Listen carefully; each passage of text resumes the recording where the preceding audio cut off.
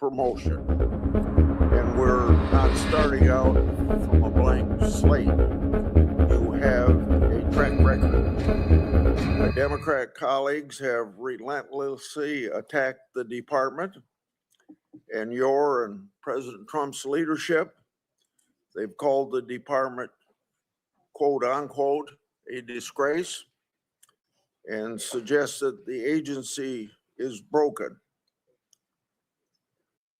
Their media allies and activist networks have echoed that message. Are these assertions correct? Let's put aside partisan criticism for a moment and address the evidence. The department's primary duty is to enforce our nation's laws and to keep Americans safe. So how is the department stacking up? The answer is, for those who care to judge fairly, it's a record of success. The United States has the lowest murder rate since 1900. The FBI has captured 8 of the top 10 most wanted fugitives. Violent crime arrests by the FBI are up 184%. More than 849 individuals have been disrupted from conducting terrorist attacks. The ATF has seized more than 44,000 illegal firearms. That is not a failure. What about the department's record on illegal drugs? Since January of last year, the DEA has made more than 6,300 fentanyl arrests. It has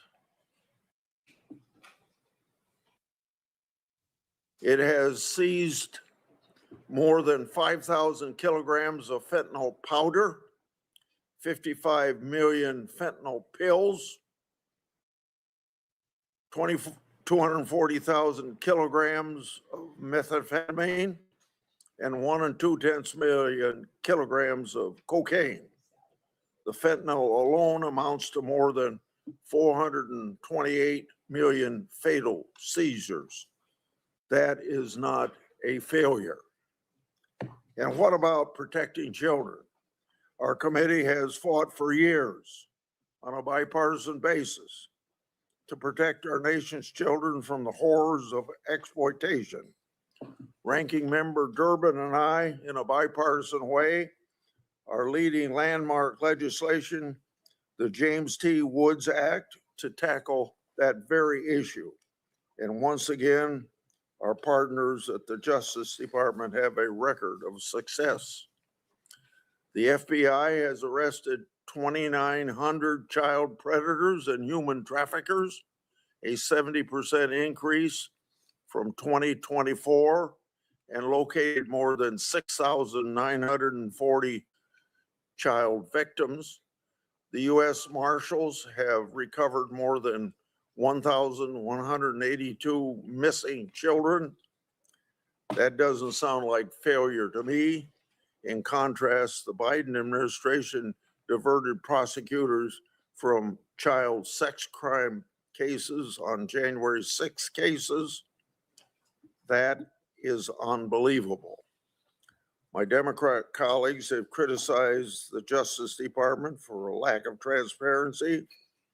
I've been critical, as well as I am with every administration, whoever occupies the Oval Office, when we don't get that cooperation. No one cares more about oversight than I do. In all my years of congressional oversight, this department has been the most responsive to my requests. That means every Republican or Democrat administration previous to this one, and the numbers back this up. Since January of last year, the department has produced approximately 43,000 pages of records in response to requests from the Senate and the House. To put that in perspective, that's approximately 3 times the number of records produced an equivalent time by the Biden Justice Department. The department has also released more than 3 3/10 million pages of additional records, with more coming every day. Their work is not done, and I expect continued responsiveness and, as well, the very important thing of declassification. But credit should be given where credit is due. A few more successes. They've established the National Fraud Enforcement Division to address more than $5 billion in fraud against American taxpayers. They've reduced the immigration case log by more than 468,000. They've challenged and eliminated racist and unlawful discrimination in government and the private sector. They're exposing and readdressing the Biden era weaponization of the department against political opponents. They've captured and are prosecuting the dictator, Nicolas Maduro, for crimes related to narco-terrorism. The list goes on. This department is keeping Americans safe, and the numbers back that up. Mr. Blanche, you should take pride in delivering the law enforcement promise the American people voted for in 2024. But at the hearing today, we might expect the opposite. My Democratic colleagues will talk about they won't talk about these successes. I expect the same playbook that we've seen for nearly every one of President Trump's nominees: pure partisan obstruction and partisan attack. This approach is the same one that we've seen over and over. In fact, it becomes such a pattern that I'll just quote myself from a speech I delivered almost a year ago regarding another nominee. Last July, I said, quote, "Since the very beginning of this Congress, Democrats have engaged in relentless obstruction campaign for nearly every one of President Trump's nominees. Their playbook has included maximum procedural obstruction, unfair media attacks, repeated attempts to allege misconduct and demands for delayed consideration, records, and investigations. Like clockwork, just before a hearing or a vote, we get another breathless accusation that one of President Trump's nominees needs to be investigated." End of my quote of last January. So here we are again, just like clockwork. The Democrats and their media allies and activist networks have launched the expected crusade against your nomination. To be clear, there are fair questions for Mr. Blanche. I don't agree with how Mr. Blanche or the Justice Department has handled every matter, and I've demanded answers and will continue to do so. But many of the criticisms aired in recent days just completely missed the mark, and I'll give one example. We've seen a coordinated campaign from former Justice Department employees opposing Mr. Blanche's nomination. My Democratic colleagues in the partisan media have publicized their letter framing the signatories as a group of nonpartisan, quote unquote, career civil servants. Of course, they fail to mention in that letter was coordinated by the same group that engaged in partisan and misleading campaigns opposing Judge Bovey's nomination.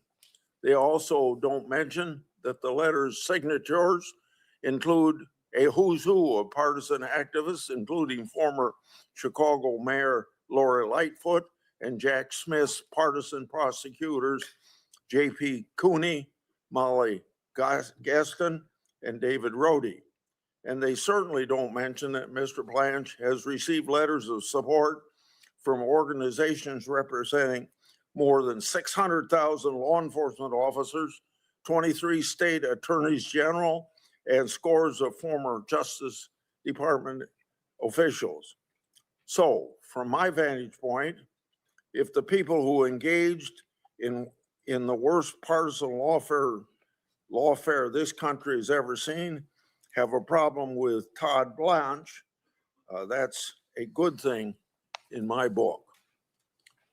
As sure as sunrise, today some of my Democrat colleagues will tell us that Mr. Branch has uniquely terrible nominee. Before they do so, however, I urge them to remember the boy who cried wolf and take a long look in the mirror before lecturing anyone about partisanship at the Justice Department. So I have one more subject. I'd like to discuss developments in my and Senator Johnson's Jack Smith investigation. Smith team subpoenaed the National Archives June 2023. That subpoena sought text messages from cell phones connected to Trump's White House staffers. The date range for the records was October 1, 2020 to January 20th, 2021. The Archives then General Counsel Gary Stern emailed Thomas Wyndham, one of Smith's deputies, on August 21st, 2023 at 12:19 p.m. That email said responsive records were ready. On August 21, the same day, 2023, just 20 seconds later, Wyndham had already downloaded the text, and shortly after that, other DOJ and FBI personnel involved in the case did as well.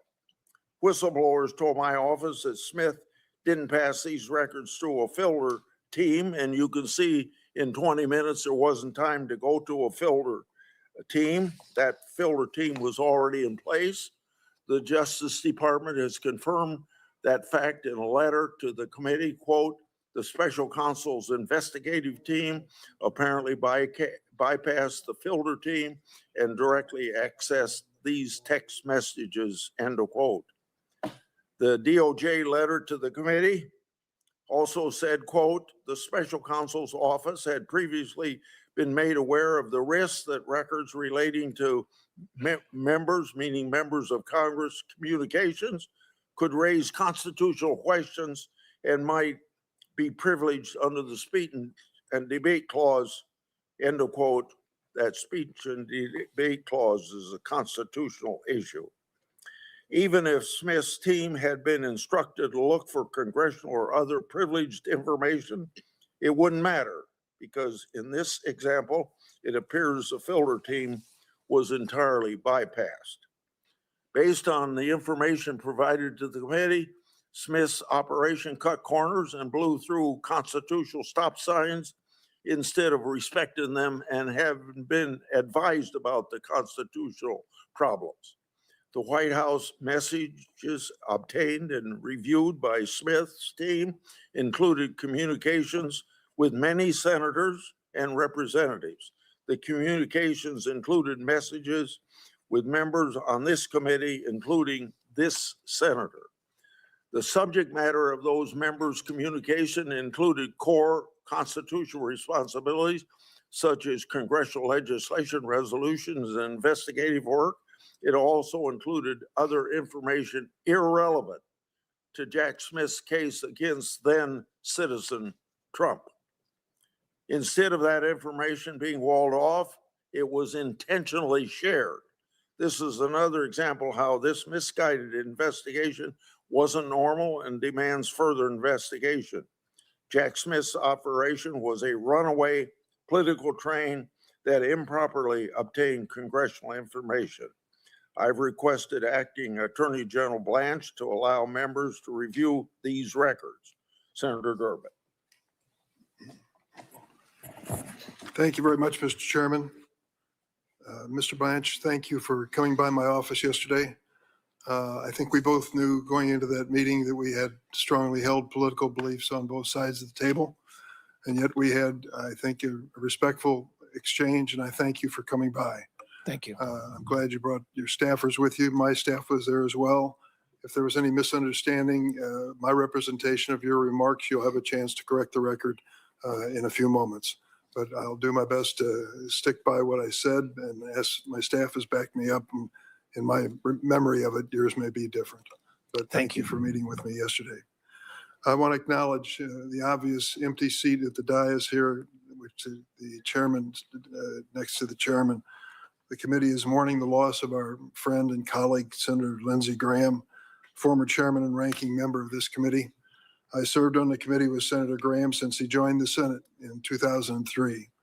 I'm going to cherish my memories of both our fierce partisan battles and our landmark bipartisan agreements. He was a trusted friend.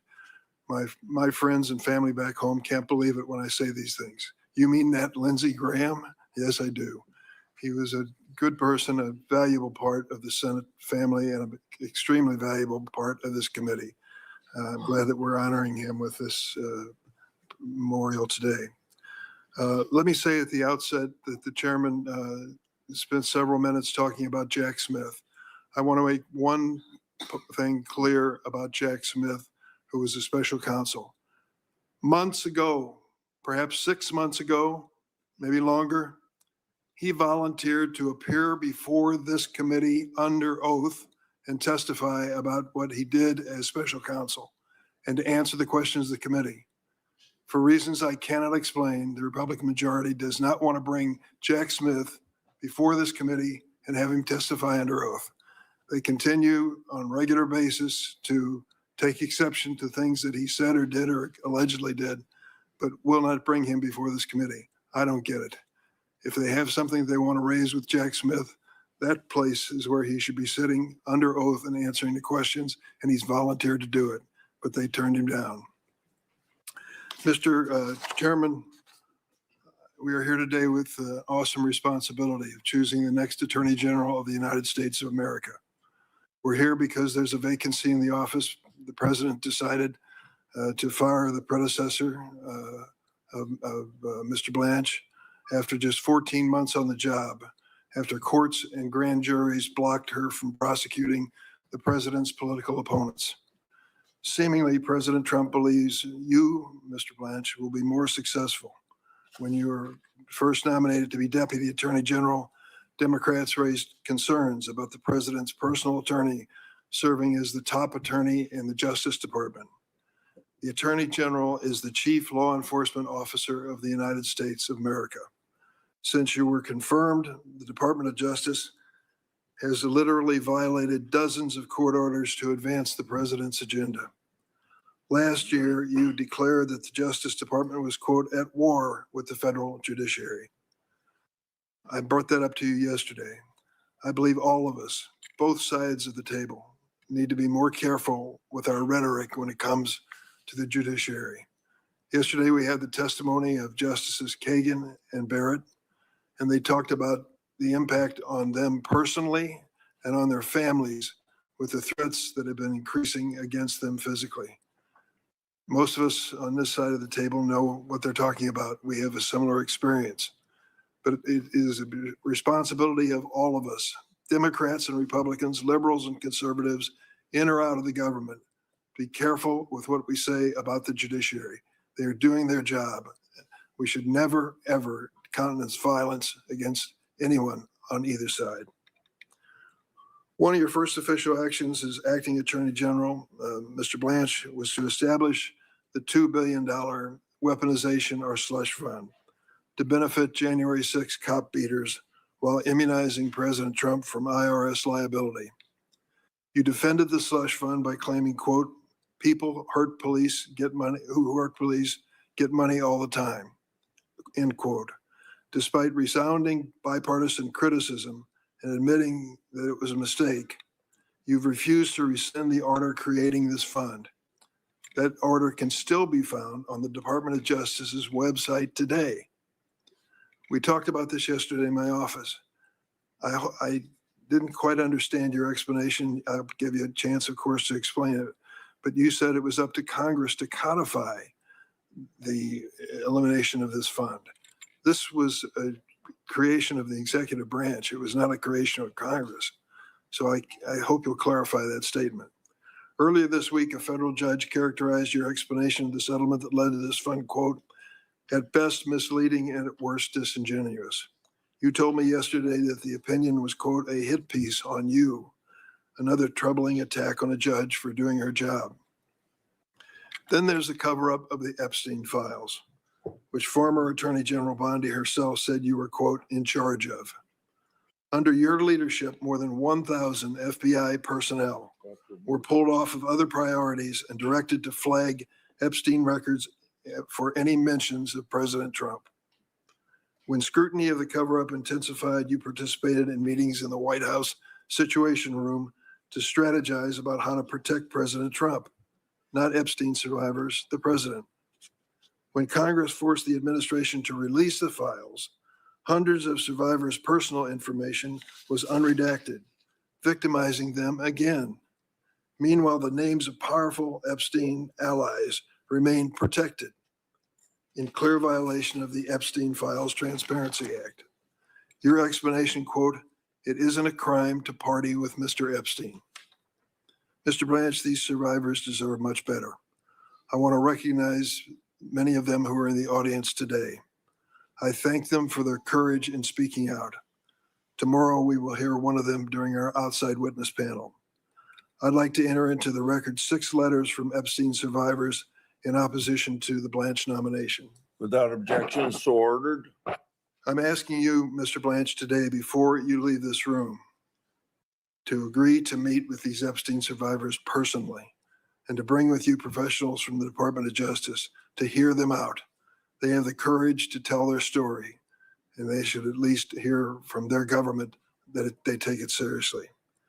After your interview with convicted sex trafficker Ghislaine Maxwell, an attempt, I believe, to exonerate President Trump, Ms. Maxwell was transferred to a minimum security camp. That is unheard of for offenders like her. You said it was for her own personal safety. I hope you'll explain that today. You told me yesterday you want to be Attorney General because you love the Department of Justice and you love prosecutors, but you have removed from the department some of the most effective prosecutors that have ever served our government. Done that for personal reasons, purging career law enforcement officials who won't prioritize President Trump's interests over their oath to the Constitution. You fired the career pardon attorney because she wouldn't sign off on restoring gun rights to a convicted domestic abuser, Mel Gibson, personal friend of President Trump. You fired career immigration litigator Erez Reunibi for refusing to follow unethical orders from your former law partner, Emil Bove, and other senior DOJ officials to lie to a federal court. You bragged about firing career law enforcement professionals simply because they were assigned to investigate the president's criminal misconduct, including FBI agents who specialized in investigating threats from foreign adversaries like Iran. More than 1,200 former career DOJ employees who worked for both Republican and Democratic administrations sent this committee a letter opposing your nomination because you have purged DOJ of thousands of experienced law enforcement officials, putting our nation's security at risk. I would like to enter this letter into the record with unanimous consent. Without objection, so ordered. You testified under oath last year that as Deputy Attorney General, you would consult with career ethics officials to avoid conflicts of interest, a significant concern since you received nearly $10 million as a president's personal attorney. But you've gutted the DOJ offices that handle ethics and professional responsibility. After the department's top career ethics lawyer advised you to recuse yourself from any matters relating to Trump in his personal capacity, that lawyer was fired. Every smarmy, suspect deal in this administration has cryptocurrency behind the curtain. And again, it has happened when it comes to the billion-dollar windfall that went to the president in his first year in office. Shortly after you were confirmed as Deputy Attorney General, you issued an order dismantling DOJ's crypto enforcement team and shutting down ongoing criminal investigations of the crypto industry. At the time, you owned at least $159,000 worth of crypto-related assets. While you eventually divested, those assets didn't go far. You simply transferred them to your children and grandchild.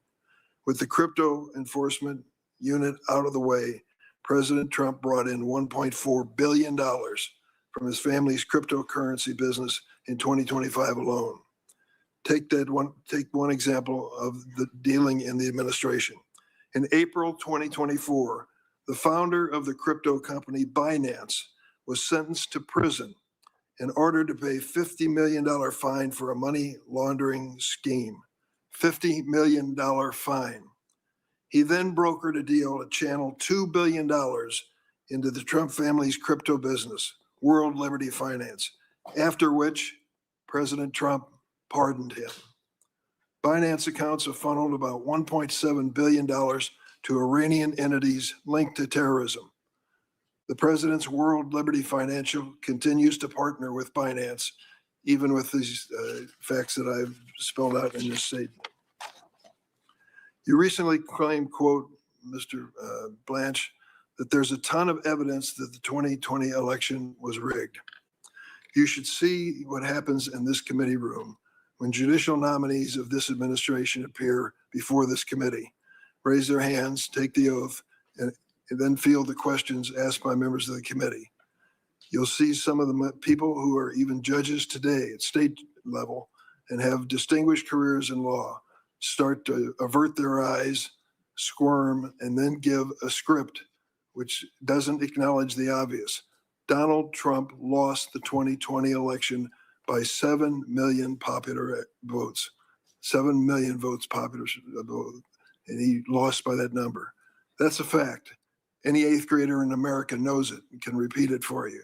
And yet when it comes down to asking Trump judicial nominees who won the 2020 election, you ought to see him squirm.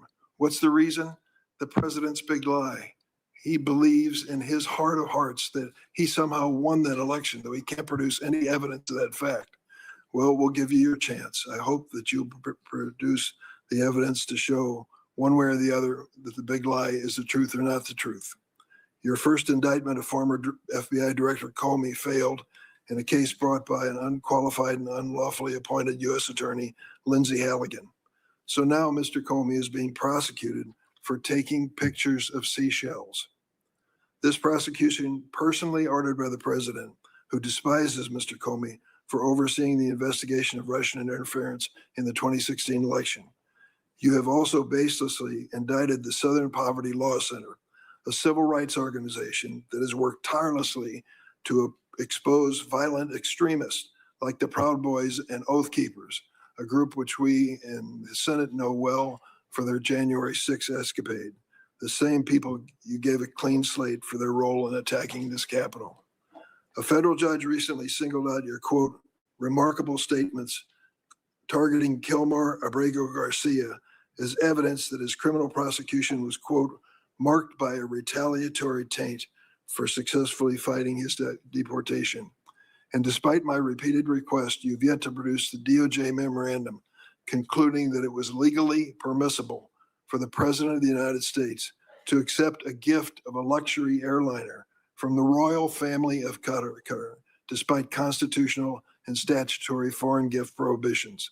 Earlier this month, that jet was launched as Air Force One, despite credible reports of security vulnerability.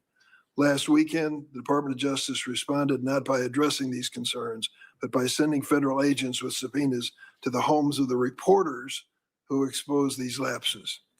In less than 18 months at the Department of Justice, you've shown you're still President Trump's personal attorney. Your tenure can be summed up in the 4 words you said, quote, I love you, sir, to President Trump. This was your response when you were asked what you would say to him.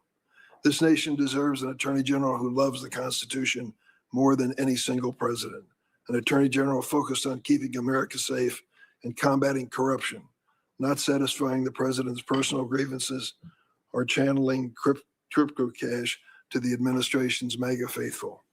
Mr. President, Mr. Chairman, I yield. Now we turn. Thank you. Thank you, Mr. Chairman. My goodness, I expect you'll be getting a lot of questions about how one person may influence every decision you make and unduly influence everything you do. And I hope you say you are absolutely right. And it is that granddaughter sitting right behind you. She is the cutest thing I've ever seen. Good morning, everyone. Thank you for being here.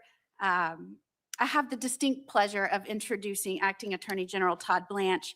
He serves and has served as our Acting Attorney General and our Deputy Attorney General. And amongst all of the questioning today, most of which I hope is in good faith, sometimes it gets lost that he is a former prosecutor and dedicated his life to prosecuting for this nation. The greatest testament to his good character and wise judgment is he is now a Floridian and my constituent as the newest senator from the great state of Florida. But he has led a very distinguished career within the realm of the Department of Justice, of which he now seeks to head as the permanent Attorney General. And before I go more into that, I want to thank you, Mr. Blanche, for offering yourself not just first as Deputy Attorney General, but now as Acting Attorney General. Any one of us on either side of the aisle sitting here today knows what it means to serve and what comes with that, and what that takes every day, and certainly what that means for your families that stand beside and behind you and sometimes hold you up throughout the process. We thank you, and we thank your family that is here today. Since President Trump took office and leadership, including you, entered the Department of Justice, as you heard our chairman say, you have worked to achieve the lowest murder rate since 1900. Violent crime arrests are up 184%. Over 2,400 gangs and criminal enterprises have been disrupted and dismantled. 2,900, almost 3,000 child predators and human traffickers have been arrested. That is an increase of 70% since 2024. And when it comes to fighting for a fentanyl-free America, which we both appeared at a summit this week, you and the department are excelling there too. DOJ has made over 6,300 fentanyl arrests, seized more than 5,000 kilograms of fentanyl powder, 55 million fentanyl pills. That is fatal doses enough to kill 428 million people. And just so that everybody understands what that means, that is more than the population of the United States of America. That's just a few top line numbers on core operations at the heart of DOJ's mission. The DOJ is indeed in the driver's seat of the war on fraud. And I hope members on both sides of the dais will give you time to talk about that today, not only for their consideration of your nomination, but also so the American people can hear about that. I know that you are in for a long process today, so I want to take my remaining time to talk about you, the person, your career, Todd Blanche. Acting Attorney General Todd Blanche is a patriot who was raised in the Department of Justice. He spent nearly a decade in what is recognized as one of the best prosecuting offices in the country, the U.S. Attorney's Office for the Southern District of New York, where he prosecuted drug traffickers and violent criminals. In fact, this career dedicated to justice and the rule of law started even before that. He started at the Department of Justice as a paralegal. I love that story, how you started there and you worked your way through the ranks. And it was always about hard work. Throughout time, he didn't just clock in and clock out. He did really good work, such good work that he was noticed routinely and honored for his commitment to excellence. In 2011, while he was at the U.S. Attorney's Office for the Southern District of New York, he received the Director's Award for Superior Performance as an Assistant U.S. Attorney in the Criminal Division. In 2013, he received the Federal Drug Agents Foundation's True American Hero Award. He received the New York City Police Department Commendation 3 different years. He received the U.S. Drug Enforcement Administration Commendation 2 different years, and a commendation from the FBI 2 separate years. And to round out this collection, he received recognition from the ATF in 3 years.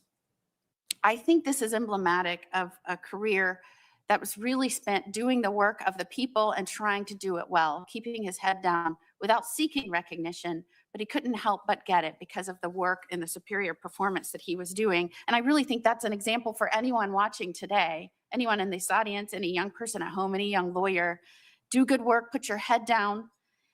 You are evidence of that. You do good work, you do a job well done, and you get noticed for that, and opportunities will seek you out, commendations will seek you out, more than networking, political connections, anything like that. It is that in which people will seek you out to serve. And it may be just that job well done that got you recognized by the President of the United States and completely changed your life. Some members will try to hold that against you today. They will ignore that long career and every commendation that you received before you ever met or served or acted as an attorney for the president. They'll ignore all those orders and they'll gnash their teeth because they don't like one man. And I believe that misses the mark. It completely ignores the fact that the reason you stepped up to serve is because you love this country. You dedicated your career to the Department of Justice. And in fact, you lived out the motto in Latin. I will not say the Latin because no one will understand that, but I will say the motto of the Department of Justice is who prosecutes on behalf of justice, not who prosecutes on behalf of a political agenda or to target someone, who prosecutes on behalf of justice. And you stood up and took on that responsibility.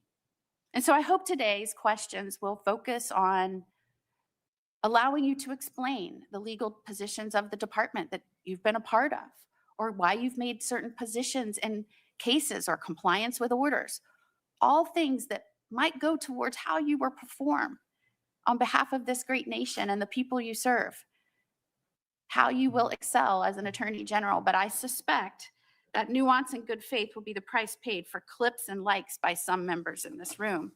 I hope today is the exception.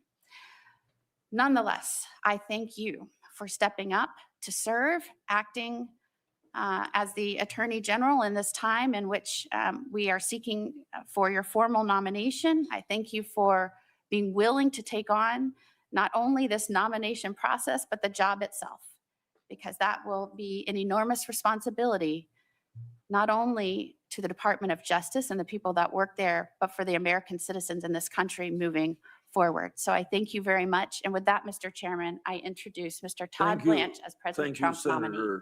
Thank you, Senator Moody.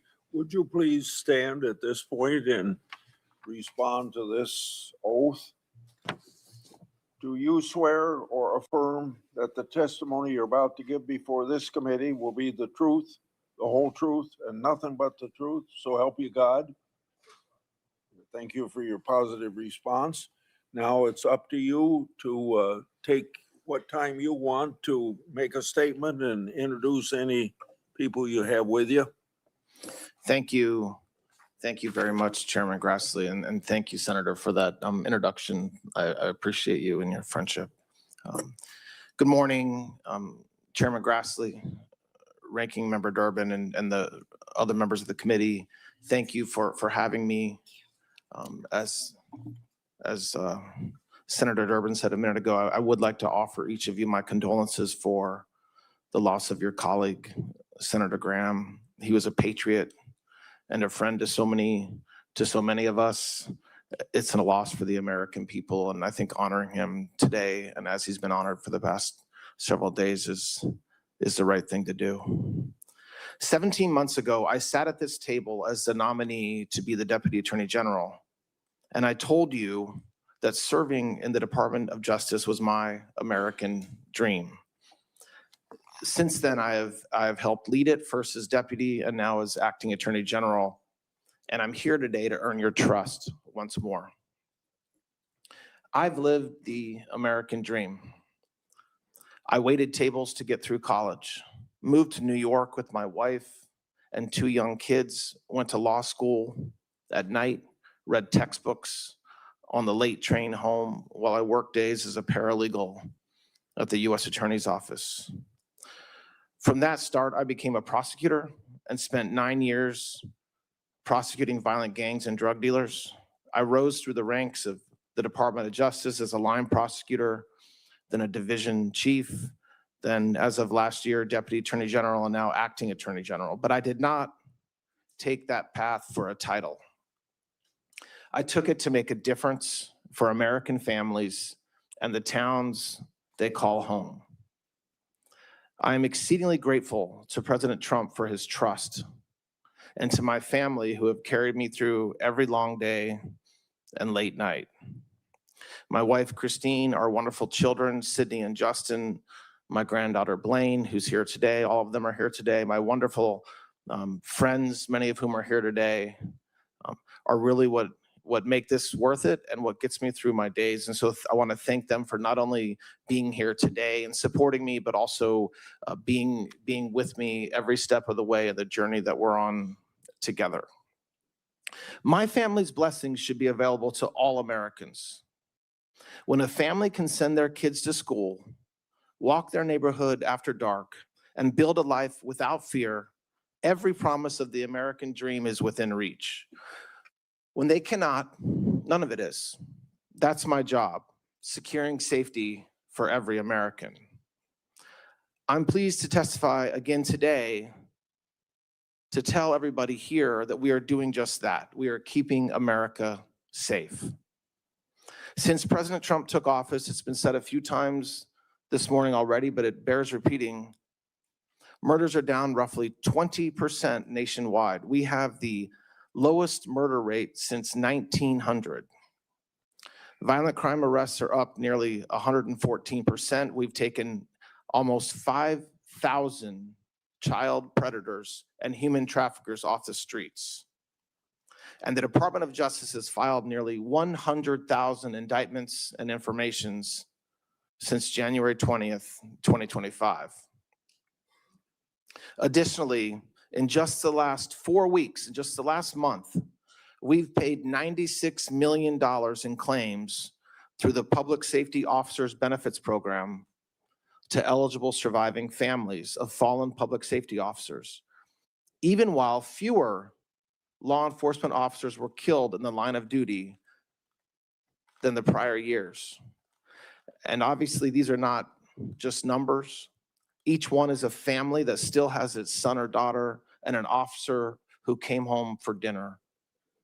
If you look at Washington and Memphis as examples, where we have worked with federal, state, and local partners, pulling thousands of criminals off the streets in those two cities. Homicides in DC are down about 60%, and overall crime in Memphis declined by more than 40%.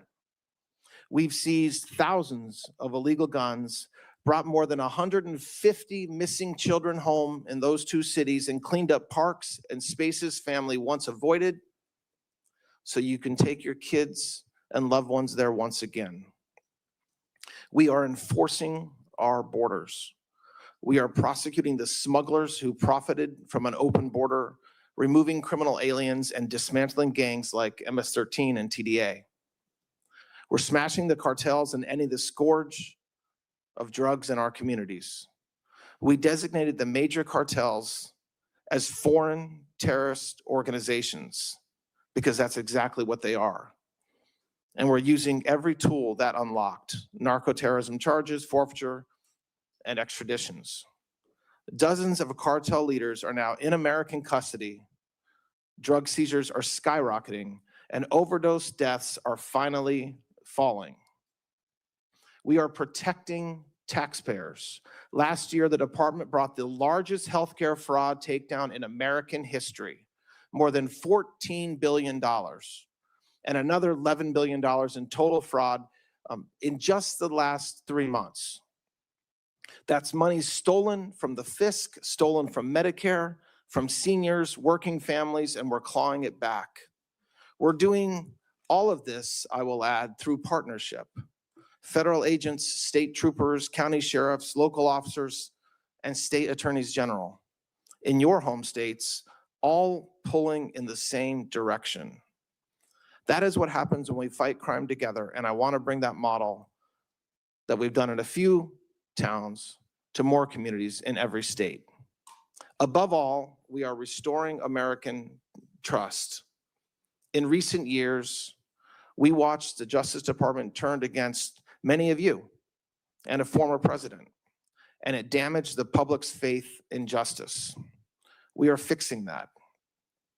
Members of this committee on both sides have fair questions about the hard debates of the past year, and I welcome them. I'm proud of what we've done to help American families see safer streets and to have a fair shot at the life they're working to build. None of this is a Republican or Democrat issue. Every senator here has constituents who just want to be safe. The men and women of this department are the finest people I have ever worked with, and leading them is the honor of my professional life. We are keeping America safe, and we are just getting started. I love this country. I love the Department of Justice. Thank you very much, Chairman, for the opportunity to appear before this committee today, and I look forward to answering your questions. Thank you. Thank you for that testimony. And we'll now have our 10-minute rounds of questioning. I'll start, and then Senator from Illinois. I've long. And we'll have to come back a little later. About We have to jump right in here. Anti-competitive conduct in healthcare technology, but particularly in agriculture. Family farmers deserve fair prices. I held a hearing on anti-competitive activities. Well, actually, as he's going to be in this asking about committee last October on the subject farm prices, of agriculture. we might dip down on him a little bit here and just say to everybody, good morning and welcome to our coverage as we're giving you coverage of Todd Blanche's confirmation hearing for the AG, for the Attorney General position in Donald Trump's cabinet. This is happening in the Senate, as you can rightly see, before the Judiciary Committee, which is noting an absence today in Lindsey Graham, who, of course, died over the weekend. Let's talk about the opening statement there. He obviously framed his opening statement around the key missions he sees around his new job, if he gets it, and that is the safety of the American people. But that isn't really true for a lot of what he's saying there, because much of the data that he's quoting, like the drop in murder rates and all of those things, are just naturally occurring because of demographics. We've had murder rates dropping for a long, long time. And so has violent crime, because demographics have changed. The demographics of the country are getting older. So those stats aside, he has, shown us a couple of examples of where they've had success.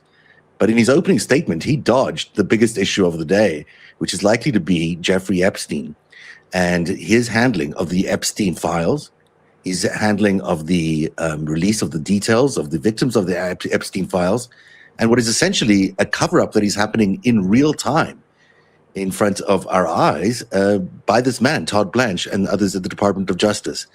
Ann Mitchell, as everybody knows, is part of the TESS group, which is the organization that looks at all the data and collates all the data around the Epstein survivors. It's called Taking Epstein Survivors Seriously.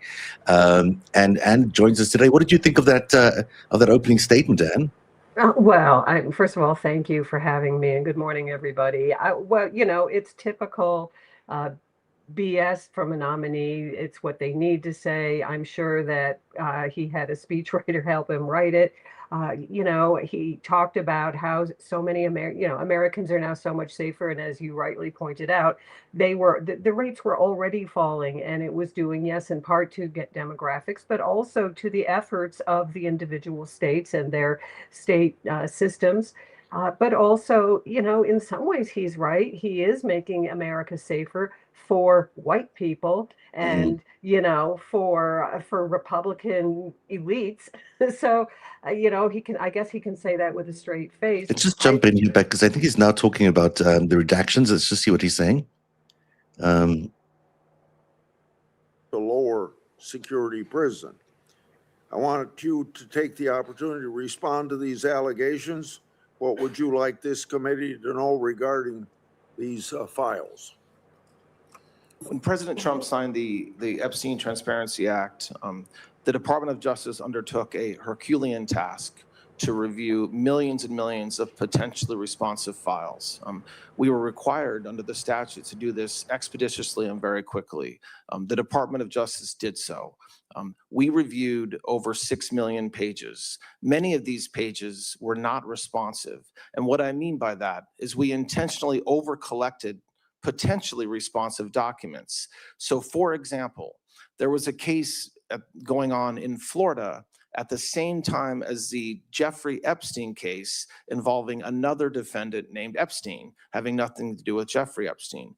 When we collected materials, we collected everything involving Epstein, including the Epstein that had nothing to do with Jeffrey Epstein. So the review of materials included non-responsive materials. The reviewers were qualified, experienced attorneys within the department and the FBI. They took pains to apply appropriate redactions. There were mistakes that were made. And so approximately 1% of the redactions had to be fixed after we released the Epstein files. Chairman, we had dozens of lawyers on call 24/7 whenever we learned that any victim's name had been improperly not redacted. We immediately took the document down and fixed it as soon as we could. That doesn't excuse the mistakes of which I take responsibility, but it does mean that we tried to fix them. We complied with the act. It required us complying with judges' rules in New York, which required us to redact certain victims' names, even if the victim was also somebody who participated in criminal conduct. The judge did not allow, judges in New York did not allow us to unredact those names. The other thing that we did, Chairman, is we made unredacted versions of the entire database available to everybody in this body. And we did that because of transparency. Remember, for 4 years, there wasn't a peep about Jeffrey Epstein.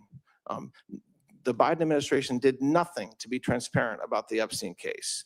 We have been extraordinarily transparent in not only producing the records, but letting unredacted versions be available to anybody in this body. And if after reviewing unredacted materials, a member had concerns about why something was redacted, they brought them to the department's attention and we addressed that. So I want to make sure the American people know that this administration, when it comes to Jeffrey Epstein, has been more transparent than any past administration, than Biden was or anybody else. And what we did is we complied with the law. And if we learn a new material, we will most certainly review it and make it available. When it comes to the victims of this horrible man, we will never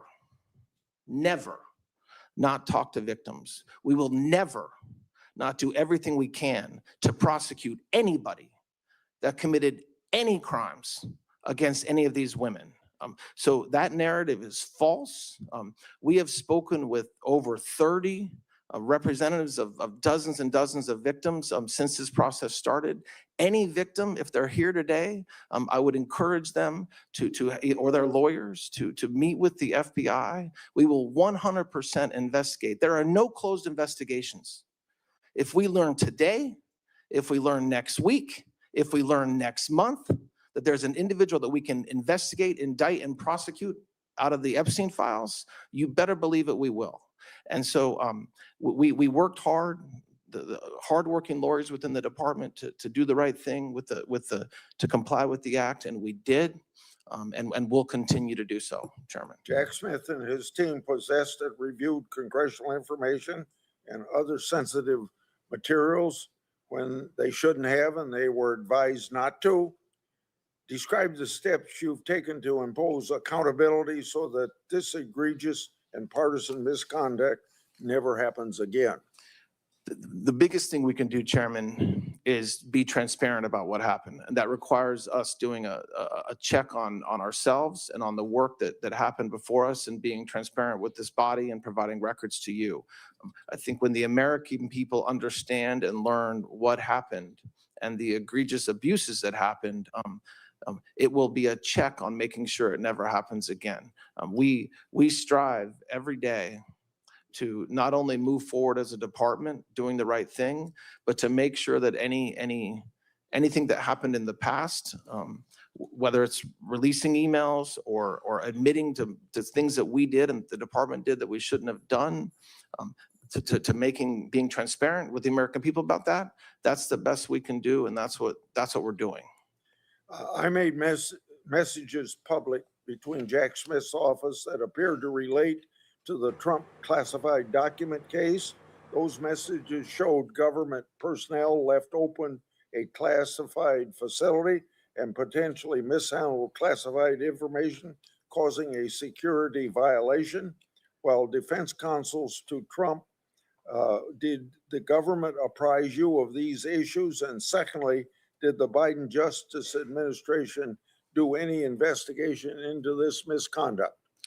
We were never advised at that time when I was defense counsel to President Trump, and I'm not aware of any investigation that was started for that alleged conduct. The Justice Department must do a full and complete investigation into this matter. This will probably have to be my last question. On March the 15th this year, I made public a signed and sworn statement from an FBI official.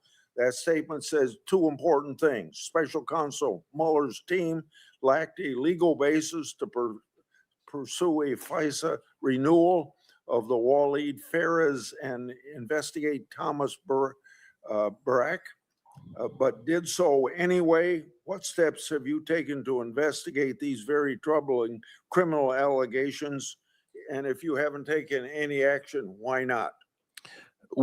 We are investigating that, Chairman, and it would be inappropriate in this setting to get into the details of that investigation, but the sworn affidavit that we reviewed that you provided does raise serious allegations, yes. Thank you very much. Senator Durbin. Thank you much, Mr. Chairman. Mr. Blanch, I have a few questions I'd like to ask you. Is it not true that Congress had to pass a law requiring the Trump administration to disclose the Epstein files?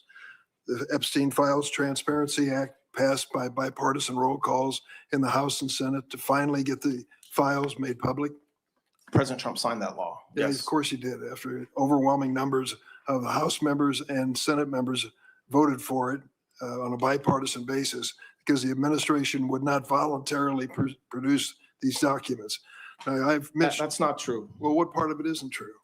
We were prohibited by law from producing those documents. This is a Judiciary Committee. There are laws that did not allow us to produce those documents, which we made plain in numerous court filings. So and President Trump had said from day one to release the files, even when he was running. Yeah.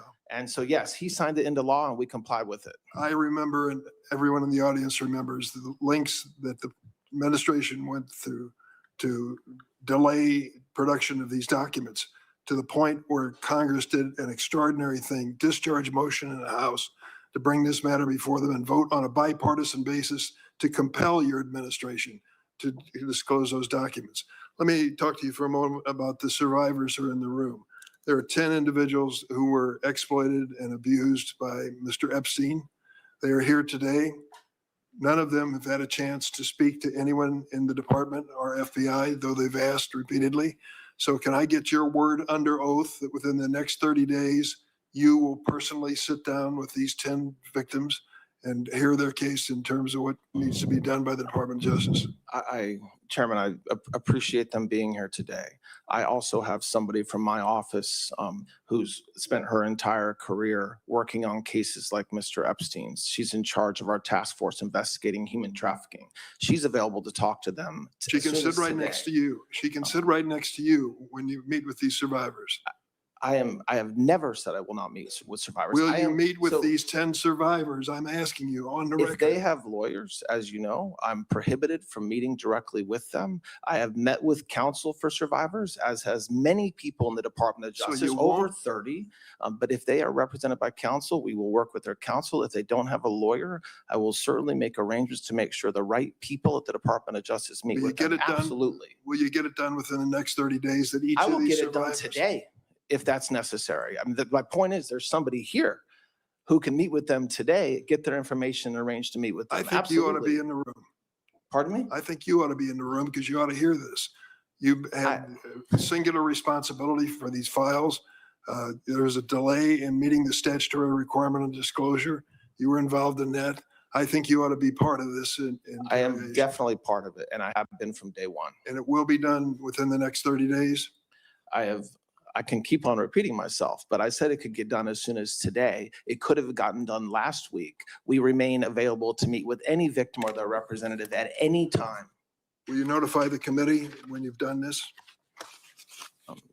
That would be prohibited by law if they're talking about an ongoing investigation. I'm asking you if you'll notify the committee that you It met with the depends on what they survivors. said. I'm not sure I'm allowed to notify you if there's an ongoing investigation. Well, you're dancing on the head of a pin here. I'm not dancing on any pin You at have all. these survivors who have the courage to come before this committee, have the courage to tell their terrible stories, how they were exploited. Don't you think it's important that we have a prompt response by our government to these survivors? Absolutely. And there will be a prompt response. And My you- heart breaks for every survivor, Well, every victim of Mr. Epstein. Absolutely. And I would love to prosecute anybody that did any harm to these Will you victims. meet So with them within the absolutely. next 30 days? The last time I asked a question, you can say yes I or can no. keep on answering it the same way.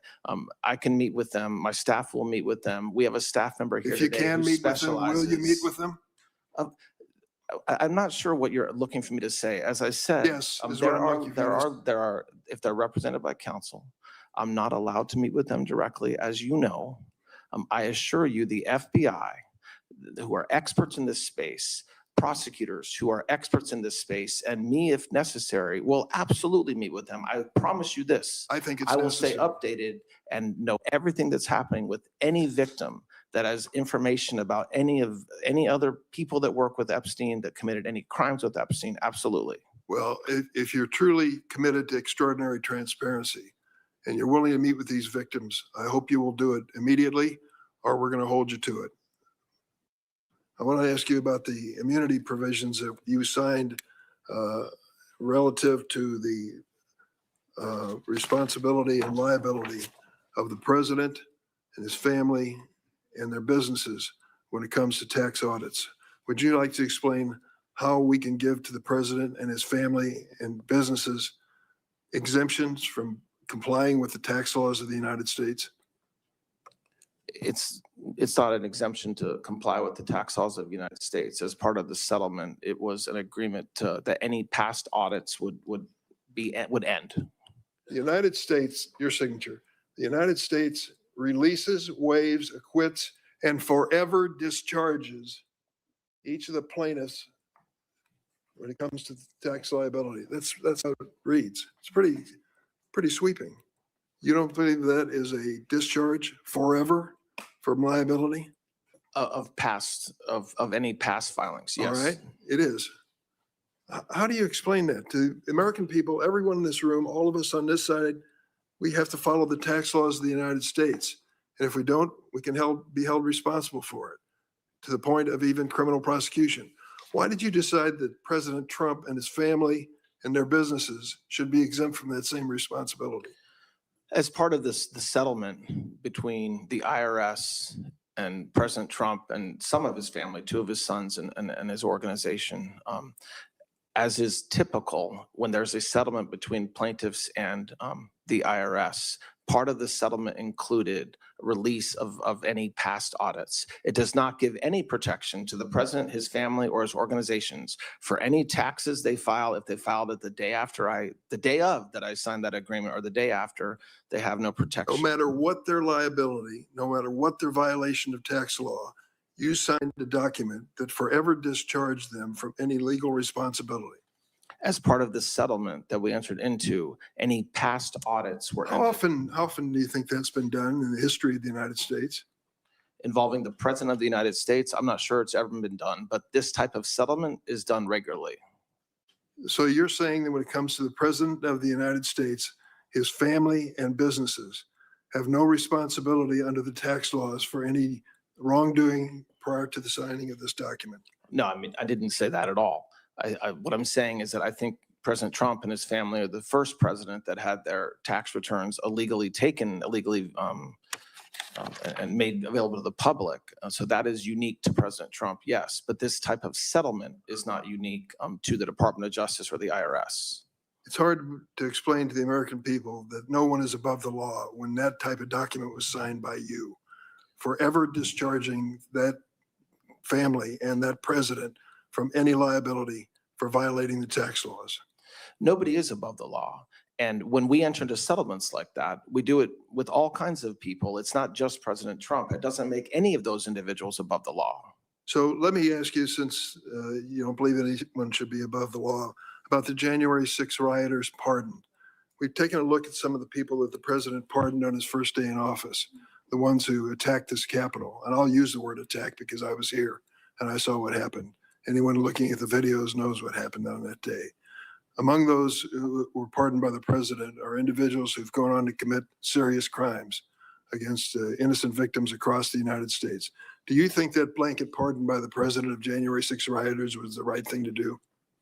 I think that the Constitution gives the president the full power to pardon anybody for any reason he wants. And so I don't question President Trump's authority or his decision to do so on January 20th. You don't question his decision? as I said, President Trump, under our Constitution, just like President Biden, has the authority to pardon anybody for any federal crime.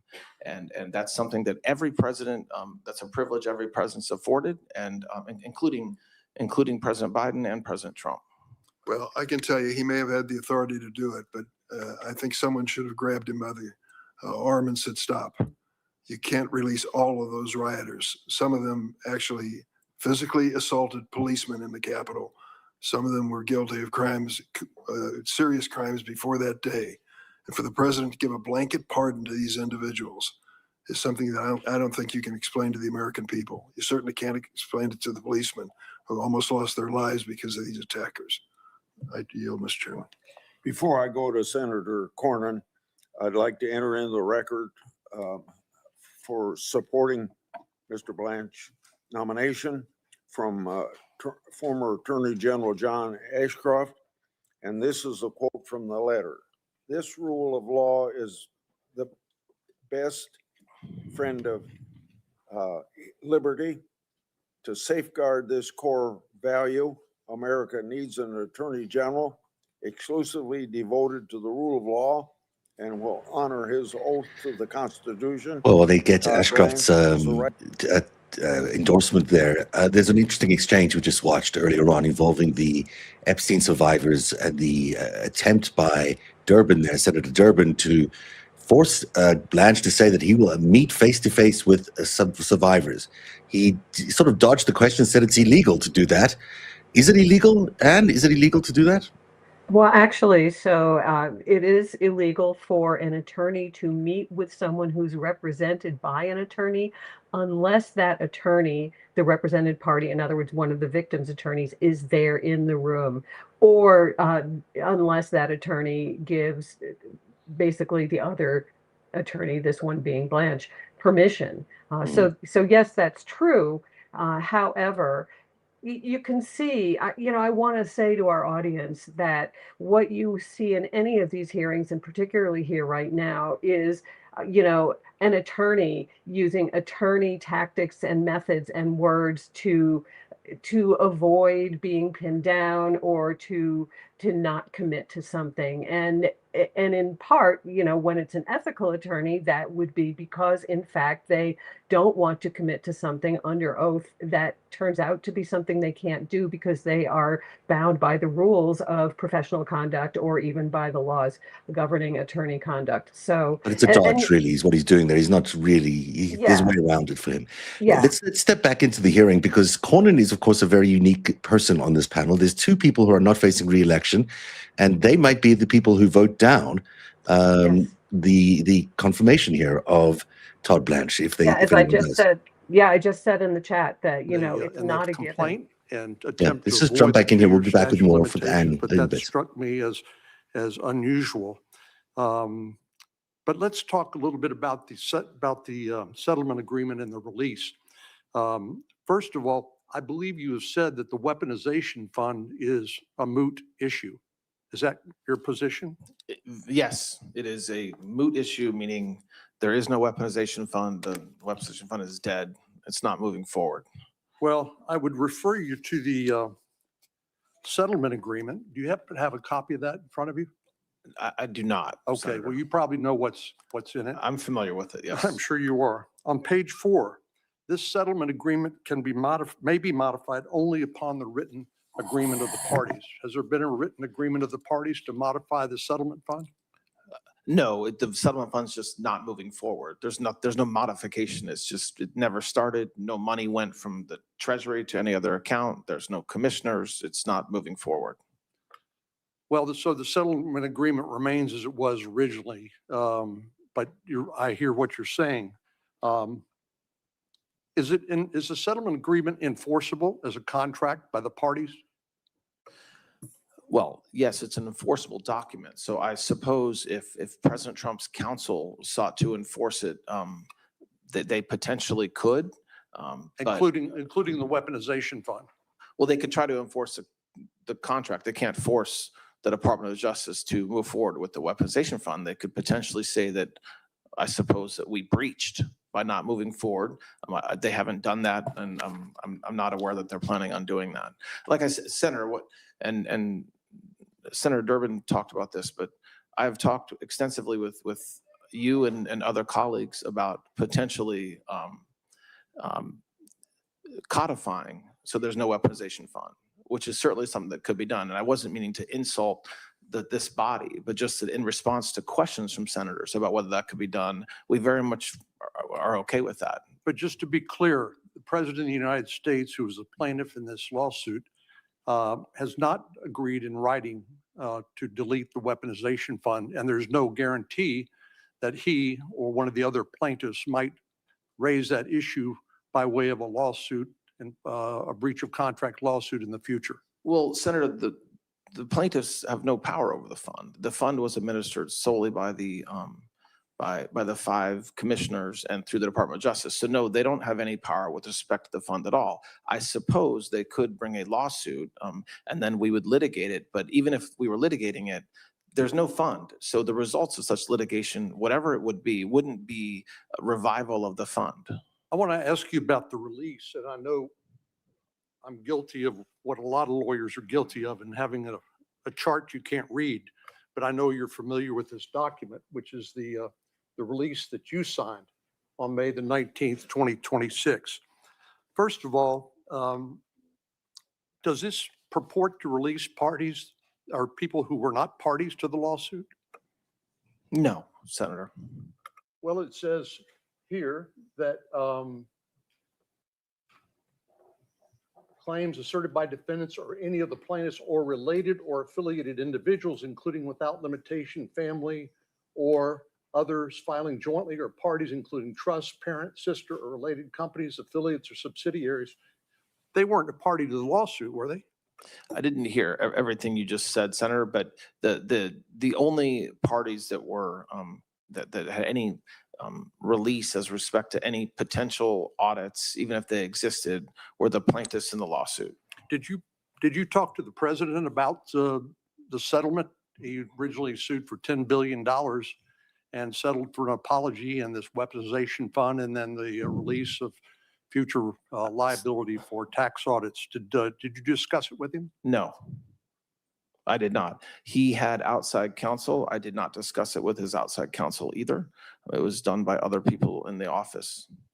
And this was a lawsuit brought. Can I qualify that? Sure. After when we determined not to move forward, as the president has said, that's the only time that he and I had any conversations about this at all, was after, when it was dead, when we said we're not moving forward.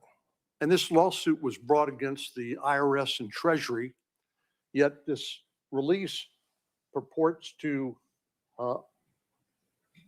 apply to defendants or other agencies or departments.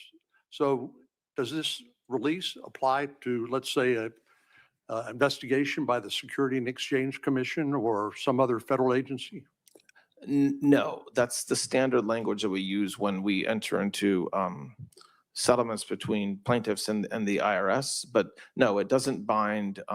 It's issued by me because statutes require and authorize me to do that, as opposed to other cabinet members. And in this case, it binds only the IRS and by extension, the Treasury. Well, I hear what you're saying, but I certainly don't read that in the agreement. But let me turn, since I only have a few minutes left.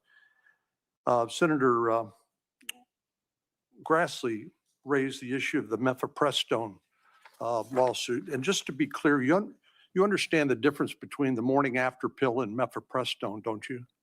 Yes. And so mifepristone is a chemical abortion that can be administered up to 10 weeks of gestation.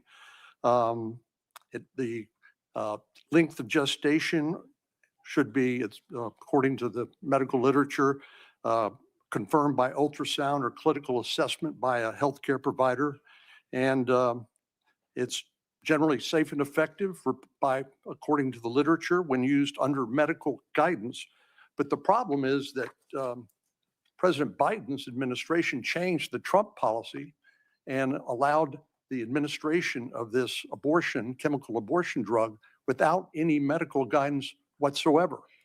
And as you know, I've written a letter. Senator Tillis and I sent a letter yesterday. And what I would appreciate, I understand you can't necessarily talk too much about your litigation strategy in the case of Louisiana against FDA, but I would appreciate it if you would respond to this letter for the record about the intentions of the administration.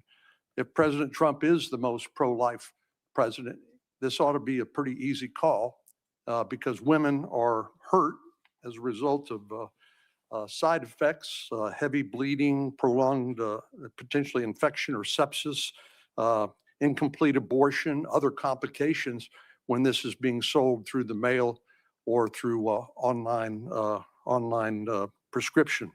Will you do that for me? Yes, Senator, I will.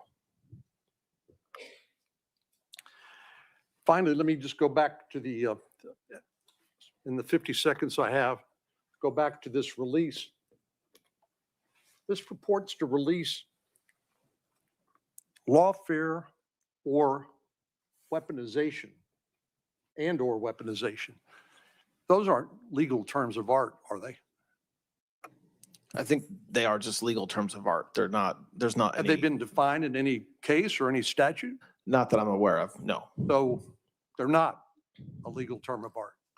Well, I think that the terms have been used by the legal community and by people within government, but no, I'm not sure that they're in Black's Law Dictionary. So for we don't know example. what that covers.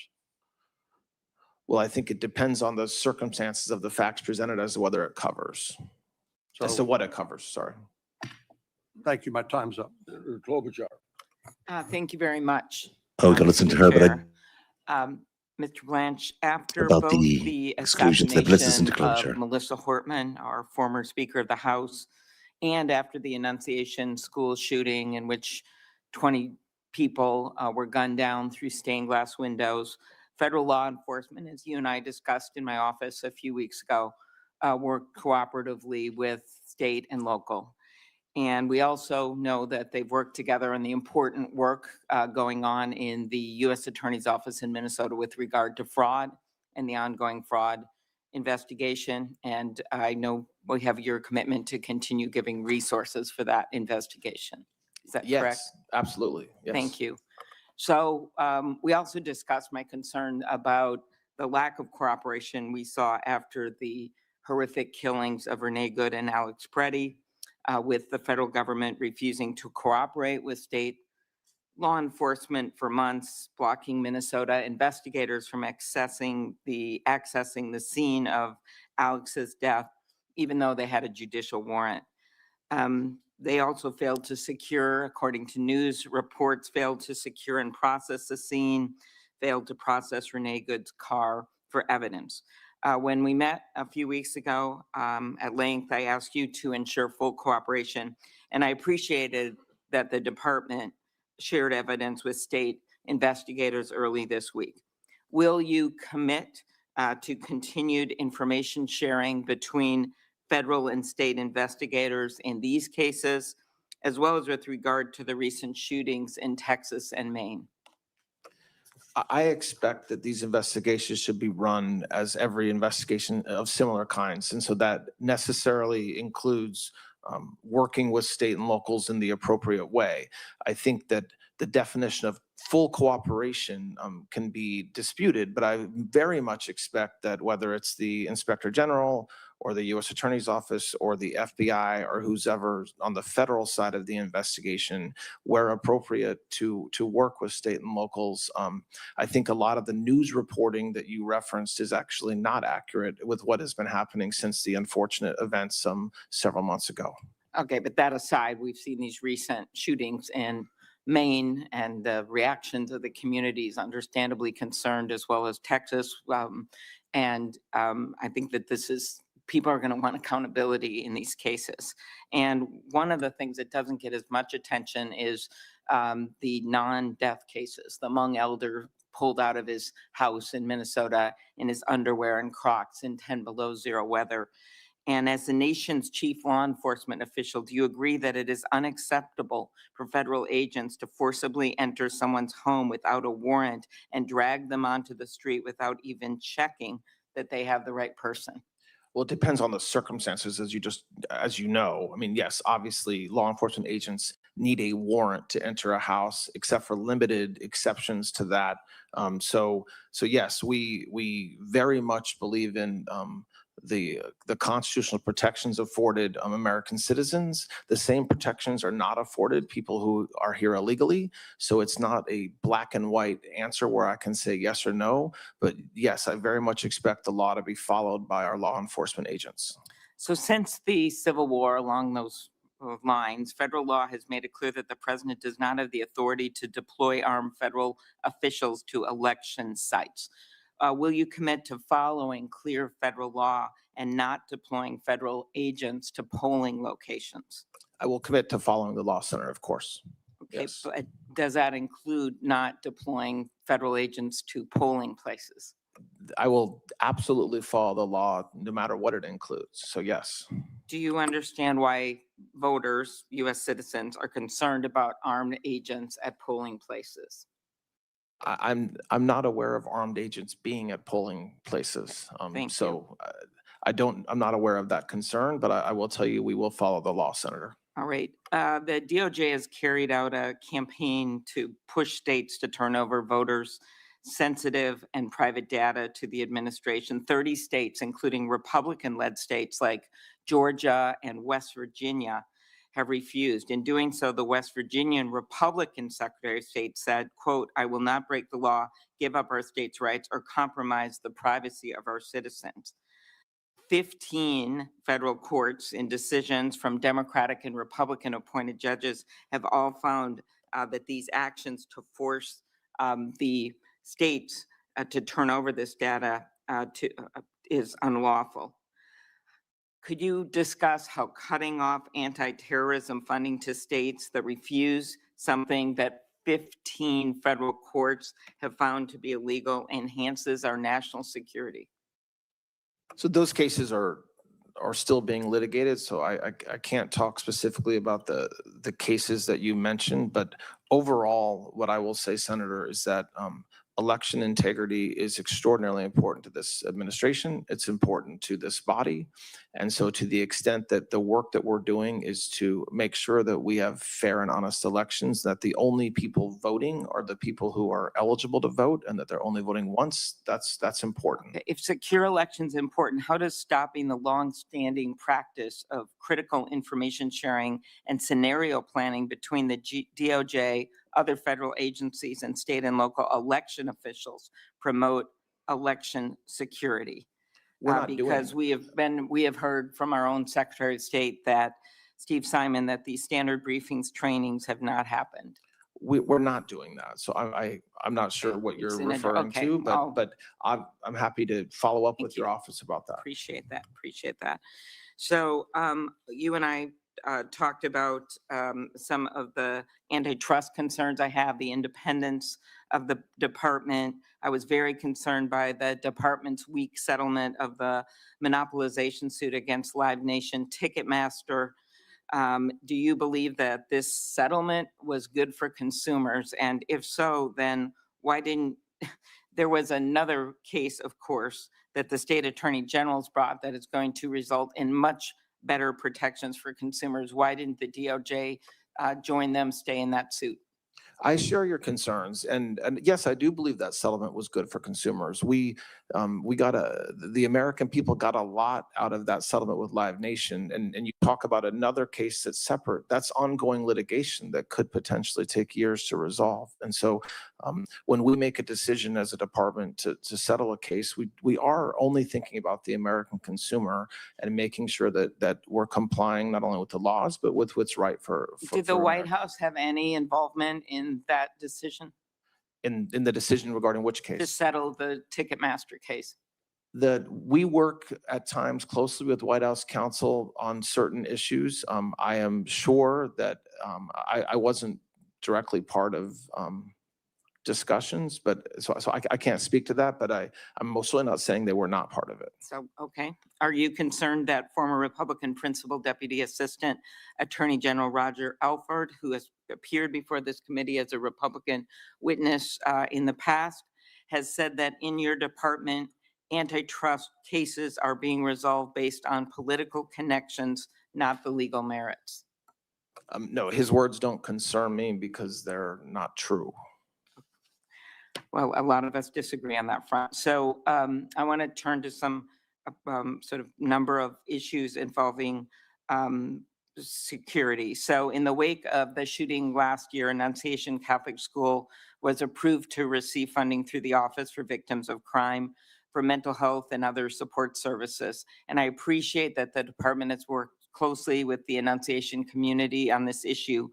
But the delays in the release of these funds are creating budget concerns. Could you commit to work with me on getting those funds to the school? Yes, Okay. absolutely. Thank you. The president's most recent budget reduces COPS office funding by nearly $500 million, eliminates the Stop School Violence program that I championed with Senator Hatch. He was the lead on it. Are you concerned that cutting this funding will impact school safety? No, I understand the question. I fully expect that the grants that ultimately are included in the budget that's passed will make sure that we're providing appropriate funds to our communities so that they can continue their good work. I have concerns about, and I've heard this from several law enforcement and domestic violence groups, about the DOJ plan to consolidate the COPS program, HIDA program, Office on Violence Against Women. And why do you think this will be helpful? Because we believe that they have very different functions. I agree with you. That's not what we're doing. There will still be 3 separate functions. What we're doing is consolidating above them to one group so that the application process is smoother and easier for grantees to do their work. And also so that internally, some of the bureaucracy that was involved in having 3 separate bureaucratic streams doing the same work, even though you're right, the underlying programs serve different functions, was not efficient. So we're making that efficient. And I'll follow up with you with some of the domestic violence grants. And also just want to mention the continued enforcement under the Take It Down Act that Senator Cruz and I passed and how important that is going forward. Thank you, Senator. Yes. Before I go to Senator Kennedy, I'd like to read a letter supporting the nominee from the National Association of Police Organizations. More than 1,000 police organizations and 250,000 law enforcement officers nationwide are represented by this letter. Quote, Oh, there you are, Ann. has proven Sorry his about that. I've got commitment you to the covered rule by a of banner. law, Let me fair and remove that. impartial justice Um, system. So, As you know, Deputy Attorney there's some, the General exchange I and really want to go Labor back to, the Ticketmaster one, of course, very interesting. Maybe the White House was intervening in that. But the previous exchange where we had Cornyn talk about the $1.8 billion anti-weaponization fund, and Cornyn saying that, and getting Todd Blanche to admit on the record that there's a real possibility for Trump as the plaintiff to go back and say this is a contract and therefore it has to be paid back, the 1.8 billion or whatever it is. Even though he says the weaponization fund does not exist, he says it's mute. The reality of it is he opened the door there to what might be a real possibility of what they're trying to do here, which is to maybe come back and sue over the fund. He did open the door to that, but I do have to say, speaking as an attorney who has looked at this quite a bit, that there is a near zero chance that it would actually go forward fully to fruition because it is an unenforceable contract, if it is even a contract. You can't just call something a contract because you think it is. I mean, contracts are, there are 4 elements. I'm not going to go through it, but everyone learns their first semester in law school the elements of a valid contract. They do not exist in this contract. And, the contract would be unenforceable if indeed it is even, just because you call it a contract doesn't mean it is a contract. But it might be interesting as why he has never gone on the record in writing about why the weaponization fund, he's been refusing to do that. Todd Blanche has. Absolutely. Yeah. Absolutely. And a large part of that, I think, first of all, as I mentioned before, I there. Oh, So I want to go back to enemies? it is about Yeah, let's him go. being No, his we're former not enemies Trump at all. defense attorney. So No. Have you ever Kennedy's asking. seen a president of the United States appoint an enemy to be Attorney General? I have not. Usually they appoint their qualified friends, don't they? Yes, I mean, one president appointed his brother, right? he did, Senator. And I can think of another president who appointed his former law partner. Is that right? It is correct. Okay.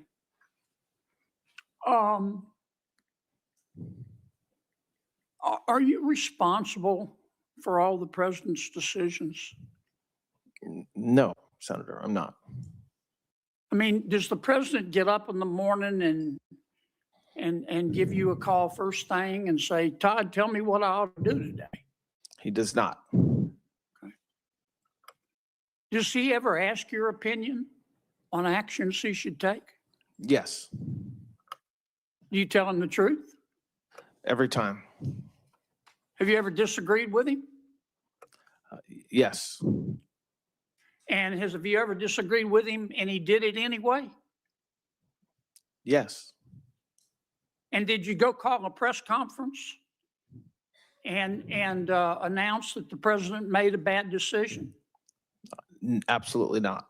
That's not what attorneys general do, Correct. okay? Has he ever asked you to do anything illegal? No, Would you do it if he asked you? absolutely not.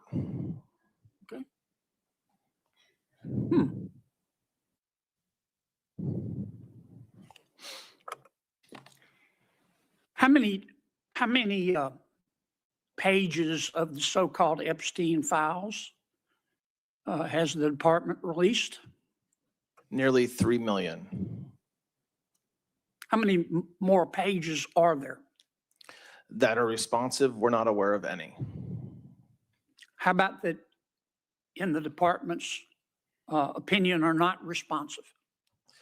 Well, from what we collected, about 3 million that were just nothing to do with Jeffrey Epstein or the case at all. Why don't you just release everything? Just let it rip.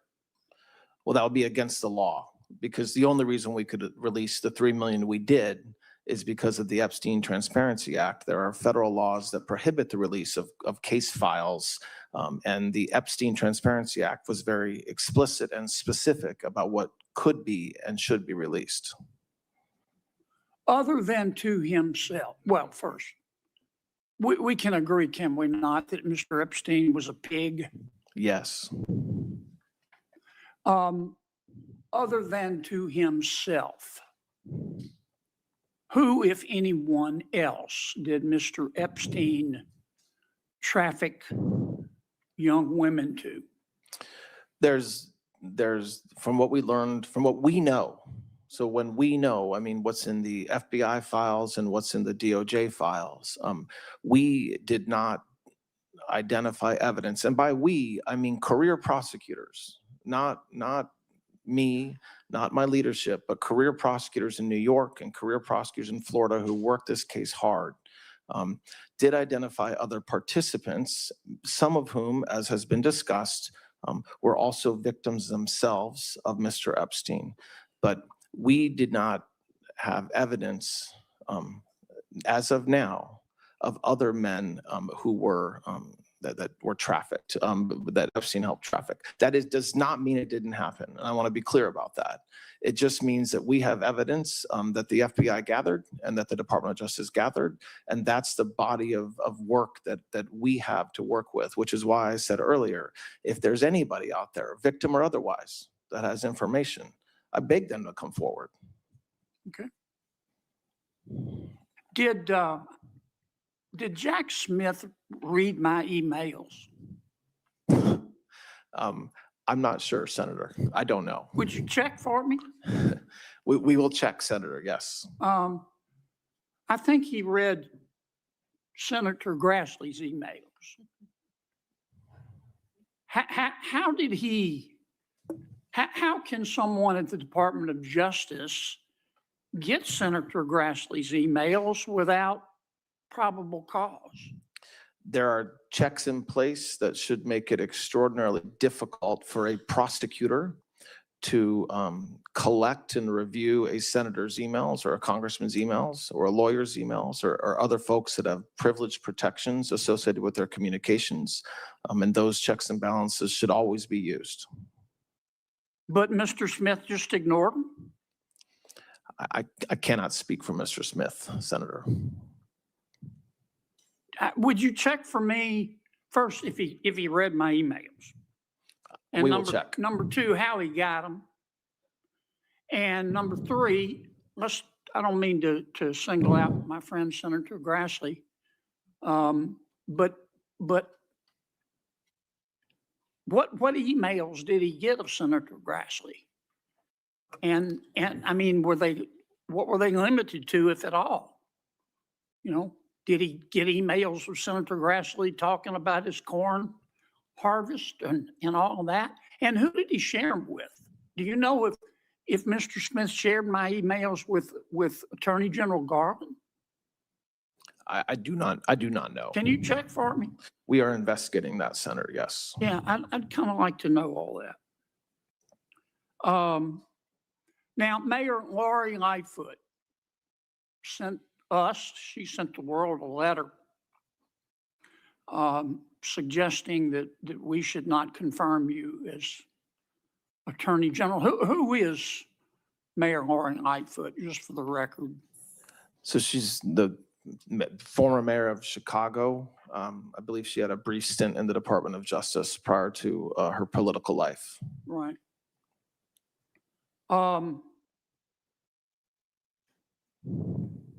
And you had some conflicts with her. I do not believe she supports our administrators' efforts making America safe again. Okay, right. She thinks cops are a bigger problem than criminals. Would that be a fair assessment? She definitely, her public rhetoric is not something that either myself or this administration supports, which is to always back our law enforcement. She thinks if a cop shoots a criminal, it's automatically the cop's fault. But if a criminal shoots a cop, it's automatically the gun's fault. Would that be a fair assessment of the mayor's position? Her public statements suggest that. Would you put her even in charge of a ham sandwich? I don't believe she should be any part of this administration. Well, the people in Chicago apparently agreed. I think she ran for reelection and got 16% of the vote. Is that right? Do you recall? I'm not sure what percentage she got, Senator. Okay. Tell me a little bit. One of the things that under your authority, the department has concentrated on, which I agree with, in addition to prosecuting crime, is the prosecution of white collar crime, fraud. Tell me a little bit about that. It's incredible since COVID, the absolute thievery that's happened from the fisc by people in this country. And so we have focused tremendous amount of efforts, not only in the new division, but at every U.S. Attorney's office, with every Inspector General and their offices, the FBI, DHS, and HSI, to just root out this fraud. You have examples of rampant, of individuals just stealing. So setting up entire centers for autism when there are no patients, when there is no center, and taking millions of dollars of hard-earned taxpayers' money. And so we are very focused on that. We've already, like I said earlier, billions and billions we've already collected in just the past couple of months. That effort is going to go forward for as long as I am in the position that I'm in now, no matter whether I'm confirmed or not. And it's extraordinarily important to every American that this doesn't happen, because we're not talking about whether someone agrees or disagrees with a policy. It's just outright theft by individuals, and unfortunately, many state governments, if they didn't absolutely know what was happening and just encourage it, they certainly stood idly by while it was happening, which is also a problem. Okay. Don't forget to check on my emails for me. Senator, yes. Thank you. Senator Whitehouse. Morning, Mr. Blanche. Good morning. Why won't you tell us what became of the $50,000 in confidential money that the FBI reported that it gave to Tom Homan? I'm not aware of what you're speaking about. To the extent that there have been public reporting about an investigation, I know nothing about it. Well, the public reporting is that the FBI reported giving $50,000 in the nature of a bribe to Tom Homan, and there's been no report of what became of that $50,000. Will you answer that question? Not now, but will you answer that question? Because we've been asking for a long time now. Your department certainly knows what's happening. I'm not aware that that's true. Well, take a look at it, and it's publicly reported, and the FBI reported it, and you should answer the question. That's not the only one. Here's a list of unanswered questions that I have just asked. I don't know how it is that the chairman thinks that you've cooperated with the committee or that you've been transparent with the committee. That is not my experience. You said earlier that you welcome our questions. Great, answer our questions. That's the real point. Where we've failed to get answers to our oversight questions, we've actually had to revert to the Freedom of Information Act, the general law of government transparency, to try to get answers from the Department of Justice. Here's how we did. Not well. We have this stack of questions that you haven't answered in the nature of oversight. We have this stack of FOIA requests that you haven't answered. And I think it's important for us to believe that you actually take seriously your constitutional oversight responsibilities in order to confirm you, that you actually take seriously your obligations to this committee, irrespective of party, majority or minority, in order to confirm you. So I will ask before we get to a vote on this, that you take a look at these and get us answers. Where we have had answers, Mr. Blanche, they have not been informative. They have been blow-offs. So let's move on to Trump versus IRS. Our research indicates that senior DOJ officials have never in the history of the department before faced a judicial inquiry into a fraud on the court participated in by the Department of Justice. That was the inquiry opened in Florida. The question about fraud on the court committed by the Department of Justice remains open in the judge's decision. Here's what she did find. She found that the Department of Justice colluded with the Trump plaintiffs, that the Department of Justice violated DOJ policies in that collusion, that department attorneys were derelict in their responsibilities as DOJ attorneys, that the department failed to zealously advocate on behalf of the United States of America, its true client. And as I said, the fraud on the court question remains open, an unprecedented allegation about the department. As a result of that, the order was transmitted to the New York State Bar for potential disciplinary proceedings. I would like to ask, in addition, since this is new news, the decision was what, 2 days ago? I would like to ask that you say to us that you will be willing to provide all of the documents and communications between the Department of Justice and the Trump plaintiffs in that matter. I'm not aware of any communications. I didn't have any. So if you put a request in, we'll look at it. I mean, obviously that's active continued litigation in the Southern District of Florida. So it depends on.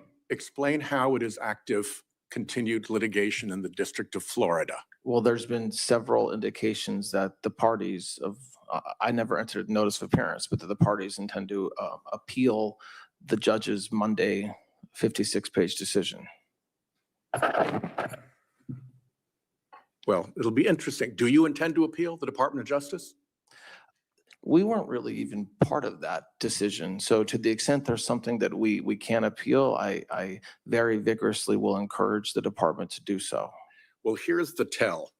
In that case, the Department of Justice filed no answer, filed no agreement with respect to the extension of time, filed no response to the case or controversy amici, filed nothing related to the withdrawal of the complaint, filed no settlement, and filed no response to the fraud on the court inquiry.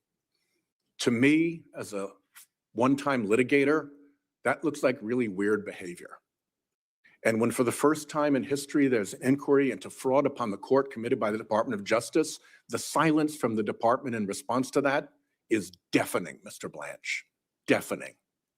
And it strikes me that the stratagem here was to file no pleadings, to try to keep the department out of the authority of the court, when what the department knew to be a collusive and false enterprise was blown up in that court. Now, it didn't work because the court found collusion, and it takes two to collude. And they also went on and made the other adverse findings about the department's conduct. And the problem here, Mr. Blanche, is that it's not just that one occasion.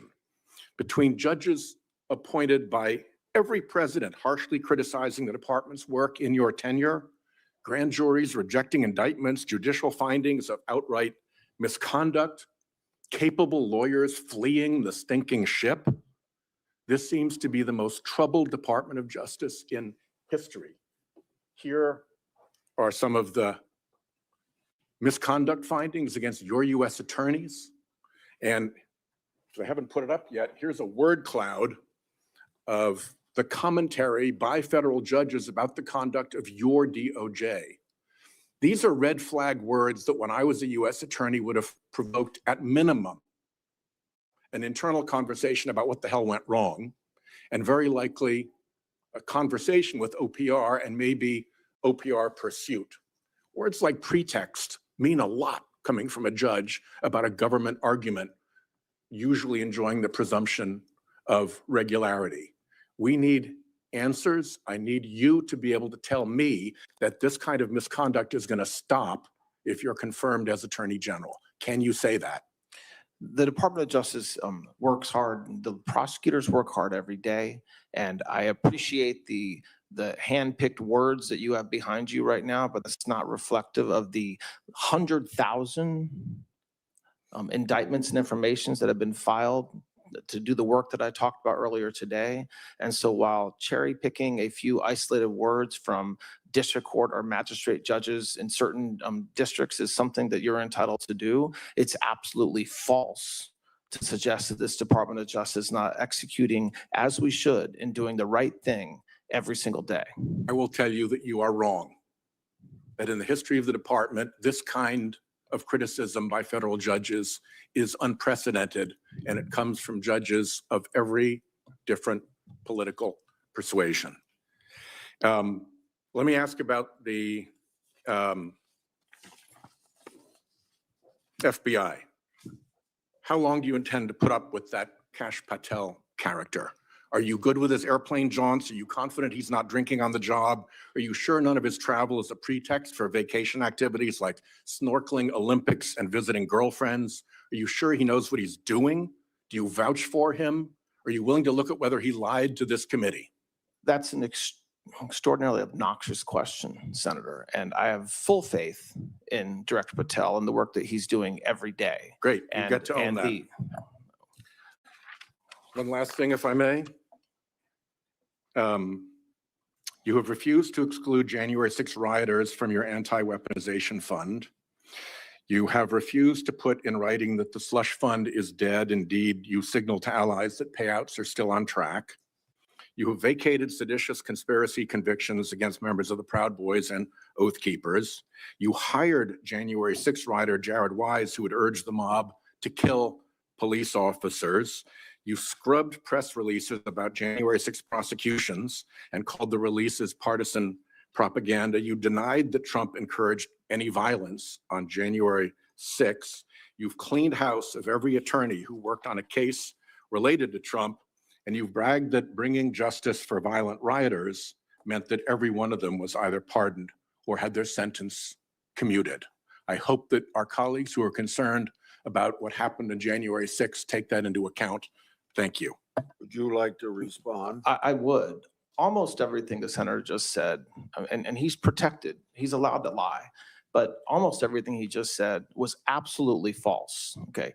Starting with the fact that I have never said that any sort of violence against law enforcement is appropriate. I have never said that publicly. I have never said that in a speech, and I certainly do not believe it. I did not hire the person referenced. And that is, again, something that just happens not to be true. When I talk about what happened with the convicted January 6 defendants, I talk about what President Trump did.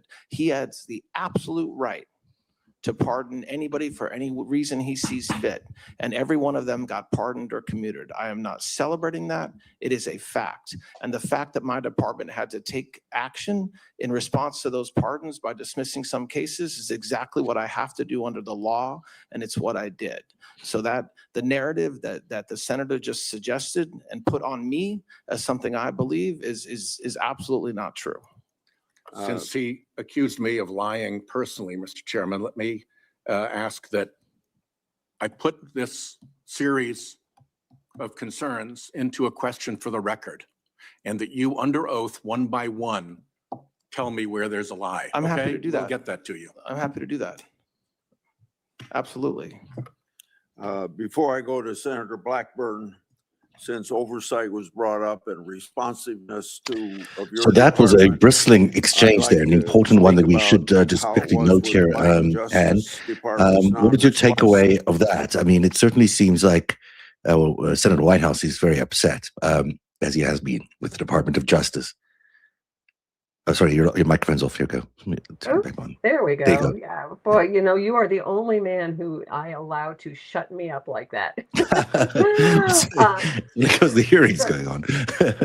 So Senator Whitehouse, first of all, as I just said in the chat, Yeah. you can always tell when someone has a background as a litigator. He Mhm. was masterful.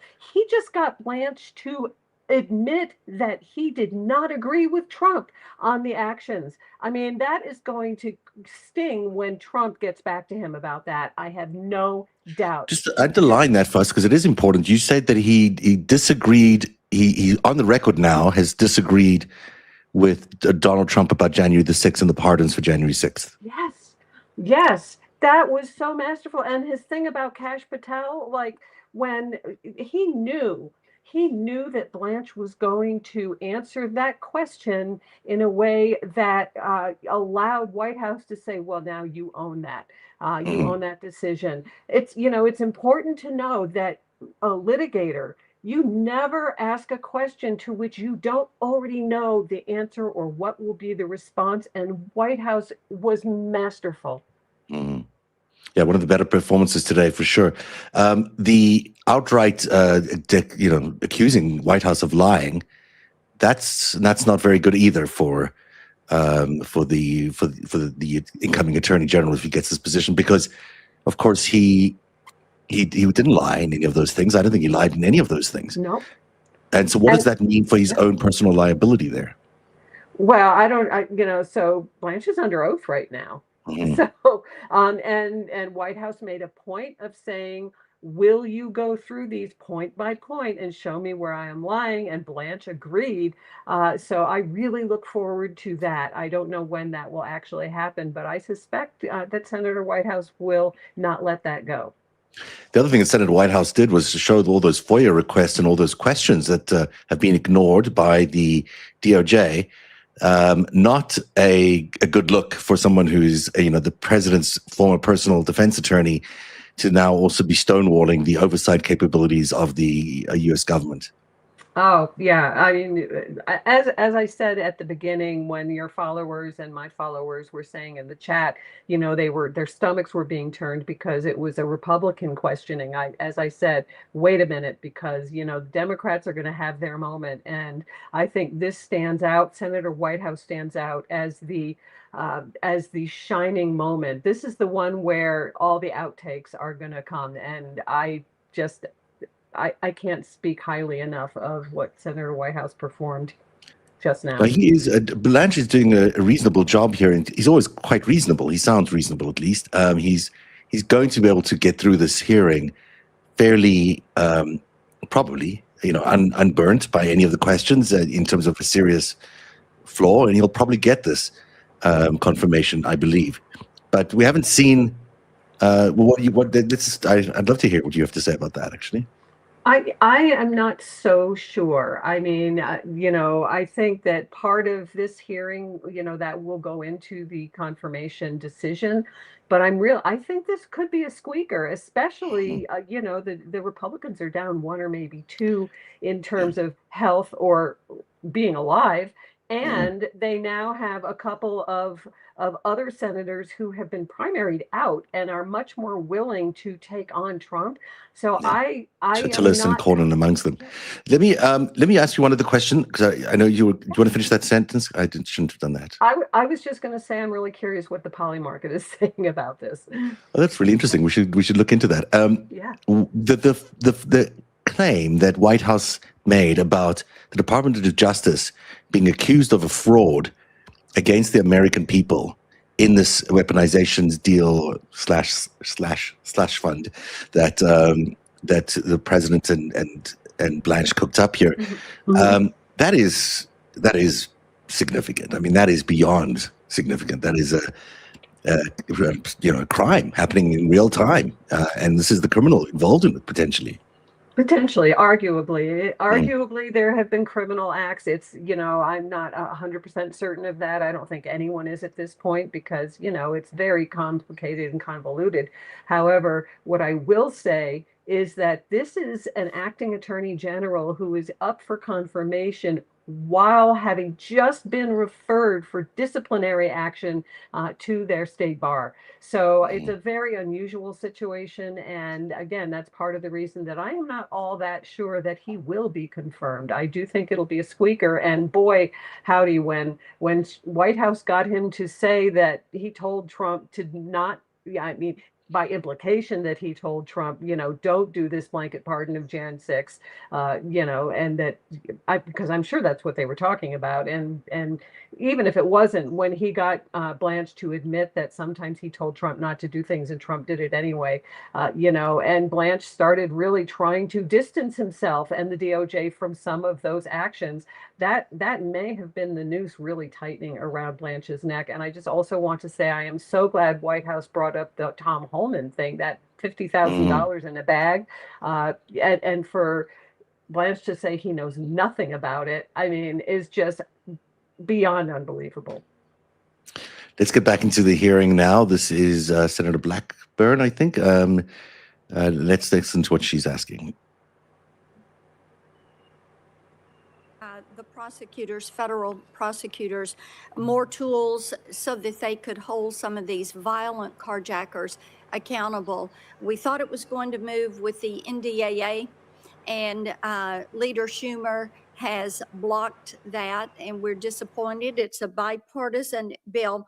But talk about the importance of lowering that statute so that we can prosecute these crimes. Yes, it needs to be done because they're carjacking not only in Tennessee, but at every city in this country has gotten out of hand. The criminals are better at it than they have tools that make it easier to get into cars.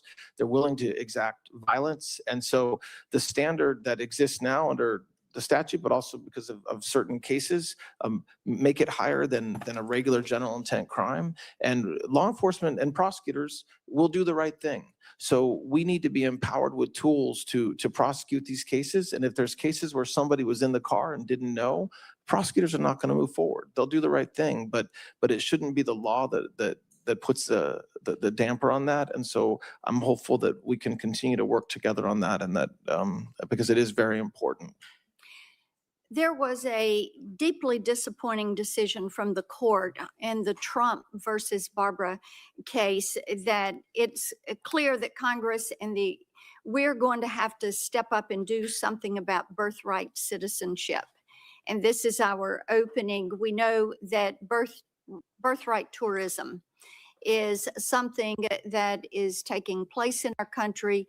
We know that during the first Trump administration, there was a good bit of evidence on this. I've had a ban birthright tourism bill that would block these 33,000 births a year from people who are circumventing our laws and coming here simply for the purpose of giving birth. It's primarily the Chinese, and it is also the Russian oligarchs that are exploiting this. And my bill would make coming here to give birth inadmissible as a way to obtain a visa, and immediately deportable as an offense. And touch on why Congress needs to act and give the administration more tools to enforce this. Yes. So the very day or the day after the decision came out, the Department of Justice issued a directive to prosecutors to focus on the conduct you're describing using existing laws and tools that we have, which is mostly around false statements or fraudulent information in the visa application process. We're going to do that. And that's pretty much, we are limited in how we can prosecute folks that are coming here for and lying about why they're coming here just to give birth, and also the organizations that are facilitating that. Any congressional statutory adjustment, the Supreme Court opinions relied in part on the statutory part of this that would control, would give us more tools and would give the president more tools to keep out people who are absolutely not coming for the right reason, only coming to give birth. And you're doing a great job on fraud and going after fraud that has been committed. The fraud task force seems to be working well. And from Tennesseans, I hear a good bit about this. They want the fraudulent activity to stop. It's taxpayer money, and they want their money to be used wisely. We have had legislation that would apply to individuals that have come into the country either illegally or maybe they've been naturalized citizens. But the Fraud Accountability Act would push for that deportation and denaturalization if they have been found to be defrauding individuals or local, state, or federal government. And I wish I'm over time, and I'll ask you for this in writing since I'm over my time, but I'd like to hear from you why it is important to put more tools in that toolbox for you all to go after these individuals that are defrauding the U.S. taxpayer. Thank you, Mr. Chairman. Thank you. Before I call on Senator Coons, Senator Durbin would like to speak for a short time. Very short. Thank you, Mr. Chairman. Based on the statements just made by the senator from Tennessee, we've checked the transcript of the committee. During the November 30th, 2023 Supreme Court Ethics Subpoena Authorization Markup, I chaired and attempted to recognize Senator Blackburn multiple times so that she could offer an amendment regarding Epstein's flight logs. But her Republican colleagues prevented her from doing so by filibustering and then invoking the Senate rule on 2 hours to end the markup. Many Epstein records, including flight logs, have been public for years. My staff subsequently reached out to Senator Blackburn to work to identify which records she actually wanted and still believes had not been made public. To this day, she's never responded. Mr. Chairman, since he mentioned my name, I have previously and will continue. There is video, there is a transcript, and Mr. Blanche, I'll be happy to forward that to you. Senator Coons. Thank you, Mr. Chairman, Ranking Member. Acting Attorney General Blanche, thank you for your service and for appearing here. And thank you to your family and to the men and women of the Department of Justice who work tirelessly to fight crime and to make our nation secure. I'm grateful for their service. I'm sorry that your schedule apparently didn't permit us to meet before this confirmation hearing, but I hope and expect we'll find time to meet soon after today. Absolutely. Thank you. As I consider your nomination, like all other nominations to similar cabinet positions, I need to know you're qualified to serve. You demonstrably are. That you have the policy views to serve well. We will discuss that today. And most importantly, in this role, that you have the independence to serve as the Attorney General for the American people. And that last question has troubled me the most. You're in charge of a Department of Justice I don't recognize, prosecuting the president's political enemies, firing rank and file prosecutors and FBI agents because of the cases they were assigned to, slashing grants for law enforcement and public safety. These are some actions that in your previous confirmation hearing before us, you said you would not take. Now, I appreciate your statement walking back the $1.8 billion weaponization fund that you created, but I question how it got that far, and we'll get into that. You sat in appropriations hearing earlier this year before me and defended it at that time. In fact, if I remember correctly, you told me I was wrong for criticizing it. But following questions by Senators Durbin and Cornyn, I'm concerned it's not dead yet, and I think we should talk that through. Overall, this is not what I believe the American people expect or deserve from the Department of Justice.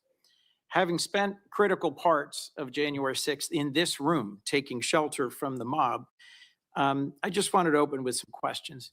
How many people were convicted of assaulting law enforcement officers on January 6th? I believe around 120 approximately, but I could be off a few more. You are. The answer is more than 200. And how many of those individuals had their sentences commuted or were pardoned by President Trump? President Trump either commuted or pardoned every defendant from the January 6 events. That's correct. And in this room right now and outside this room are Capitol Police officers protecting us in this hearing room. How many of them do you think might have friends or colleagues who were attacked by supporters of the president on January 6th? I don't know the numbers, but I'm sure many of the Capitol Police officers who are here today were working on January 6th or knew people who were. I'll just say that I consider it a shameful slap in the face of the men and women of law enforcement for those convicted of assaulting police officers to have been pardoned. I know you were not serving as Deputy Attorney General when President Trump pardoned those folks, but you said just a few moments ago that you were not celebrating this decision by the president. He was exercising his constitutional power. But earlier this year in front of CPAC, a conservative event, I would say from the transcript, you actually trumpeted it as an achievement. And I quote, saying, if you look at what happened to the men and women convicted because of January 6th, by 5 p.m. on January 20th, every one of them was either pardoned or had their sentence commuted by President Trump. So when folks say you've done nothing, I say you have a very short memory. Would you say that you're proud of President Trump's decision to pardon individuals who assaulted law enforcement? No, that's not what I was saying there at all, Senator. So I was responding to inquiries around why more hadn't been done by the Department of Justice with respect to January 6 defendants.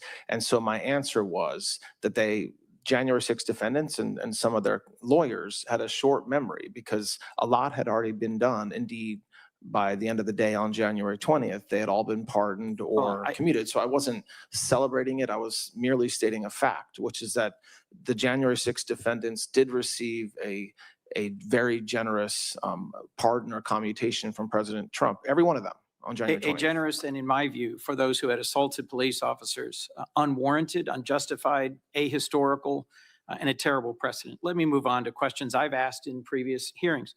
Is President Trump, just as a simple matter of constitutional law, eligible to run for another term as president in 2028? I don't believe he is, no. That is a correct, in my view, reading of the plain language of the 22nd Amendment. Why do you think several of the judicial nominees of this administration have refused repeatedly to answer that question simply and clearly as you just did when I put it to them? I have no idea why they answer questions the way Me neither. I mean, you're asking me to speculate about something. I don't know. Is the Department of Justice that you're running independent from the White House? the Department of Justice, like every single department in the executive, is part of the executive. I mean, Article 2 of the Constitution gives the power of the executive to President Trump. So we certainly operate with integrity. We certainly operate in the single mindset to serve the American people and do the right thing. But I am a member, if confirmed.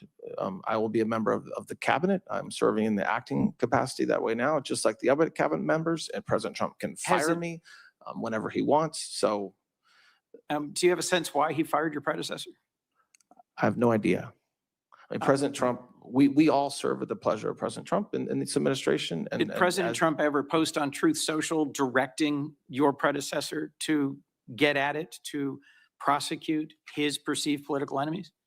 I don't think those were his exact words. But Those he were did- not his exact words, No, but but clearly I- that was the intention. It is my impression, sir, that you are here rather than your predecessor because the president was unhappy with her failures to actually secure convictions of folks like Attorney General Tish James or former FBI Director Jim Comey. If you're confirmed and you're asked to take an action you believe to be illegal or unethical, would you resign? That will never happen. But yes, if it were to happen, I'm not going to violate my oath to the Constitution. I appreciate that answer. You did answer a question by a colleague about input that you gave to the president. Did you ever say no to the president on the slush fund, the anti-weaponization fund? Did you advise him against this? I will not talk about communications I have with the president. I served as his lawyer for a couple of years before he was elected. I'm the Deputy Attorney General and the Acting Attorney General. So I'm not going to talk about communications that I have with him. But Senator, I will say that President Trump trusts me to give him counsel.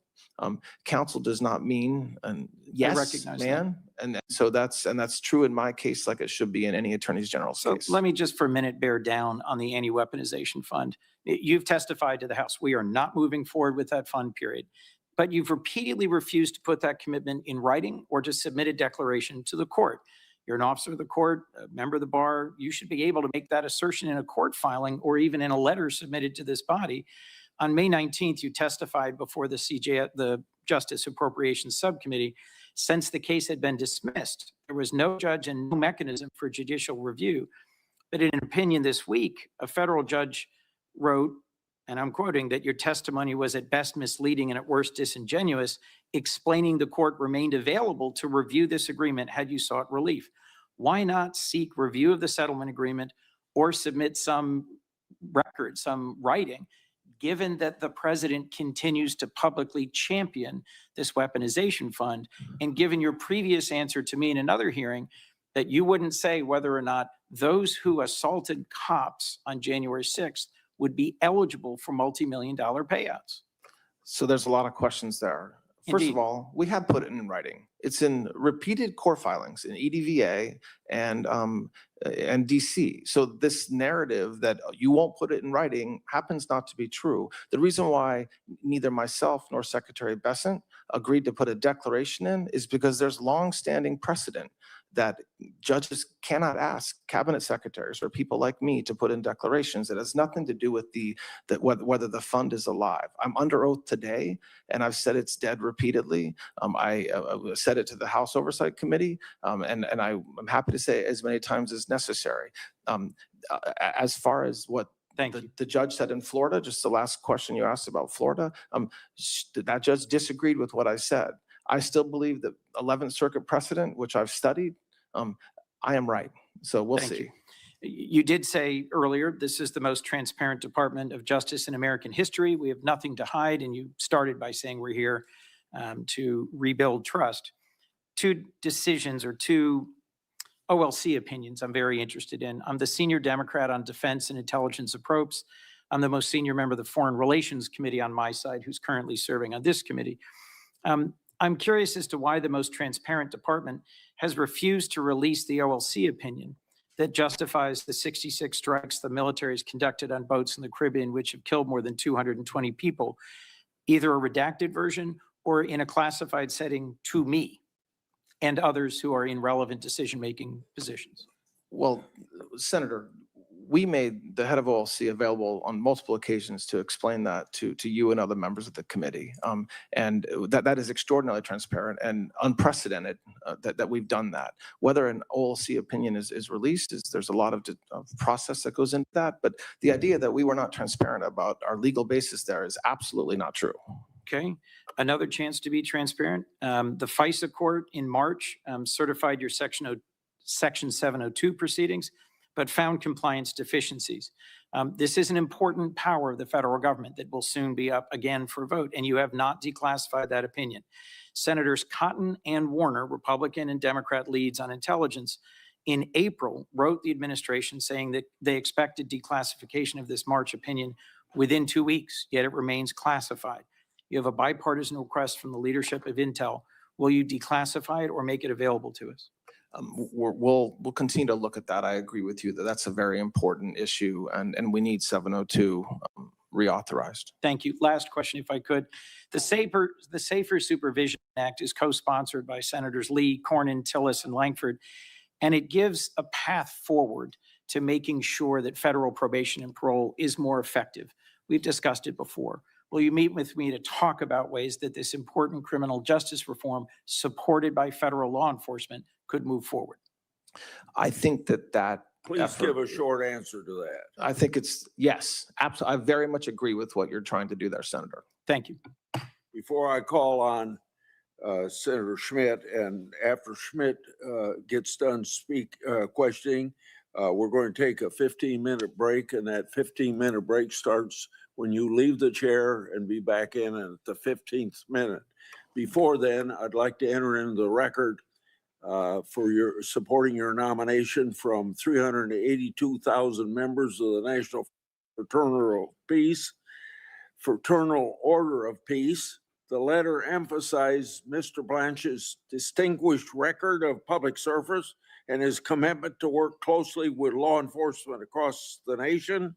The letter states, quote, "We believe Mr. Blanch's leadership will help ensure that the Department of Justice remains focused on public safety, the rule of law, and providing unwavering support for the law enforcement professionals who risk their lives daily to protect our families," end of quote. Without objection, it'll be entered. Senator Schmidt. Thank you, Mr. Chairman. Mr. Blanch, welcome. You're entering this arena and this confirmation hearing as the nation's chief law enforcement officer at a very interesting time in our country's history, where the folks on the other side of the dais, the Democrats, in my view, have just taken an all-out assault on the men and women of this country who serve in a law enforcement capacity. We just, a couple of months ago, got through a government shutdown where I was on the Senate floor listening to things that I never heard, certainly an elected official say, in characterizing the men and women who serve this country to enforce its laws, calling them the Gestapo, President Trump's secret police, mass mercenaries. This is insane. These calls to defund ICE, this hammer and sickle wave that came through New York just a few weeks ago that's now dominating the discussion on the other side of the aisle. The central plank, of course, is defunding the police, assaulting, overthrowing Western civilization. This is not your grandfather's Democrat Party, and you're fielding questions that I think are totally unfair.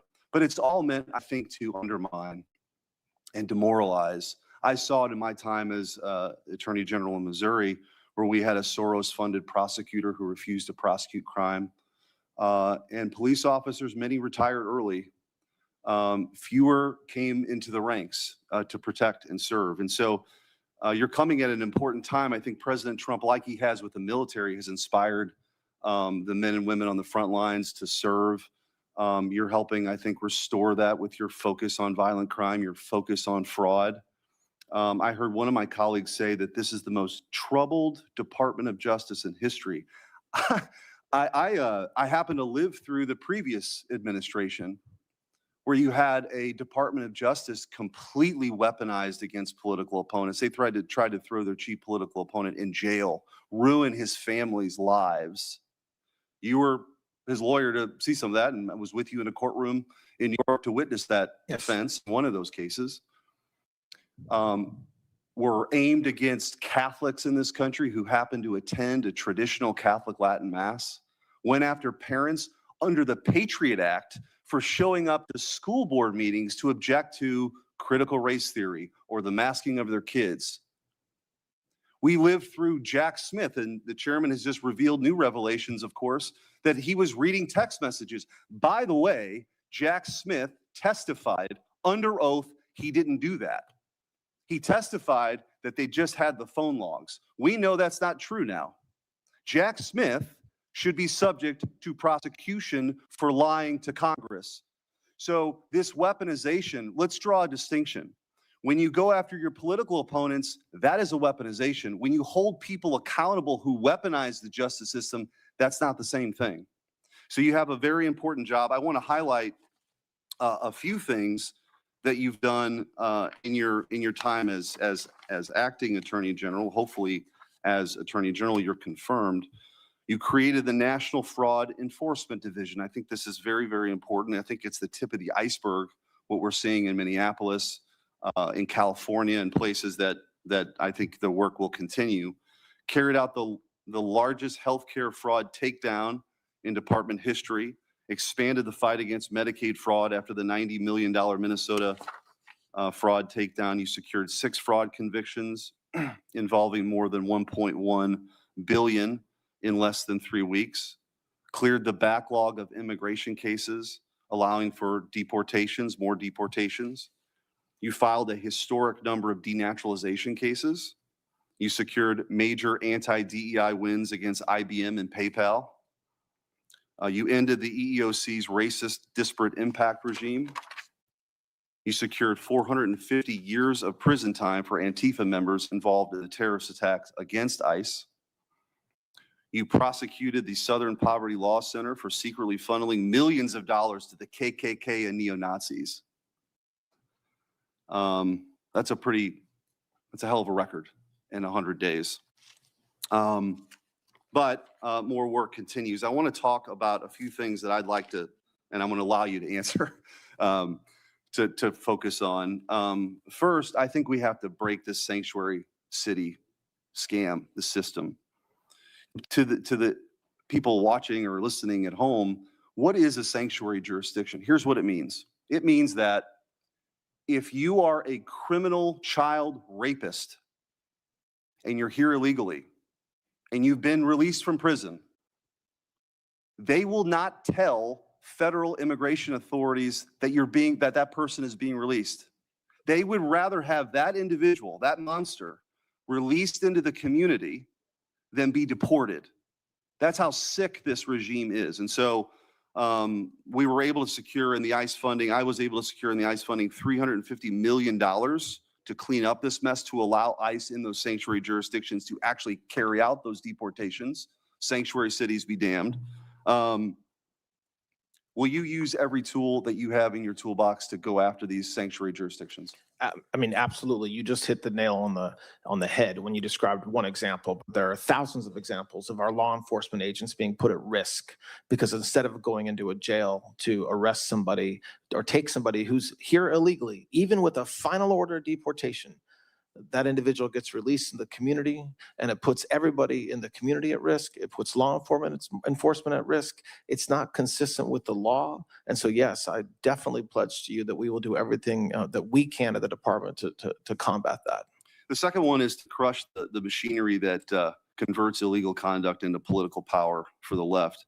And I'm talking about the racial gerrymandering, the straw donations, foreign money, identity theft, fraudulent online contributions, the nonprofits that finance extremism while lying to their donors. Will you enforce the Constitution and Voting Rights Act against unlawful racial gerrymandering and investigate credible evidence of straw donations, foreign contributions, identity fraud, and other illegal activity through ActBlue or other fundraising platforms? Yes, of course, Senator. Yes. Thank you.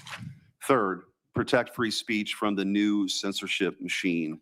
Search engines determine what information Americans find. We're more and more reliant on these things. App stores determine which platforms can reach the public. AI systems increasingly determine which claims are treated as true, false, respectable, extreme, or beyond discussion. Will you enforce a zero tolerance policy for federal officials who pressure technology companies to suppress lawful speech and work with Congress to expose communications between federal agencies and the companies controlling search, social media, app distribution, and AI? Absolutely. Yes, Senator. Thank you. I want to just give, for the 2.5 minutes I have left with my time, I guess give you an opportunity. You saw what happened to the Department of Justice under Merrick Garland and the dirtbag Jack Smith and under Joe Biden's regime. What lessons do you draw from that? The biggest one is that the Department of Justice belongs in the business of protecting our communities. And so when I talked about during my opening statement about bringing the violent crime rates down and combating fraud and going after the fentanyl crisis in this country, that's the lesson I learned, is that we do not need to be spending millions and millions of dollars, bringing hundreds and hundreds, if not thousands of prosecutors to DC to go after literally an entire administration. Yes, the president, yes, family, but also anybody that knew him, anybody that worked with him. His gardener at Mar-a-Lago was targeted. We should not be doing that. We should be arresting bad guys. We should be, and that's what we're doing. So we're empowering assistant U.S. attorneys around the country, FBI, ATF, marshals, DEA, HSI agents, to go out and make communities safe. And in my mind, where it comes to the federal government, that's combating drug dealing, combating illegal immigration, narco-terrorism, using our HSTF task forces, and above all, and just as importantly, is fraud and bringing money that is stolen from the American taxpayer and getting it back and putting the guys responsible in prison. That's what I've learned, is that we can just go out and do our jobs, and we can do it. There'll be noise in DC. Like I said, we prosecuted nearly 100,000 informations and indictments since January 20th. We're talking about 3 or 4. And that's the message that I take to prosecutors around the country. Thank you. And I also want to thank you early on with this administration in Kansas City, but specifically in St. Louis, working with the department, Kash Patel, others. St. Louis got the largest infusion of permanent FBI agents anywhere in the country, and they're helping clean up the streets. People feel safer. It's a great American turnaround as relates to crime. Those numbers hopefully will continue, and I look forward to working with you on those efforts as well. Thank you. We will. Thank you, Thanks. Senator. Before we take this 15-minute break, I wanted to say that from 12:30 till 1, I'll be in the Capitol to vote. Another Republican will chair the meeting, so we're going to go on through the noon hour.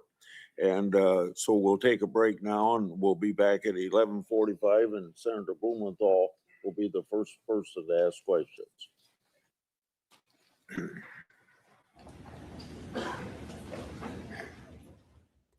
And a break here in the confirmation hearing for Todd Blanche, President Trump's pick to be Attorney General. Mr. Blanche has been serving as acting AG since April, following Pam Bondi's departure at the Justice Department. We'll resume live coverage of the hearing when his testimony gets back underway. And while we wait, we'll bring you earlier highlights from the hearing.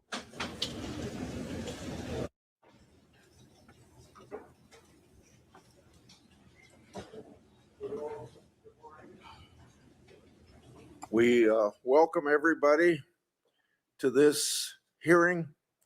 When we consider Todd Blanche's nomination,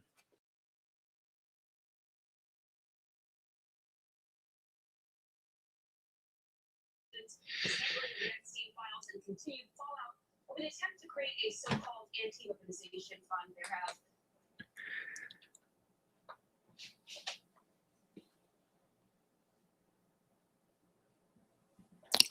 Well, we're back. Sorry for just stepped away from the cameras a little bit and right there, and then they took a break. It's a 15-minute break that they're going to take. So we will not hear from them for a while. Then they're going to be working through the noon hour, they said, which is unusual. I guess they're going to be talking. I wonder why that is. I guess they're behind. But we'll hear from Senator Blumenthal next when they're returning 15 minutes. I've also lost Ann Mitchell, who's gone off to do something like probably have lunch. So let me just give you a summary of what happened as soon as I plug myself back in here. Done. We've been watching Acting Attorney General Todd Blanche receiving a number of questions from the Senate Judiciary Committee members there. Of course, they are short one, Lindsey Graham, because of his death of the weekend. That could affect the result of this hearing. This could affect the result of this confirmation hearing. On the other hand, it looks like his sister will be in place and likely will vote him in time for that. I see Anne is back. Let me just get her settled in, and then we can have her thoughts about the last while. And I'm not sure whether they're taking a lunch break either. I got to figure that out because we will reset after lunch with a brand new broadcast. But let me see if Anne is available. Anne, are you there? Oh, I've still got you muted. I did it again. I got to get better at these. Yeah, and I Sorry. think they're just taking a 15-minute break right Yeah, now. but then So, did they say they were working through lunch, or I think they said they were working through the noon hour. So I'm not sure. I don't know either exactly what Yeah. that meant. Of course, we don't know what any of this means in terms of, the obfuscating and prevaricating. So we're just giving a summary quickly then of what happened in the last few hours. There are two standout moments, really. The not necessarily moments, but issues that came up that I thought were really important for everyone to focus on. And one of them is, of course, the Epstein files and the Epstein witnesses. But the other one, which let's start with this second one, is this anti-weaponization fund. That's what they called it. And the judge's rebuke of it, and really kind of damning, what would you call that? I'm not sure the legal term would be for what she issued the other day. Was it a judgment or a... It was a spanking. Spanking. Is that the legal term of ours? As my followers know, that's a legal term of ours, which actually brings up another point, which if I can just very quickly sort of go to a side point, which is that a couple of the senators brought up the point that there are various things that have been put into these documents that actually have no legal definition. So, the whole lawfare thing, for example, which was in the anti-weaponization fund, that's just a term that has no legal definition.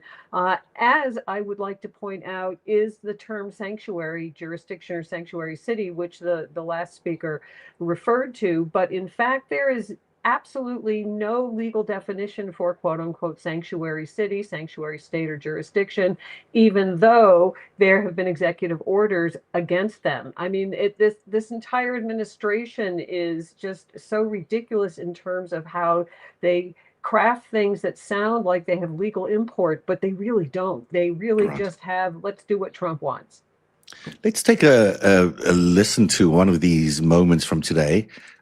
We are playing a bit of clip roulette here, so we're not quite sure where we're going to get it, but let's see what the first one is. The Trump classified document case, those messages showed government personnel left open a classified facility and potentially mishandled classified information, causing a security violation.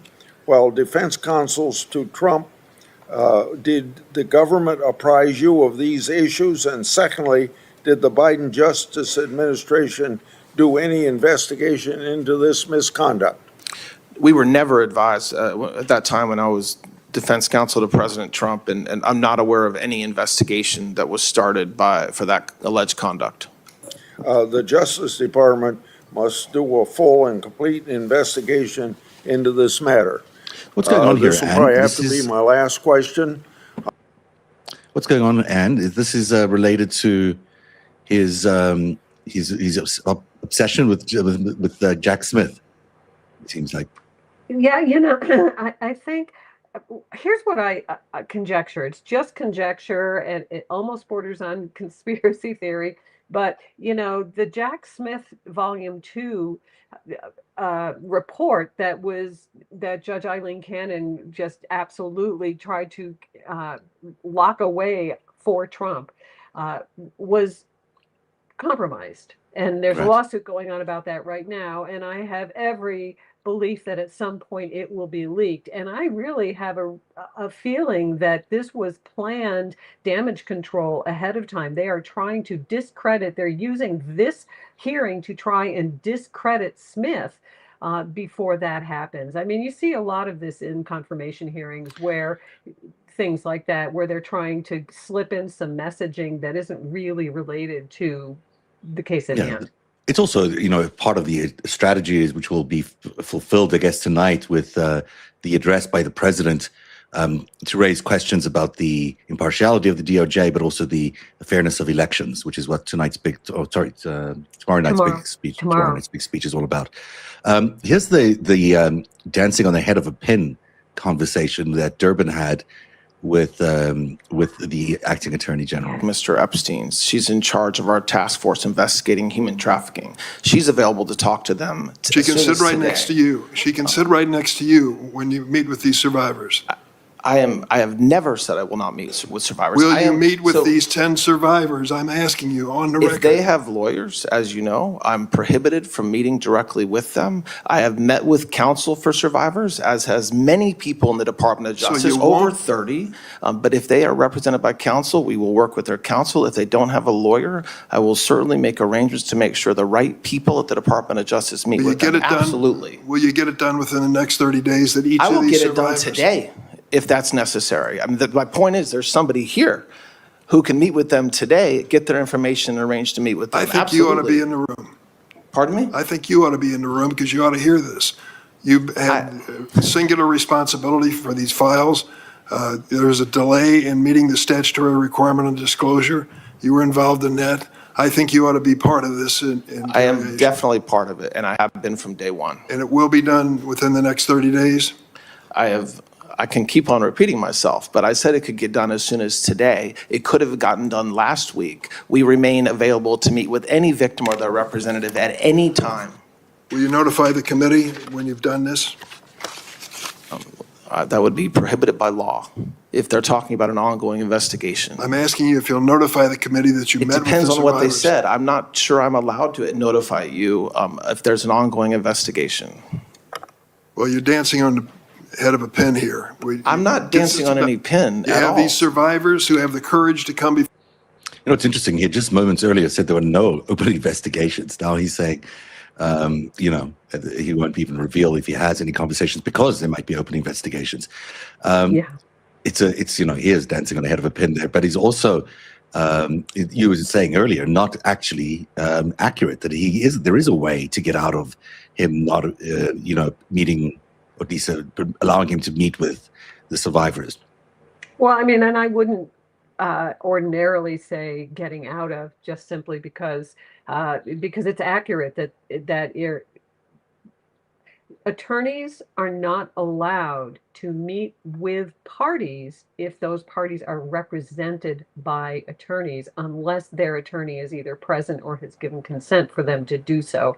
And so, I have no love at all for Blanche, but in this case, he really is, I think, trying to be careful because he's under oath. And, he can't commit to something that's illegal while he's under oath, despite the fact that he's certainly backed many illegal things during his time in this position. But if the lawyers for the survivors say it's okay to meet with this guy, the acting attorney general, future attorney general, potentially, then he can meet with them, is what you're saying.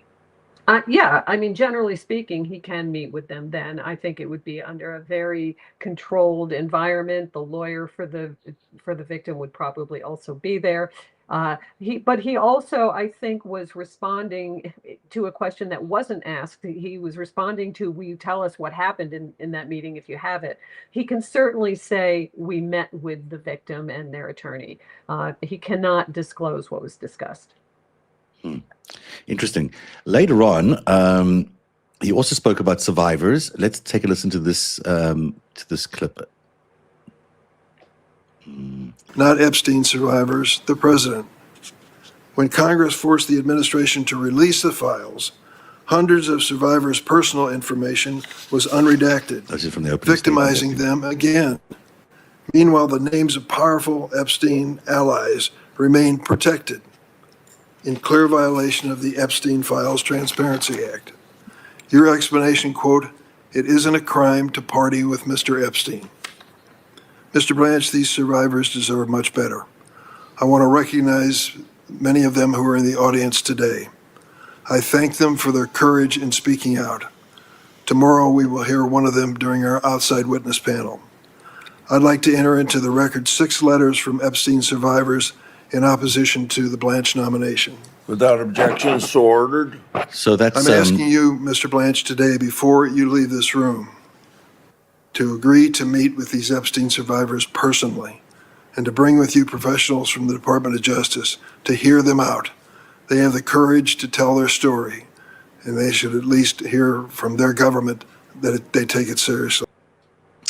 again, just the same kind of sentiment there. Any thoughts about Durbin's comments on as we started that clip there? Yeah, I mean, I think what he's saying is accurate. I think he said it with the correct amount of gravitas and that there's nothing that can really be refuted there. I think it was particularly compelling when he said that they should be able to rely on their government to protect them and to also see that justice is done to the extent that, it can be. Yeah, which is exactly what the survivors have been saying. I mean, they've been saying they're being ignored. The whole thing about the Epstein files is he claims all 3 million available files were released. That's not our understanding. He claims the remaining 3 million had nothing to do with, and I think Blumenthal is back on the stage, so we'll go back to watch him live, but had nothing to do with Epstein or Jeffrey Epstein's case, right? So Yeah, there's that's a new one on me. I don't think we've heard this excuse before, but yeah, he basically said there was another Epstein being prosecuted in Florida at the same time, and they accidentally captured those files. it doesn't ring true. Of course, we know many pages are missing. If many are redacted, it's just not true what he's saying. He's outright lying about the complete upholding of that legislation. Okay, here's Senator Blumenthal back in the hearing now Of Iran as they to provide details as about Todd Blanche testifies. asylum applicants. This is the United States government providing information regularly and frequently to the Iranian government about Iranian nationals who are seeking asylum here in the United States. These are declarations made under oath before the court about high officials stationed here with Iran getting information from the United States government, and then the American government deporting hundreds of individuals, including evangelical Christians, back to Iran, where they face torture, imprisonment, potential death. Were you or the Department of Justice consulted about this policy? Well, that's not our policy, Senator. We would never send somebody home to be tortured. That's not what the American people would expect of us. That's certainly not what President Trump does. So I'm not familiar with the lawsuit you're talking about, but there's no such policy. Will you commit to investigate these allegations? I know nothing about the lawsuit. I will, when you say commit to investigate allegations, we don't do that. But certainly if the lawsuit needs to be answered and part of that includes investigation, absolutely. Well, you do investigate allegations of illegality. This policy would clearly be not only illegal, There is but no such morally policy. repugnant, would it not? You've agreed with me that it should not be the policy of the United States to do it. But in your question, you're suggesting there is such a policy. I'm telling you there is no such policy. Well, if there is no such policy, then I presume you would investigate it. When I see the lawsuit, I'm just not familiar with it. We will, of course, do what's But appropriate. you'd agree with me that it would be wrong. That it would be wrong, meaning it would be wrong to send somebody home to be tortured. Yes. Let me ask you about allegations in connection with David Gentile. I think we talked about these allegations when you visited me. Thank you for coming to my office. In May of 2025, David Gentile was sentenced to 7 years in prison for his role in an almost $1.8 billion Ponzi-like scheme that defrauded over 10,000 investors, many of them middle-class retirees, of their hard-earned savings. And he was imprisoned He boasted to fellow inmates and others that he was going to be released because he paid $2.5 million for clemency. Evidence collected by the Eastern District of New York supported those allegations and reportedly also included statements by Father Frank Mann that he spoke to the president about David Gentile. The Eastern District of New York was investigating these allegations and reportedly received a call from one of your top deputies instructing them about the concerns of the Department of Justice. The investigation was stopped by the Eastern District of New York. I wrote to you on June 23rd and United States Attorney Joseph Nacella about these allegations, that investigation into this impropriety was shut down at the request of your office. Did you have any involvement or knowledge about the commutation of Mr. Gentile's sentence? President Trump, as I've said a couple times today, has full authority to pardon or commute anybody convicted of federal crime. That's not my question. So I'm answering your question, Senator. Did you I'm answering know your about question. What my communications with President Trump, I will not talk about. He does not, nor should he. He has no obligation to discuss pardon or commutation decisions with me, and he has not. As far as what you just suggested about an investigation, I believe you're referring to a news article that was the result of apparent leaks, and I would caution that there's falsehoods in those news articles. I'm asking you whether you had any involvement in commuting that sentence or in stopping the investigation into the allegations of impropriety, possibly payment to Father Frank Mann. And I answered the first question, but when you say stopping an investigation, there's an assumption built into your question that I will not concede. We will not talk about whether investigations exist or don't exist. And certainly some leak about something that we supposedly did doesn't warrant an answer either. There was an investigation, correct? That's my whole point in saying is that there's an assumption baked into your question that I don't think is true, meaning that we cannot comment on even the existence of investigations You've like that. commented this morning to Republican colleagues about several investigations. No, I haven't. Well, you commented in response to the chairman about the FISA investigation. About the what? Excuse me? The investigation that he asked you about. So, Senator, my point is that you're asking me questions about a news article, the source of which was apparently leaks. It would be inappropriate for me as the acting attorney general to comment on such leaks or news articles that you're referencing. But I accept that you're not going to answer my question, but I think there is a need for the Inspector General to look into the investigation that was apparently, according to these articles and other information, stopped as a result of your intervention. Let me move on. In 2017, more than 10,000 9/11 victims filed suit against the Kingdom of Saudi Arabia. That lawsuit is heading to trial. Information was promised by President Trump in September of 2019. That information has not been provided. Will you commit to meet with those families and provide the information they need for their lawsuit?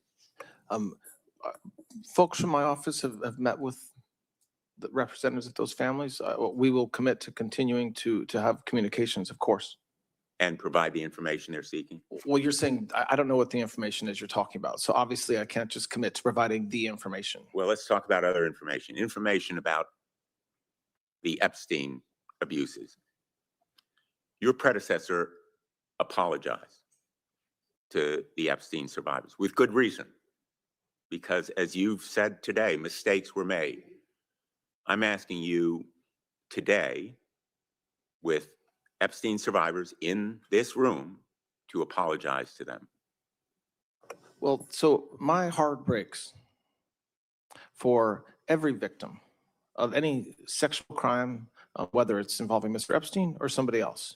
And so if you're asking me to apologize that this happened to them, of course, absolutely. This is a horrible thing, which is why this Department of Justice, this administration is focused very heavily on going after these predators. And so, yes, of course, that's part of my job, is being empathetic to the Will victims you of crime. apologize to them for the mishandling and mistakes that were made by the United States Department of Justice? I will absolutely say that any mistake that we made should not have been made. And I very much, Well, they're I in very this- much, I can answer the question, or you can just interrupt me, Senator, but I am answering your question. I very much am, and I have said this to anybody that asks and publicly before, any mistake that was made is not appropriate. And so, yes, I am sorry that in about 1% of the documents, mistakes were made. But what I will say on top of that is we put tons of resources to rectifying those mistakes immediately, including pulling down documents within minutes of being informed that there were mistakes, potential mistakes made, and working 24/7 to rectify any mistakes. And that's what I would expect the victims would want us to do, and their counsel and this body as well. And you would agree with me, wouldn't you, that you can well meet with any of the survivors or victims with their counsel present? You said you can't meet with them, but you could meet with them if they're I never counsel said with I them. can't meet with them. I said if they were represented, I had to meet through counsel. But of course, I can meet with them. I'm the acting Attorney General of the United States, so yes, I can. I very strongly believe that if for these victims to tell their stories and the evidence that they have, they should meet, like any victim of a crime, with the FBI or a law enforcement agent, and that we will do everything we can to prosecute if we can. The judge in Florida referred your misconduct. She concluded that there was misconduct and misrepresentation and improper purpose in that legal action to the bar of New York for potential discipline, including losing your law license. I know you disagree with the result of the ruling. Has that kind of referral ever happened by a federal judge for an attorney general of the United States? Can you I get don't it? know, but I'll tell you something. That judge never asked us to respond. She never gave us an opportunity to respond to anything. And she didn't refer me. She just asked that a copy of the order be provided to the New York bar, because there are several activist groups that have filed complaints against me. So listen, as I've said earlier, I think anybody on this committee, especially the lawyers that have practiced, can read that opinion and reach their own conclusions. But I very much disagree with the judge's insinuations about me. And we're going to do what we can to make that right. One last question. Would you agree with me that agents of the United States should not fire into cars unless fire their weapons into cars unless there is an imminent threat? Give a short answer to that. There's a well-established standard as to when an agent can discharge their firearm, and I think that's something that should be followed in every case. And that includes not firing weapons into cars. Mr. Chair. Do you want to respond to? I mean, there's not really a response. It requires federal agents to follow the rules. Then let's move on. Before I call on Senator Britt, I want another letter supporting the nominee from the American Border Story, a national organization representing 300 angel families. Quoting from the letter, the families we work with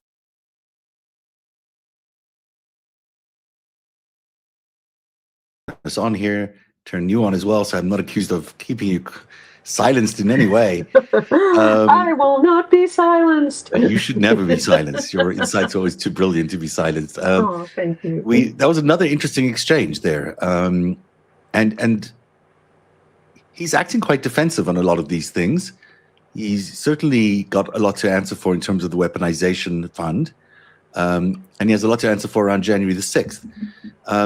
Is he providing the right kind of answers, do you think? Oh gosh, well, I'm going to go all lawyer on you and say, well, that depends on what right means in this context. Is he providing the answers that will hopefully give him a path to being confirmed? Yeah, I suppose so. Yes. If you mean, is he responding with the accurate answers? Then absolutely not. So it really does depend. I also wanted to mention, for those of you who don't know what an angel family is, this is a term of art that they are applying to people who have lost a loved one, a family member, to violence committed by an undocumented immigrant.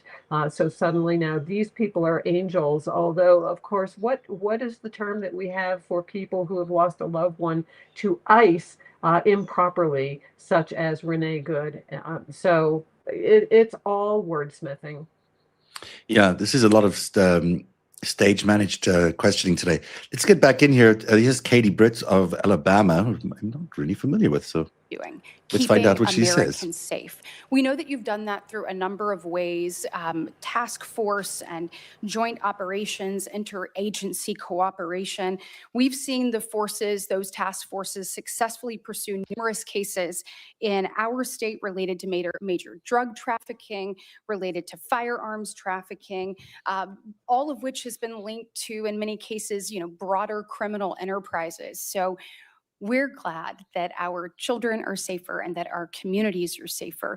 What I'd like to know from you, because we've seen in Alabama this have tremendous results. We've even seen in one case a corrupt local law enforcement officer in the Southern District of Alabama who'd engaged in a range of criminal activities in his capacity as an officer being held accountable through this work. Based on what I've seen in Alabama, I hope that you continue this all across the country. Can you speak to the work of these task forces and the success that you've seen and how you intend to build upon this work moving forward, if and when confirmed? Yes. So the Homeland Security Task Force regime that we've set up in every single state and every single district in this country is designed to do just what you were describing. So work not just with the federal government, not just DOJ, but to work with Department of Homeland Security, sheriffs, cops, local prosecutors, local law enforcement, and assistant U.S. attorneys to go into that community and eradicate it of human trafficking, drug dealers, narco-terrorism, and the results, it's been set up for almost a year in most places, and the results are evident in the statistics that we show, but they're really more evident when I go out to U.S. attorneys' offices and meet with HSTF groups like I do all the time. To a person, they say, this is what we needed forever. This is what works. Having law enforcement get together in a room and say, we need to tackle this gang, or this apartment building has a drug problem, or even this individual needs to be targeted because he's a violent felon and needs to go off the streets. It's basic law enforcement that I've done for a long time, that President Trump echoes and trumpets and has done since January 20th. And that's why we're seeing the success that we're seeing, and we're not slowing down. HSTFs are up and running full speed ahead. And I hope that we continue to still see the results that we've seen over the past 10 months or so. Thank you for your commitment to that and all the work that you've done. I want to take a brief moment. Our distinguished and late colleague, Senator Graham, was excited about your nomination. He was passionate about many things, which we saw here in this committee, just in amazing ways. One of the things that he was a champion of was the unborn. And that is a deeply held conviction that we both have. And I want to talk to you and address the issue of the chemical abortion drug that we have seen just spread coast to coast.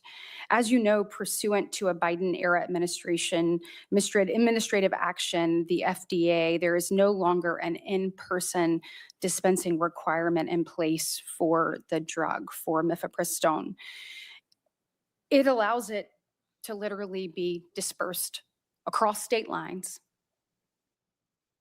all across the country.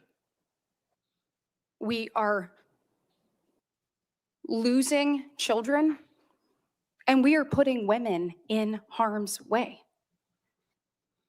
Look, it has no oversight, no safeguard. I got to hear the story of Jonna Affolter, who's here with us today, and I am so grateful for her willingness to be here. But I got to hear it firsthand yesterday. I know many people have read her story in recent news articles about her then boyfriend, now ex-boyfriend, a doctor, no less, actually forcing a crushed abortion pill into her mouth in the middle of the night, then taking her keys, holding her hostage so that she could not go get help. This is sick and twisted and must stop. He used his ex-wife's information to buy those drugs online, to kill his own child, and to endanger Jana's life. And sadly, her story is one of many. And so can you commit to me today that this administration and DOJ will prioritize taking meaningful and thoughtful action to address the dangers that occurred in the current status quo to women all over this country? Absolutely, Senator. And it's not only what the Department of Justice can do, but it's what the FDA is doing right now for the first time in a decade, actually doing real studies about the safety and the appropriateness of these drugs. And, you know, I've seen video myself of what appears to be pills coming even from overseas to young women, and doesn't matter who applies for it, anybody can get it. There's no instructions. They just come dumped out of a little plastic bag, and it's wrong. And I very much commit our resources to stopping this. Thank you very much. I want to turn to an issue that I also raised with former Attorney General Bondi, and that's illegal offshore gaming and the concern in the rise of illegal gaming amongst minors. In 2024, a study found that individuals who began gambling before the age of 18 are 50% more likely to develop an addiction to gambling. This has become a major issue among America's youth, in particular America's young men. Just last year in the Northern District of Alabama, we saw a case where 10 men pleaded guilty to managing a sports betting operation and accepted over $2 billion in wagers via an offshore server located in Costa Rica. Senator Blumenthal and I have worked together on this issue and recently introduced the GAME Act, which would prohibit social media companies and advertising websites from targeting minors with sports betting advertising online. We also sent a letter to DOJ encouraging the department to use its existing statutory authorities to pursue injunctive relief and to block illegal offshore gaming operations. I want to tell you how much I appreciate the response. It was very substantive that I got to that letter. But can you also commit to me today that you're going to make this issue a priority and take robust action to combat the reach of illegal gaming operations within the United States, and then in particular, the targeting of minors through this? Yes, Senator, absolutely. Thank you. The U.S. Census Bureau reported over a decade between 2010 and 2020 that the over 65 population in the United States experienced the largest ever 10-year numeric gain and percentage point increase in terms of share of the overall population.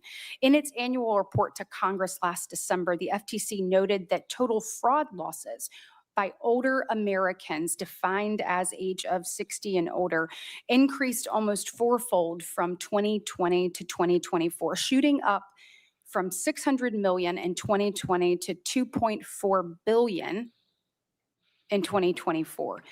As our society ages, and it will continue to be a problem that we must take robust action to address, particularly given technological advances and other ways that this fraud is occurring. I introduced the GUARD Act with Senator Gillibrand, and it would allow state and local law enforcement agencies and to use certain federal grant funding to utilize blockchain for investigating financial fraud. It also permit federal law enforcement to assist state and local law enforcement with tracing tools for blockchain technology.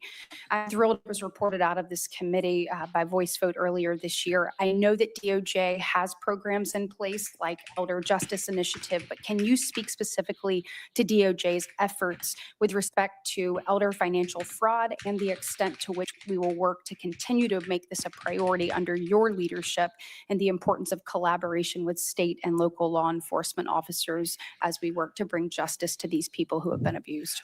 Yes, Senator. We are very focused, not only at Main Justice, but at every U.S. Attorney's office on protecting our elderly who are absolutely victims of scams of any sort. And many of the scams are coming from overseas, from Burma, and from these literally entire buildings filled with individuals cold calling our senior citizens, trying to get them to give them money or send them money. And so we've charged, I think, over 300 this year alone. We'll keep on doing that, and it has been a priority, as it should be, and it will remain a priority of the department to target these criminals, again, many of whom are not even in this country, going after our senior citizens. Thank you so much for your service, and I look forward to supporting your nomination. Thank you, Senator. Before I call on Senator Rono, I have another letter for the nominee supporting Mr. Blanche from the Americans United for Life, a pro-life organization. I quote, "Mr. Blanche's commitment to respecting human life is evident in his actions as acting Attorney General. We at Americans United for Life are confident in Mr. Blanche's commitment to a fair and even application of law," end of quote. Without objection, it'll be entered in the record. Senator Hirano. Thank you, Mr. Chairman. Welcome, Mr. Blanche. To ensure the fitness to serve of all nominees who come before any of my committees, I ask the following two initial questions. Since you became a legal adult, have you ever made unwanted requests for sexual favors or committed any verbal or physical harassment or assault of a sexual nature? No, Senator. Have you ever faced discipline or entered into a settlement relating to this kind of conduct? No, Senator. Mr. Blanche, over the course of the past 5 months, the New Mexico Department of Justice has talked to your staff about getting access to information for its investigation into alleged crime at Jeffrey Epstein's Zorro Ranch. Will you and your team continue to cooperate with the New Mexico Department of Justice and help it get the information it needs? Yes, we're continuing to work with them, and yes. Thank yes, you. Senator. Mr. Blanche, at an April 8th press conference, a reporter asked you a question about President Trump's desire to see his perceived political enemies prosecuted. You answered, quote, "That is his right, and indeed, it is his duty to do that." To clarify, Mr. Blanche, do you believe it is the president's right and duty to order the investigation or prosecution of his perceived enemies? Yes or no? I can't answer that yes or no. That wasn't the question. And my answer was that as the President of the United States, under Article 2, he's in charge of the Department of Justice. And so my answer reflects that idea, not that he I has think a what right the- to go after his political enemies. Reclaiming my time, I think that what the president meant was pretty clear, and I just wanted to know whether you thought that that is indeed his right and duty to prosecute his perceived enemies. So let me get to that. Investigations of the president's perceived enemies aren't theoretical. They are happening. For example, last August, President Trump posted on social media that George Soros should be charged with RICO. Weeks later, one of your deputies directed several U.S. attorneys' offices to investigate Soros's charitable foundations for violating the RICO statute.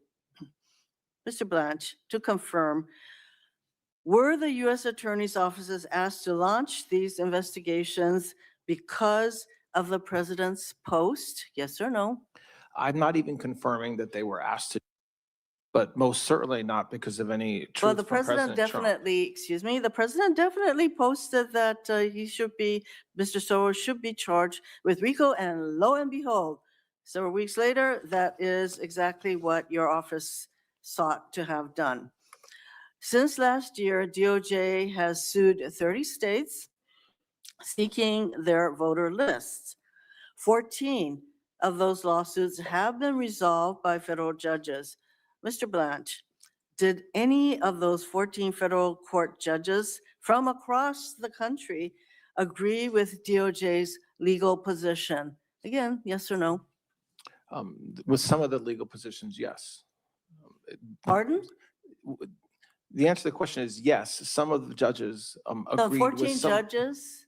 agreed with some of our legal positions. And most of those cases are under appeal. Actually,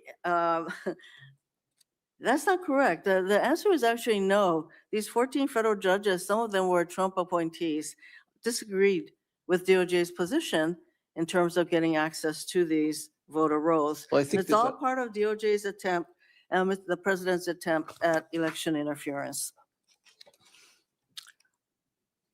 We know that federal judges are a problem for you, certainly a problem for President Trump, because they actually care about facts and evidence.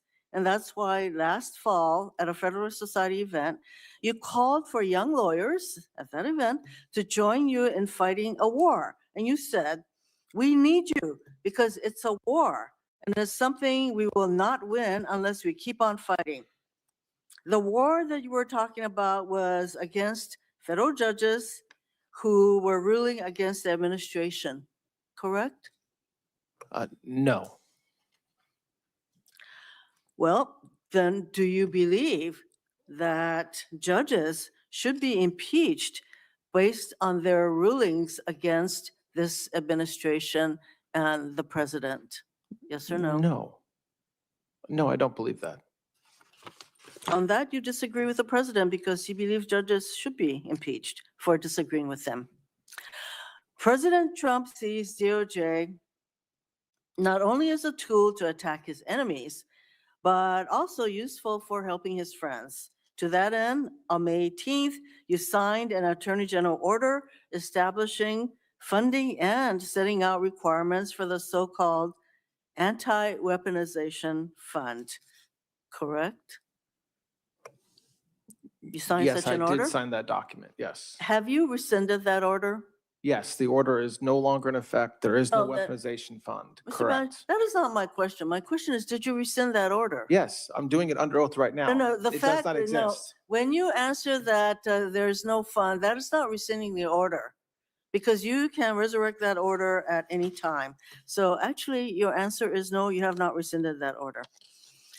Mr. Blanche, one of your first acts as a Deputy Attorney General was to issue a memo eviscerating DOJ's enforcement work against crypto criminals. Crypto crime surged in 2025. Mr. Blanche, are you aware that Americans reported over $11 billion in crypto fraud losses to the FBI last year? Our crypto enforcement is way up compared to a year and a half ago. So I didn't eviscerate anything. To the contrary, actually, we empowered AUSAs around the country to go after criminals in the right circumstances, and we are Mr. doing. Blanche, We continue to do it. I take it you are not aware that there were reports of over $11 billion in crypto fraud reported to the FBI. That was my question. Are you aware or are you not aware? Are you talking about the fraud that we have prosecuted? that No, I'm 11 talking billion? about the $11 billion worth of crypto crime. This is a pretty good, simple question. Did I just don't Are understand the you or question. are I'm you not sorry. aware? But it doesn't seem you're aware because you're making all kinds of excuses. The fact is that crypto enforcement, you eviscerated that work that your department is supposed to be doing. And so anyway, Mr. Blanche, when you issued your memo ending crypto crime enforcement, you held significant amounts of cryptocurrency yourself. And I sent you several letters asking you about it, and I am still awaiting your answer. Mr. Blanche, it is clear to me that your leadership is going to be a continuation of what we have seen so far at the Trump Department of Justice, or more likely to be called the Department of Retribution and Corruption. You see nothing wrong with the president treating DOJ as his own personal law firm to use as a weapon against his perceived enemies and as a way of helping his friends, and as a tool to interfere with the upcoming elections. The states run elections in this country, but you want to insert DOJ at every step of the process, suing the states with frivolous claims and sending threatening letters to secretaries of state. You want to suppress the votes of American citizens who will have a chance to resoundingly reject the president's corruption at the ballot box this November. You signed a memo eviscerating DOJ's cryptocurrency enforcement work, leading to a surge in Americans being victimized by cryptocurrency fraud. You also championed a slush fund for the president's allies who attacked police officers on January 6th. From the beginning, we all knew that that's what this fund was for, but now we have findings of fact from a federal judge concluding that the fund came out of a fake lawsuit filed solely to lend an air of legitimacy to the president's attempt to compensate his insurrectionist allies. You played a key role in attempting to perpetuate this fraud on American taxpayers, and you oversaw the botched release of the Epstein files, denying justice once again to survivors who have been waiting so long for it. You have no business being the Attorney General of the United States of America. I certainly urge my colleagues to vote against your confirmation. Thank you, Mr. Chairman.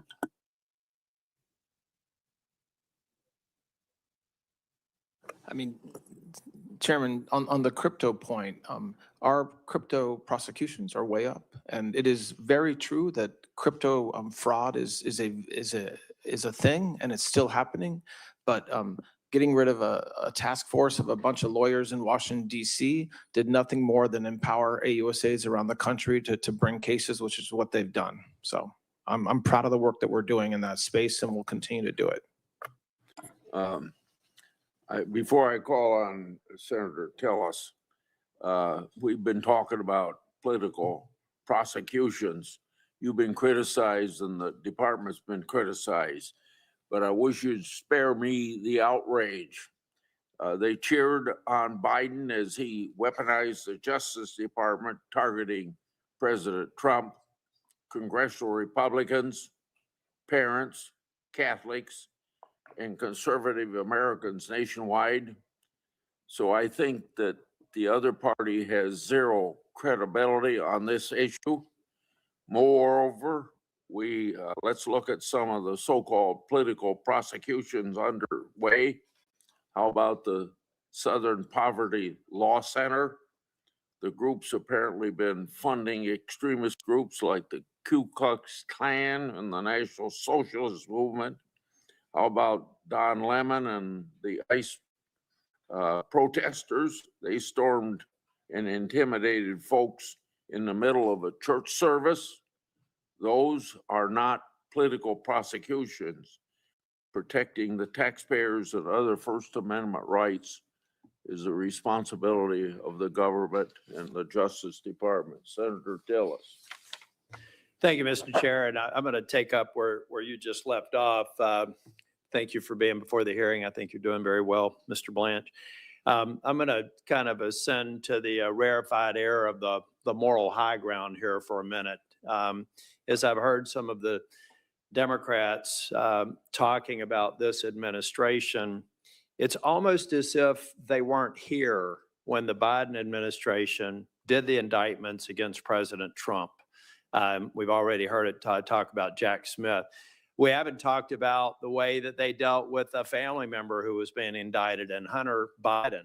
I don't remember them saying anything during those days in Judiciary Committee. I don't think I remember them ramping up the freedom of access to clinic entrances and trying to arrest pro-life people from the law that they decided to ratchet up in 1994. A couple of important cases there. And then the January 6th Capitol riot prosecutions. The fact of the matter is, and I'll get to this in a minute, the part I don't like about it, but hundreds or thousands of people's lives were destroyed because they did something stupid that day. And there's a vast difference between doing something stupid and doing something that destroys your career and ruins you financially. And this administration, the Biden administration, tapped on the emotions of the time to over-prosecute and weaponize the DOJ and went after people that I believe deserved a pardon because they weren't the people that attacked police officers. They weren't the people who knowingly destroyed the Capitol. They weren't the people who proudly went in like the QAnon shaman and pretending like he'd taken the Senate ground. They're the people that get me mad. which is why I'm not going to talk about them anymore. But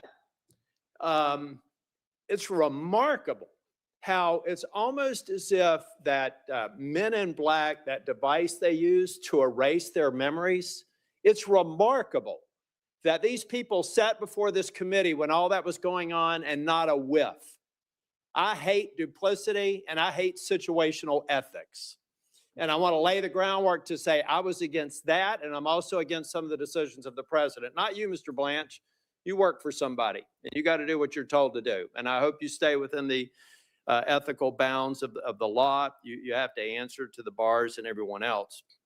But it's just jarring to hear people criticize this administration when they can't look in the mirror and ask themselves why they weren't criticizing an administration when they happen to have a blue jersey.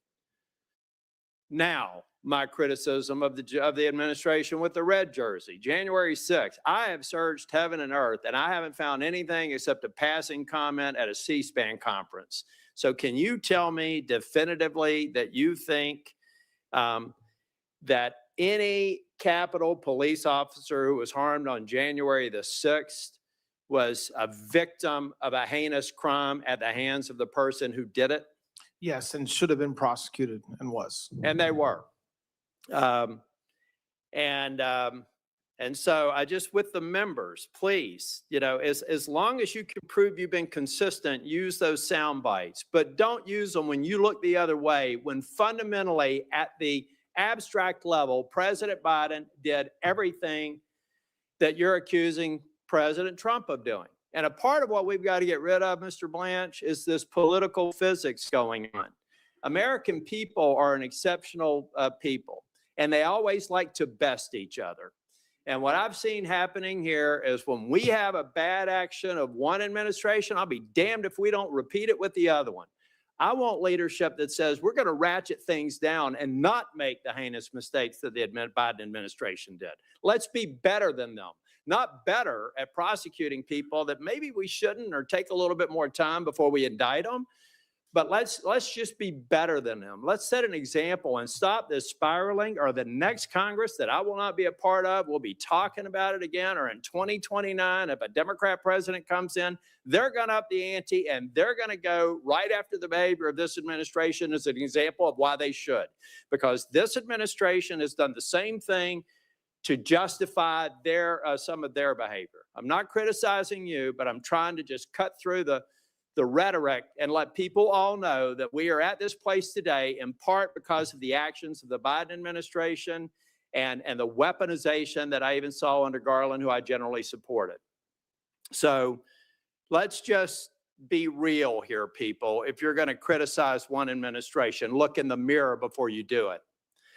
Now, Mr. Blanche, I want to stick a fork in this turkey of a 1776 fund. And you've said that it's moot. I've had colleagues here, attorney. I'm not an attorney. I'm a business consultant. I see a problem. I want to solve it. This is a problem.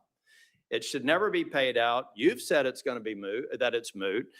Others, these smart attorneys that I'm surrounded by, think that the courts are probably going to deal with it. But why should we waste the court capacity on this issue? If I could walk to the Senate floor with an agreed to piece of text coming from the administration that just renders this whole thing dead, gone. I don't need a Probst language. I don't need a statement from the administration. All I need is language to say, everybody around here said it's over. So why can't we agree to language that I can walk down the Senate floor and get a UC and dare the Democrats to oppose ending this, and dare a Republican to if the president supports it? Why is that a bad strategy? It's not. I mean, certainly the Department of Justice and the White House has worked with you and your colleagues to come up with language. We do not object that path or including it in some other. I want to make the distinction, though, because I know that Senator Collins and the appropriations team are working on this language. But you've already, I don't know if you've been paying attention to Congress. You've got your own job to do, but we're not necessarily getting along really well right now on the party lines.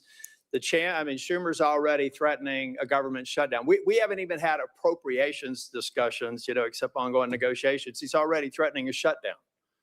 So that language could be in a bill that's dead on arrival because nobody's going to do it. My question is, who on earth, who in this Senate chamber would raise an objection if we were able to put something on the floor that ended this debate. The only reason I think that a Democrat would be opposed to it is they love milking this thing for what it is. I want to stick a fork in it. And can I get your commitment to maybe provide us with some technical assistance on what that language would look like? Absolutely. Thank you. Mr. Blanch, I did want to just echo, and Mr. Chairman, I know I caught him off guard, or if I can seek unanimous consent to put into the record the letter that Senator Cornyn and I sent to Mr. Blanch. Without objection. So that's the letter on the issue that Senator Britt most recently brought up. I think there's a way to solve that, and I have confidence in your ability to do it, Mr. Blanch. But it is very important. And I guess for the purposes of back to the pardons, I get pretty emotional about that.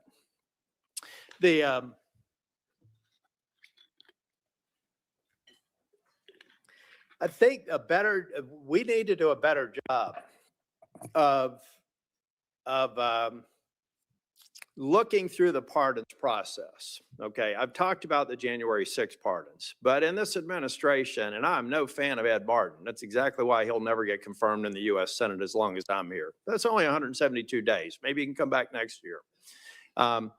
But I think the pardons process is something else we have to look at.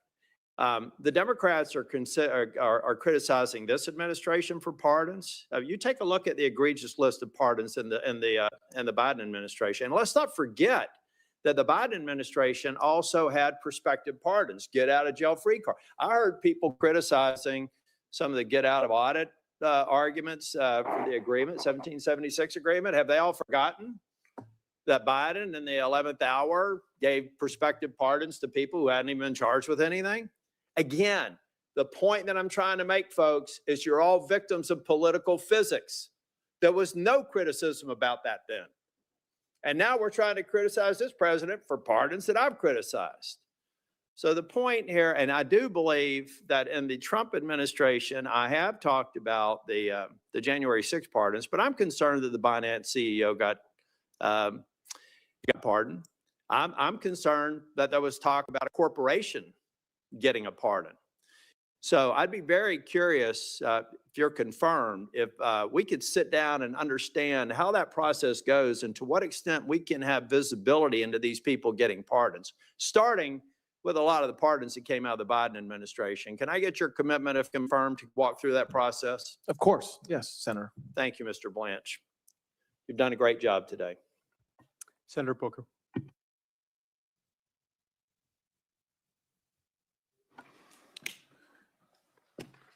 Good afternoon, Mr. Blanch. Good afternoon. Our president has a very well-documented history of attempting to corruptly influence government officials to advance his own personal interest. He called the Republican Secretary of Georgia asking him to find enough votes to overturn the election. He withheld military aid to pressure Zelensky to investigate Joe Biden's son. For these things, he has been impeached. He's been criminally convicted in Georgia, indicted in Georgia, because he uses his power to unjustly influence people.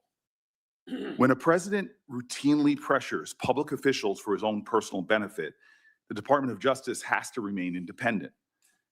This brings me really to you, and I think what has you at the center of so much concern is that you seek to lead the Department of Justice after being the president's personal lawyer.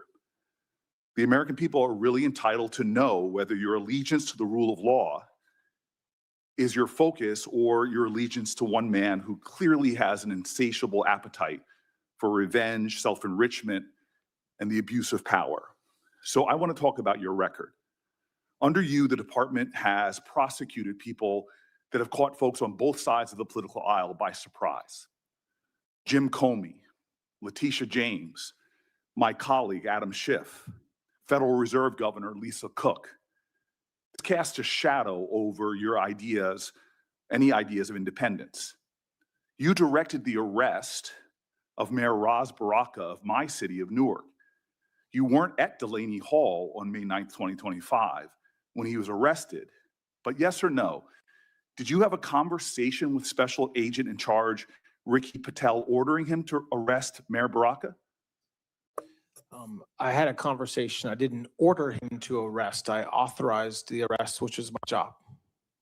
So you were not there, and we have body camera footage of him then moving and saying, "We are arresting the mayor right now per," this is his quote, "the Deputy Attorney General of the United States." I want to put that into the record, your comments there. And the district court, assessing all of your conduct, admonished the Department of Justice. This is the quote of the judge, the federal judge. "Your role is not to advance political agendas. Your allegiance is to the impartial application of the law and to uphold due process for all." But this is just one example cited by over 1,200 current and former Department of Justice officials appointed under presidents of both parties who warned that you should not be in this position because of your inability to be independent from your personal allegiance to Donald Trump over the rule of law. I met yesterday with Epstein survivors. Some of them are here in the room today. Congress, in a bipartisan fashion, passed the Epstein Files Transparency Act because the American people were demanding justice. Yet you failed to abide by that law and release the files by the deadline established by the law. And when the files were finally released, you failed to protect the survivors that law was intended to protect. Survivors' personal information, including names, phone numbers, home addresses, and images were released. Powerful people were redacted. Survivors were subjected to re-traumatization. More than 1,200 victims, yet only 2 people have ever been prosecuted, Jeffrey Epstein and Ghislaine Maxwell. Now, I was stunned earlier by your conversation with one of my colleagues that you wouldn't even commit to meeting with the survivors, but you did meet with Ghislaine Maxwell. Your claim that you can't meet with these victims because they're represented by counsel is utter nonsense. Counsel can be present or a client can waive their right to have counsel, but you're a lawyer. You know this. That was not truthful what you said to my colleague. You said that they should meet with the FBI. All of these women have reported their crimes decades ago, but yet you won't meet with them. What you will do is meet with Ghislaine Maxwell. Over a year ago, you sat with her and you publicly said you were seeking the truth. So let's talk about what that 2-day meeting produced. Did your interview with Ms. Maxwell lead to a single additional person being charged, yes or no? No. Did it lead to a single new investigation, yes or no? I can't talk about whether there's any investigations. I'm not asking you about an ongoing or closed investigation. I'm just asking you I about can't this answer your unusual. question, yes or no. Did you or anyone else from the DOJ or associated with the president discuss a presidential pardon with Ghislaine Maxwell or her attorneys? No. Did you discuss clemency, yes or no? No.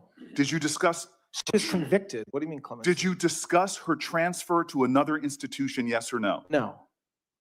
Well, just 1 week after your meeting, Ms. Maxwell was transferred from a low security federal institution to a minimum security prison camp. Were you involved with that transfer? When, as I've talked about before, in the time leading up to me going down to meet with her, we learned that she was receiving threats. It turned out. When we I'm were going to there, interrupt it you turned out- for a matter of time because. Okay, well, it's not a question I can answer apparently in the Sir, time you're giving me. I'm going to tell you this because I deal with issues of criminal justice. When people are under threats in a Bureau of Prison facility, they're put into solitary confinement or protective. They're not moved to a camp. That's not always true. It is. You're Well, just what is wrong. what is true is someone that is accused of child sex trafficking under the Bureau of Prison's own policies is not put in a facility like this that seems clearly like a reward. The Department of Justice is also responsible that powerful corporations play by the same rules. Let's take a proposed merger between Paramount, Warner Brothers, and Discovery.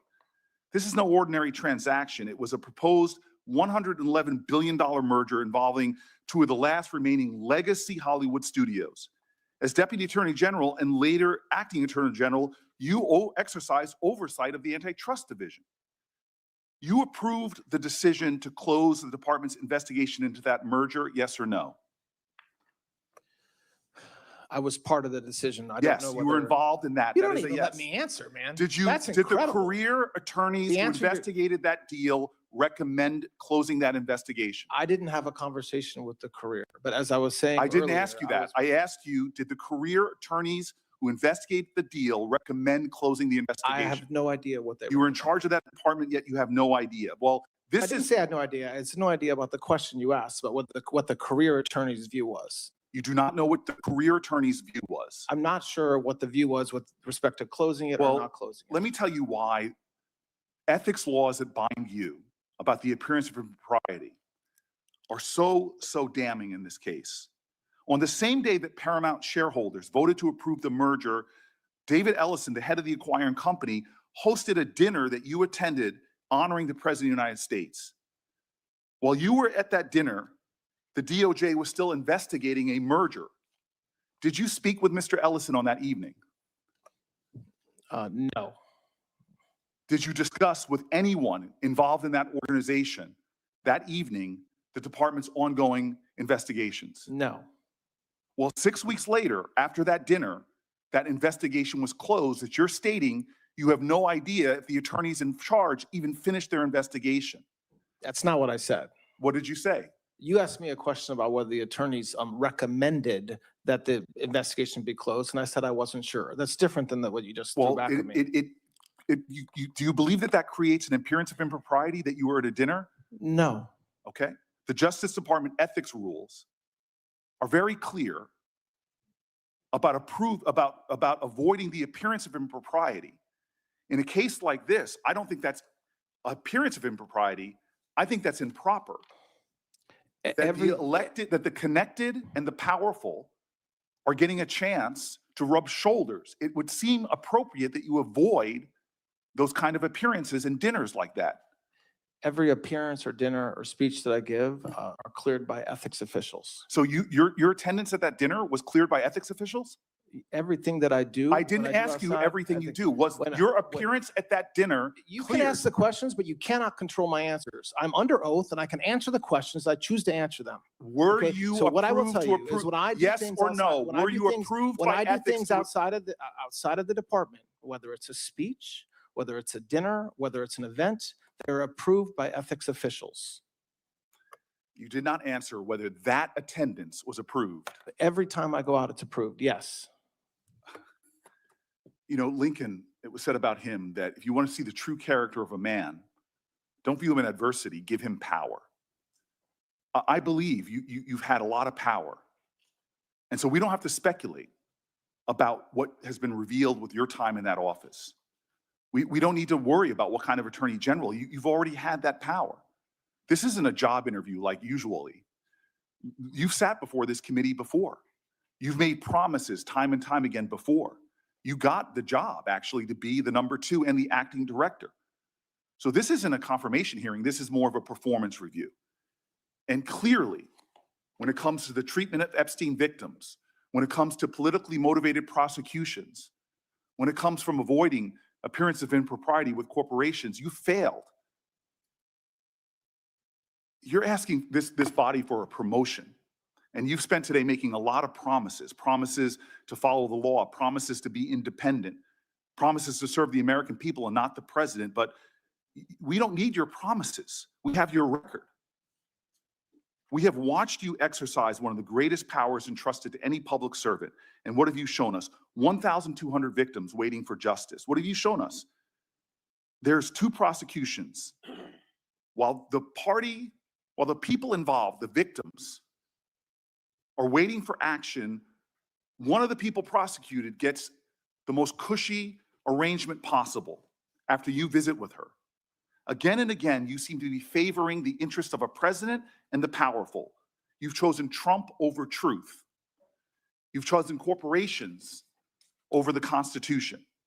And you failed to meet the test. I'll say this in closing. This is why your nomination should fail. The Attorney General's client is not the president. It's the American people. You've been protecting one man for most of your career, for years and years and years. He has demonstrated himself to put undue pressure. This is why he was impeached. This is why he was criminally indicted. If your record and your testimony today should show us anything, it should show you, in my opinion, that you should not be confirmed to this job. Thank you, Senator Booker. Before I commence with my questions, I've been asked by Chairman Grassley to enter something into the record. On behalf of Senator Grassley, I'd like to enter into the record a letter supporting Mr. Blanch's nomination. This is from the Newark Police Superior Officers Association, which represents the leaders of the Newark, New Jersey Police Department. The letter touts Mr. Blanch's experience, character, temperament, and leadership. It goes on to state, quote, Mr. Blanch has consistently demonstrated an unwavering commitment to the rule of law, the fair administration of justice, and the constitutional rights afforded to every citizen, including the due process rights of law enforcement officers. Throughout his distinguished legal career, he has earned a reputation for integrity, professionalism, sound judgment, and respect for the rule of law. These qualities are essential for the nation's chief law enforcement officer, close quote. Without objection, I will enter this into the record. Mr. Blanch, at the outset, earlier you were asked by one of my colleagues about the settlement agreement and about the definition of some of the terms. Now, as I've been going through that, it seems to me that some of those terms were defined earlier in the agreement, albeit not in the section of the agreement that you were shown on the board. Is that correct? Yes, Senator. And those make a difference, do they not, to the nature of the question asked to you? Yes, of course. Yes. You have no reason to believe that the so-called weaponization fund will continue because of the settlement agreement. Is that correct? I am confident it will not. Right. Okay. During the previous administration, we saw an unprecedented and unfortunate weaponization of the U.S. Department of Justice, an institution near and dear to my heart, as I know it is to yours, and an institution that's got a long and storied reputation for impartiality. Public trust in law enforcement plummeted as a result. That should concern every member of this committee and indeed every American. The Arctic Frost investigation swept up more than 400 Republican-aligned groups and individuals with blanket investigations, fishing expeditions in some instances designed to intimidate and silence conservative voices or anyone deemed not favorable to President Biden and those who served with him. Investigators even violated the sanctity of Congress in a brazen move that tramples on all sorts of protections, including the fundamental separation of powers. As Chairman Grassley's investigation continues, just yesterday, we learned that Jack Smith's team bypassed a required filter review and directly accessed the text, not metadata, not information about who texted who and what time they did so, but the actual content, the substantive content of texts of 44 members of Congress, 6 of them on the Senate Judiciary Committee, all without notice in a baseless fishing expedition. This was un-American, and it comes uncomfortably close to spying on a co-equal, coordinate branch of the U.S. government. As you know, protecting individual liberty and our constitutional rights is a top priority of mine. I appreciated your testimony in May before the CJS Appropriations Subcommittee, in which you called the secret collection of phone records from a dozen members of Congress, quote, the worst form of abuse, close quote. I sponsored the bipartisan NDO legislation long before Arctic Frost, and I believe this must be fixed, no matter who holds the presidency, in a way that protects all Americans. In fact, this calls upon us, this underscores the need to pass that NDO reform measure. What steps have you already taken in your capacity as Deputy Attorney General and now Acting Attorney General? And what reforms do you plan in the future to end these practices and this trend of weaponization within the department? Thank you, Senator. Well, there's a number of things we're doing. Most significantly, it's getting materials together and being transparent with this body and this committee like we did recently with the emails that you just referenced. Because one of the best ways that we can make sure we never do again what we did before is by exposing ourselves and letting the American people see what we did.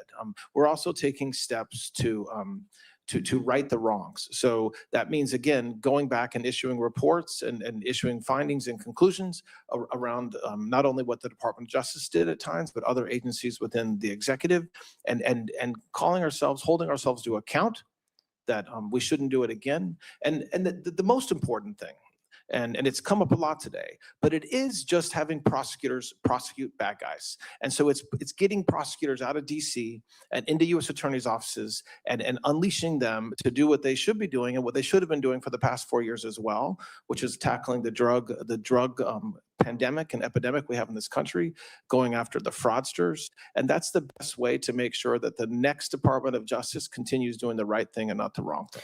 That's wonderful. Sometimes when you're doing the things that are not supposed to be done, you're not doing the things that are supposed to be done. I appreciate your efforts in that regard.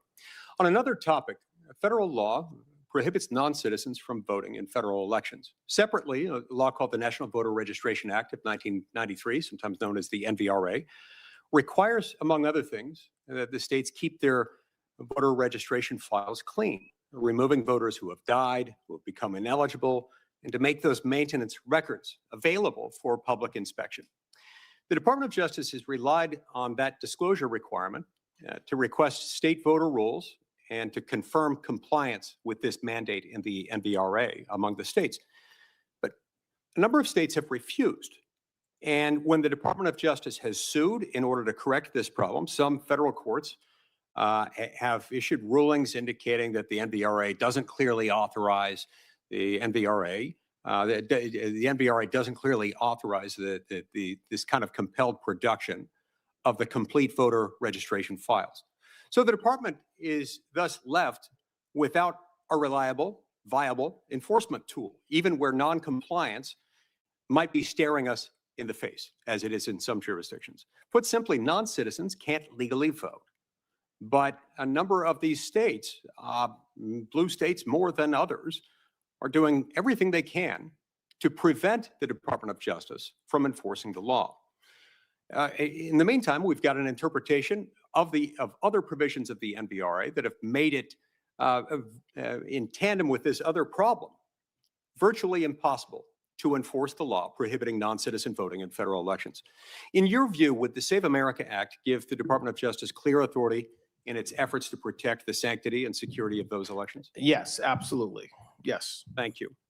I appreciate that very much. This is a very important issue. Now, under your leadership, the Department of Justice fraud enforcement has seen some real success. You've got a lot of success stories under your belt already. Can you describe how you're leading that effort in the department to combat citizen fraud, healthcare fraud, and fraud in taxpayer-funded programs and organizations? Yes, we're making it a high priority. We're working with the White House and the Anti-Fraud Task Force and unleashing, again, having prosecutors focus on fraud. And so that means working with inspectors general, that means working with the FBI, DHS, to get these cases, take them to prosecutors. The fraud division itself is being built up. We've already had tremendous success just in the past 4 weeks in recovering billions of dollars that had been stolen from the FISC. And this is work that is just starting. We've always done fraud cases. This isn't a new thing for the Department of Justice to do, but the focus on these fraud cases and the focus on every U.S. attorney having multiple prosecutors focused on going after fraud cases is something new. And it's something that is important to President Trump, and it should be important to everybody, not a Republican or Democrat issue at all. And that's why we're doing it. Shifting gears a little, tell us just very briefly about what the department's doing under your leadership to protect children from predators. Listen, there is no greater responsibility prosecutors have than protecting our most vulnerable. And so we recently stood up, I have a leader, she's here today, running our task forces going after any sort of human trafficking or child predators in those cases, making sure we're coordinated. We are, again, focusing AUSAs on going after these cases. We've seen multiple investigations leading prosecutions and even multiple sentences at this point, starting since we first took office over a year ago. And again, this is about spending resources where they should be spent. So instead of spending time in DC working on cases that we really have no business working on, we are out in the field protecting our victims, protecting children, and going after the predators that are in every community and putting them in federal prison. I'd like to turn now briefly to Section 702 of the Foreign Intelligence Surveillance Act, FISA 702. And I want to address some of the repeated claims made by some of my colleagues that our intelligence collection under 702 would go dark when the statute lapsed as of midnight on June 12th. As you know, Section 702 operates under year-long certifications approved annually by the FISA court. Is that correct? Yes, that's correct. And the government most recently obtained approval of its 702 certifications in March of this year. Is that correct? It did, yes. So those certifications remain valid until they expire, right? Correct. And they don't expire until midnight on March 16th of 2027. Is that correct? That is correct. Okay. So in the event that the telecommunications providers don't comply, the FISA court can and would compel compliance and impose fines. Isn't that right? We would certainly try, yes. Okay. Thank you. I want to echo briefly what my colleague, Senator Coons, has commented with regard to the Safer Supervision Act to ensure that supervised release is focused on those who need it, promoting both efficiency and public safety. So thanks for your comments on that. I really appreciated those. And then also, some of my colleagues have mentioned a recent court order in the case regarding the leak of President Trump's tax returns and the ensuing settlement. Responding to that opinion, was there any improper coordination of any kind between the Department of Justice and the Trump team as to this settlement? No, not at all. Okay. So, in fact, the case itself was settled based on an apology without any compensation being awarded, without the president receiving a penny. Isn't that right? Correct, and completely consistent with the Federal Rule of Civil Procedure 41, which absolutely allows what happened here to happen. It happens in hundreds, if not thousands of cases around the country every year. For any entity, whether it's the U.S. government or otherwise, that's been sued for $10 billion or any significant sum of money. That seems like a pretty darn good deal. I see my time's expired. I believe Senator Padilla is up next. Thank you, Mr. Chairman. Mr. Blanche, welcome. Do you believe every human life is sacred? Can you repeat that, Senator? Sorry. Do you believe that every human life is sacred? Yes. So do I. A lot of my colleagues have made remarks about our colleague who recently passed. This last week, we've also seen Lorenzo Salgado Araujo fatally shot by an ICE agent during an enforcement operation in Houston. Earlier this week, Juan Sebastian Guerrero was killed in another fatal ICE-involved shooting in Maine.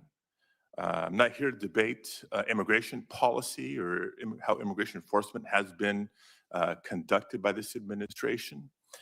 My questions are specific to law enforcement policy and best practices. Given that these are officer-involved shootings, federal officer-involved shootings, what role should the Department of Justice play in ensuring independent and transparent review and investigations over these incidents? It depends on the agency that the law enforcement officer was a member of. So if it's a FBI agent as opposed to an ICE agent or an HSI agent, and the role that we should play depends. It depends on the conduct. Normally, each agency has their own procedures for investigating any type of shooting, and it usually involves their inspector general or an internal office. At some point along the way, the DOJ I don't want to cut you may play a off too quickly here, but I want to come back to that point. But first ask, should state and local law enforcement be involved in ensuring that there's an independent investigation of these incidents? I mean, it depends. I think there's a lot of times when state and locals should definitely be involved, but I don't think unequivocally state and local have to be involved for independence. Of course not. Here's the bottom line why I'm asking these two questions. Because in prior incidents, reference Minnesota earlier in your testimony, Alex Preddy and Renee Good were also fatally shot. And as far as we can tell, it's been months and months, there's been no justice in these cases. As far as I can tell, those officers were not fired. They have not faced any charges. So it does undermine any confidence anybody should have in the Department of Homeland Security's ability, through the Inspector General or otherwise, to investigate its own. So I come back to the question, what should the role of the Department of Justice be when there's federally officer-involved shootings? Well, I very much disagree with the statement you just made. The mere passage of time between January and today doesn't mean there's no justice. It doesn't mean that so these investigations do take time. And as Senator Klobuchar talked about, and it's her state, we meaning the federal government, have worked with the state and I do locals want in to that case. move on to other issues, but here's what I see. No justice, clear justice, and I get investigations take time, but no justice. In those two cases, what we have seen is people continuing to die, not just in detention facilities, but on the streets of America. Next topic, coming back to January 6th. There have been several of my colleagues who've asked about the quote unquote slush fund. Do you personally believe that someone who forcibly entered the US Capitol, assaulted law enforcement, should be rewarded with taxpayer money? Yes or no? I can't answer it yes or no, but if you want the answer, I think that the fund that doesn't exist anymore set up parameters where no, somebody that you just described would likely not recover funds. Which brings me to my other point, because several members have asked, and I know Senator Tillis specifically focused on the weaponization slush fund and language versus declarations versus appropriations bills on how to undo this. I also need to be clear that January 6ers should not be able to seek payouts from other sources, including the Federal Tort Claims Act.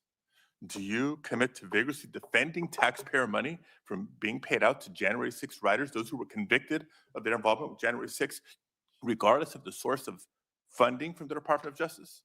You're talking about a statute that exists and it allows anybody to seek to file a suit against the United States. So I can tell you, we always vigorously defend our cases, but I can't speak to a particular case. Well, we know of this filing the is a statutes. hypothetical. There's been at least 4 letters that I've signed on to, along with Senators Durbin, Klobuchar, and Whitehouse, who asked earlier about the status of January 6 riders seeking payouts from the department. When can we expect responses to those letters? When you say status, you mean those that have filed cases in court? I don't know what that means. The status of their request for payouts being reviewed, approved, or not? I think anybody, including January 6 defendants, can file a claim under the Federal Tort Claims Act, and I think some of them have. Those cases are ongoing. They're publicly available on ECF. And I know some people would suggest, well, they've all been pardoned for their crimes on January 6th, and so this may be fair game. Are you aware that at least 97 January 6ers have been accused of new crimes since January 6, 2021, including violent crimes, by the way, child molestation, et cetera? That sounds like the worst of the worst to me. If anybody commits a crime, they should be investigated, arrested, and prosecuted. So if you're talking about people that committed federal crimes and they happen to have been pardoned before, they should be arrested and prosecuted. Yes. Well, I look forward to that as well, and we'll follow up in questions for the record. Mr. Blanch, during our courtesy meeting a few weeks ago, you said that, quote, independence of the department was a misnomer in the context of the Department of Justice because the president sets policies and priorities, and your view, the Department of Justice must enforce the law in a way that carries out the president's goals. Do you recall that conversation? Yeah, I definitely did not say that, but nice try. No, that's exactly what I recall from our conversation. So I want to be on the record saying, Well, I'm I happy to tell you disagree. what I said to help your recollection. So the Department of Justice should be independent or not? I think as I said earlier, the Department of Justice is under the executive branch. If confirmed, I will be member of the president's cabinet. So absolutely, my obligation is the American people and the rule of law. So we'll But talk that about the being if said, con- I am a member of the cabinet of the president of the United States. We'll talk about the if confirmed in a minute, but let me also point out the Department of Justice's own website states right on the homepage that what the department's core missions is independence and impartiality. So let me bring a specific example. Last fall, President Trump issued a statement for National Domestic Violence Awareness Month, where he said, quote, I am steadfastly devoted to uplifting survivors of domestic violence and ensuring they know they are never alone and that help and support are always within reach. End quote. Sounds like a statement that we'd all agree with. But the Office of Violence Against Women is a vital component of the Department of Justice that administers grants to organizations that provide services for victims of domestic violence, sexual assault, dating violence, and stalking. It provides critical resources to organizations that support victims. Yes or no? Are you aware that the office is substantially delayed in notifying grant recipients of awards that were intended to begin October 1st of last year? We are rolling grants out on a rolling basis, and we continue to do so. We will continue to do so. We didn't have the grants authorized till January of this year. And it's now July. It's been 6 months. Next, yes or no question. Are you aware that as a result of the delays, many organizations have been forced to lay off staff and reduce services for domestic violence victims? Yes or no? I am not aware of that. No. Okay. We're happy to provide you information and cases. Are you aware that many notices of funding opportunities for the fiscal year 26 have yet to be posted for grants that are supposed to begin on October 1st of this year?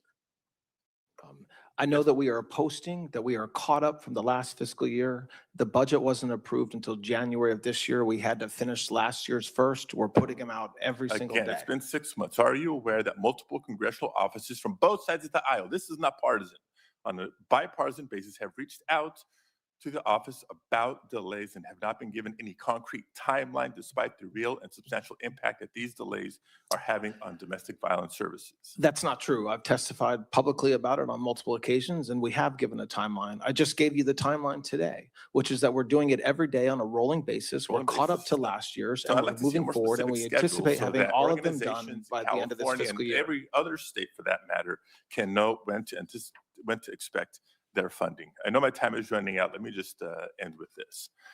Mr. Blanche, it's the duty of the Attorney General of the United States to, quote, operate free from partisan consideration and protect citizens' rights to equal justice. But what I've heard today fails to inspire much confidence in your ability to carry out that duty or to put federal law before loyalty to the president. I add to that facts from the judiciary. District courts in 31 cases have recognized that the administration has violated court rulings. The Solicitor General refuses to rule out, refusing to abide by court rulings this circuit court rulings that they disagree with. In immigration cases alone, the administration has admitted violating court orders in the District of New Jersey alone more than 50 times. This does not sound like a Department of Justice. The American people deserve better. And a lot of nominees come before us and say, well, if I'm fortunate enough to be confirmed, then this or that. I'm not buying that. I know you're not confirmed for the top spot. You're acting in the top spot. You were the number 2 from nearly the beginning of the term. Yes, a lot of this accountability falls on your shoulders. The American people deserve an attorney general who put the Constitution above political retribution. I don't think you're fit for this job. Thank you, Mr. Chair. We'll go next to Senator Moody. Before we do that, I've been asked by Senator Grassley, the chairman, to enter into the record a letter supporting Mr. Blanche's nomination from the United Coalition of Public Safety, which represents many of the nation's largest law enforcement organizations and tens of thousands of law enforcement officers across the country. The letter highlights both Mr. Blanche's qualifications to serve as Attorney General and his unique approach to the criminal justice system. It states, quote, "We believe Mr. Blanche will serve with honor, fairness, and a steadfast commitment to the rule of law. His leadership will undoubtedly enhance collaboration between law enforcement and the Department of Justice, ensuring that our communities remain safe while reinforcing public confidence in our own system. Without objection, this letter will be admitted into the record. And Senator Moody, you're recognized. Thank you, Mr. Chairman. Good to see you again and get to talk with you about your nomination, Mr. Blanche. And everything that I warned about in my introduction seems to be proving true, that good faith and nuance is just going to be thrown out the door as a price to be paid for clicks and tweets and promotion of some partisan agenda today, because I can now quote from one of my colleagues, they said to you, protecting one man for most of your career. Would you define your career as protecting one man, Mr. Blanche? And if not, why not?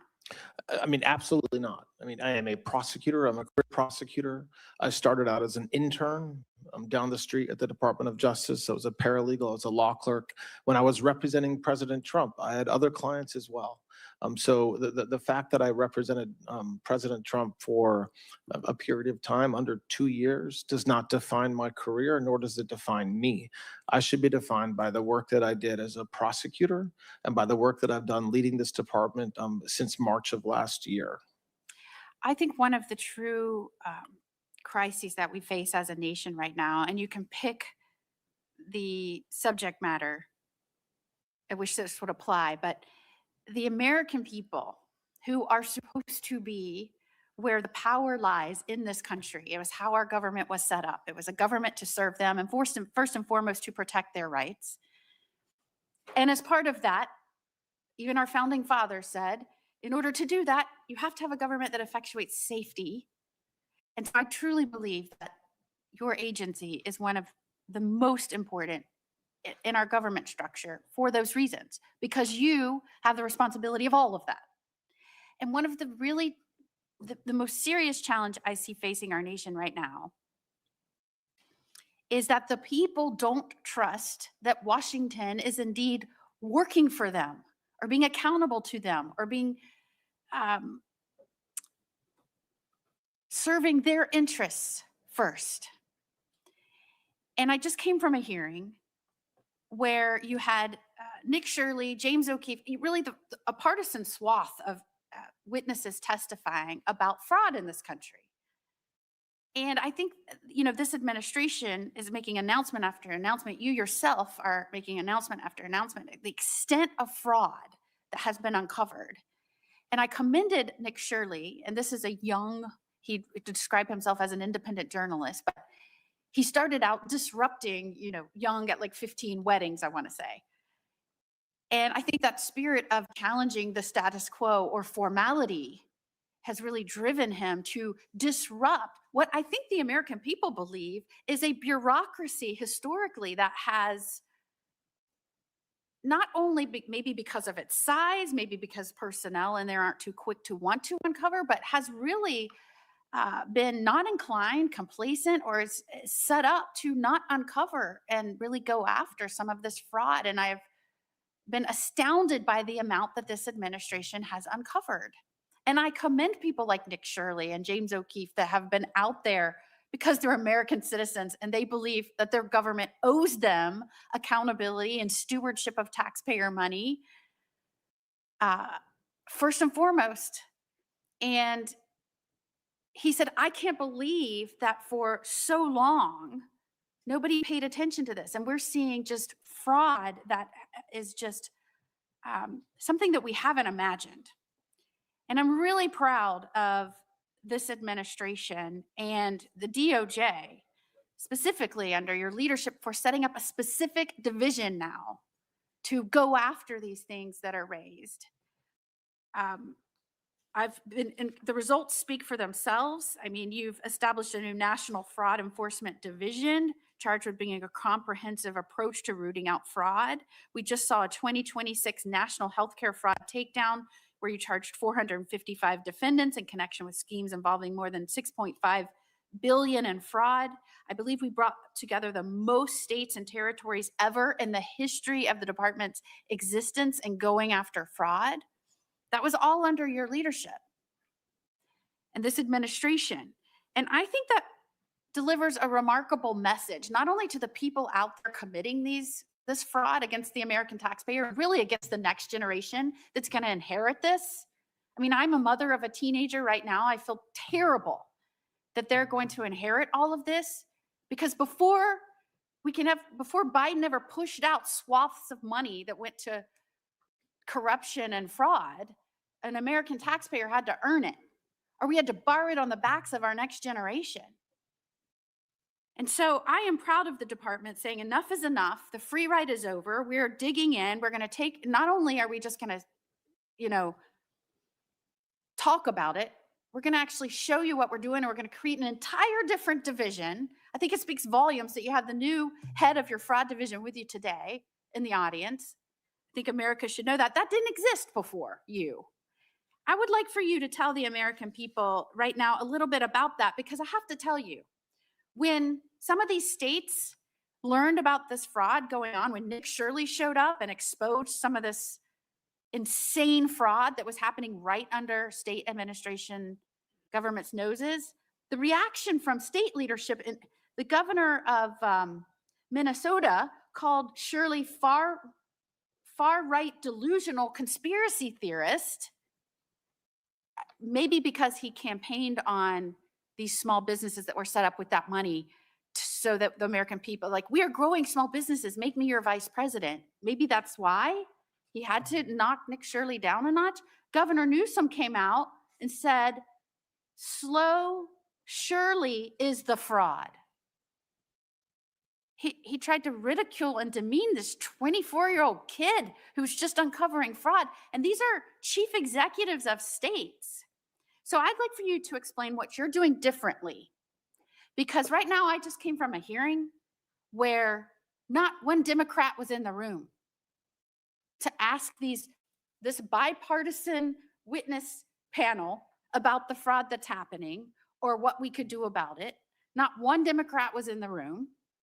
And we've got elected officials around the state, when people are trying to bring it to their attention, calling out the people bringing it to their attention. And not only that, trying to pass legislation to stop them uncovering it. In California, they have a Stop Nick Shirley Act, which should be called the Protect Fraudsters Act, I assume. But tell us what you're doing different and how you're going to work to uncover and root out and go against criminals in these states where these elected officials are complicit, maybe aiding and abetting, because they're going after the people that are trying to raise the issues. Yes. So before we talk about California and Minnesota, it's worth talking about states that are working with us. So places like Florida, places like Ohio, where we're working closely with the local government, getting information about individuals who are committing fraud, applying for money from the federal governments, where the state serves as a pass-through. And what President Trump and the Vice President did last fall was said, enough is enough. We need an all-out government approach to combat fraud. And so part of that is our new fraud division. And the work that they're doing is exactly what you just described. And some of the stuff that Nick Shirley has uncovered has been incredible. But it's going into these states and identifying, at this point, just low-hanging fruit. So fraudsters that have set up daycare centers, that have set up autism centers. And leering centers. maybe. Learning centers. Hearing Centers, everything. And all they're doing, and there's no patience. They're just collecting money off the backs of taxpayers. And then you have, it's true, the governor of Minnesota did nothing but obstruct our efforts month after month. And then when we did a takedown and we executed a law enforcement action on a given day, he hopped onto X and said he was happy to partner with us. He's not partnering with us. He's not working with us. And so that's very disappointing. The same thing with the governor of California, where the amount of fraud that's being stolen out of the generosity of taxpayers around this country is in the billions of dollars. But listen, without talking about that, what we can say that it's extraordinarily positive is that we have arrested hundreds and hundreds of fraudsters just this year alone. And we've got a lot more to do between now and the end of the year. And that's the work of, again, our federal agents, our inspector generals, DHS, HSI working with us, FBI, and then our prosecutors who are now have been given full authority and have been unleashed to tackle this problem. There is no fraud too small. Colin McDonald says it, and it's right. If you commit $1,001 of fraud, you should expect to go to federal prison. And we're going after the biggest fraudsters and the smallest fraudsters, because any dollar that's taken inappropriately is something that this Department of Justice won't tolerate. So it's a big effort, and it's going to take a lot of work. We're hiring a lot of prosecutors. We're using a lot of AUSAs around the country, but I expect that we'll continue to see the results that we're already seeing. So thank you very much for the work that you guys have done as well to help facilitate our success there. Thank you, Mr. Blanch. Senator Welch. Thank you very much, Mr. Chairman. Thank you very much, Deputy Attorney General. I want to talk to you a little bit about the Anti-Weaponization Fund. Just by way of background, you've had a long-standing relationship, of course, with President Trump, served as his personal criminal attorney, right? I met him for the first time a couple years ago. Right. And in the course of your representation of the president, you earned over $9 million, correct? Well, my law firm was paid that much. I had 6 or 7 lawyers. Well, that was in your financial disclosures. I don't have a problem. No, with I was paid it. Sorry. But I'm saying it went to my law firm. I had employees. Right. It's been raised that you have a close relationship with the president, but you're entitled to that. And the president is entitled to appoint as Attorney General a person in whom he has some trust. So that's not an issue for me. But on the Anti-Weaponization Fund, there is the question of whether a president who is suing the taxpayers, the IRS, for $10 billion, and where his formerly personal lawyer is representing the taxpayers, is there a conflict of interest? And my understanding is that before you actually got here, you did get ethics training when you were, after you were acting Deputy Attorney General, correct? Yes. And my understanding is that you were advised that you should not be engaged in matters that affected President Trump in his individual capacity. Is that correct? No, I'm not sure what your understanding is based upon, but no. There's very clear ethics rules that I was required to follow that I do follow. It's based on a letter from Mr. Terrell, and you received normal ethics training. Yes. And normal ethics includes that you do not represent someone with whom you have been representing them before in a personal matter, right? I'm not trying to get uber technical, but there are very technical rules around the Let me- ethics requirements, and I follow them. All right. Well, maybe you could provide us with what the ethical materials. I can tell were you that right were now if you're provided.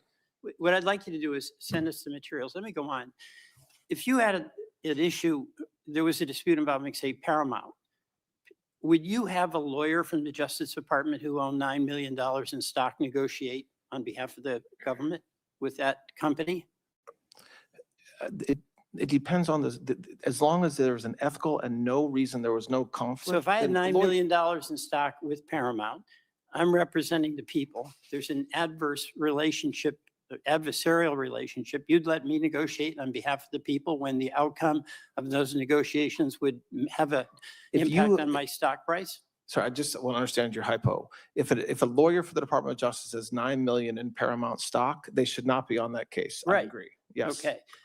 And, you know, what happened here with the president that's so mystifying to many of us, it would be analogous if the governor of Vermont sued the Department of Taxes for $10 billion. And we don't appoint attorney generals, but in New Hampshire they do, but let's say we did.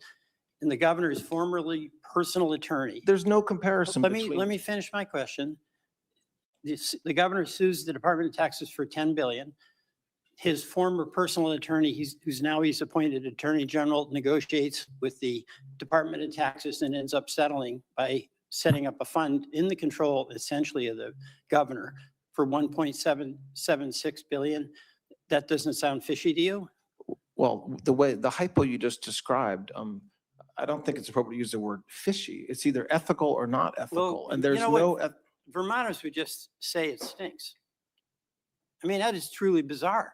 The chief executive gets his appointed person who was formerly his personal attorney to negotiate on his behalf, where at the end of the day, taxpayers are going to pay. So I'll just leave it at But that. the other thing I'll correct though is you use the word as if I negotiated. I wasn't part of the negotiation, which I've said before. Your so- department is. You had to sign Yes, off on it. that's true. That is your signature. Yes, that is my So whether, signature. I mean, look, you're at the top of the pile here. So Yes. you don't get involved in all the phone calls and all the details. But at the end of the day, you have to do due diligence and satisfy yourself that you in good faith can sign off on the agreement. Correct. And you did.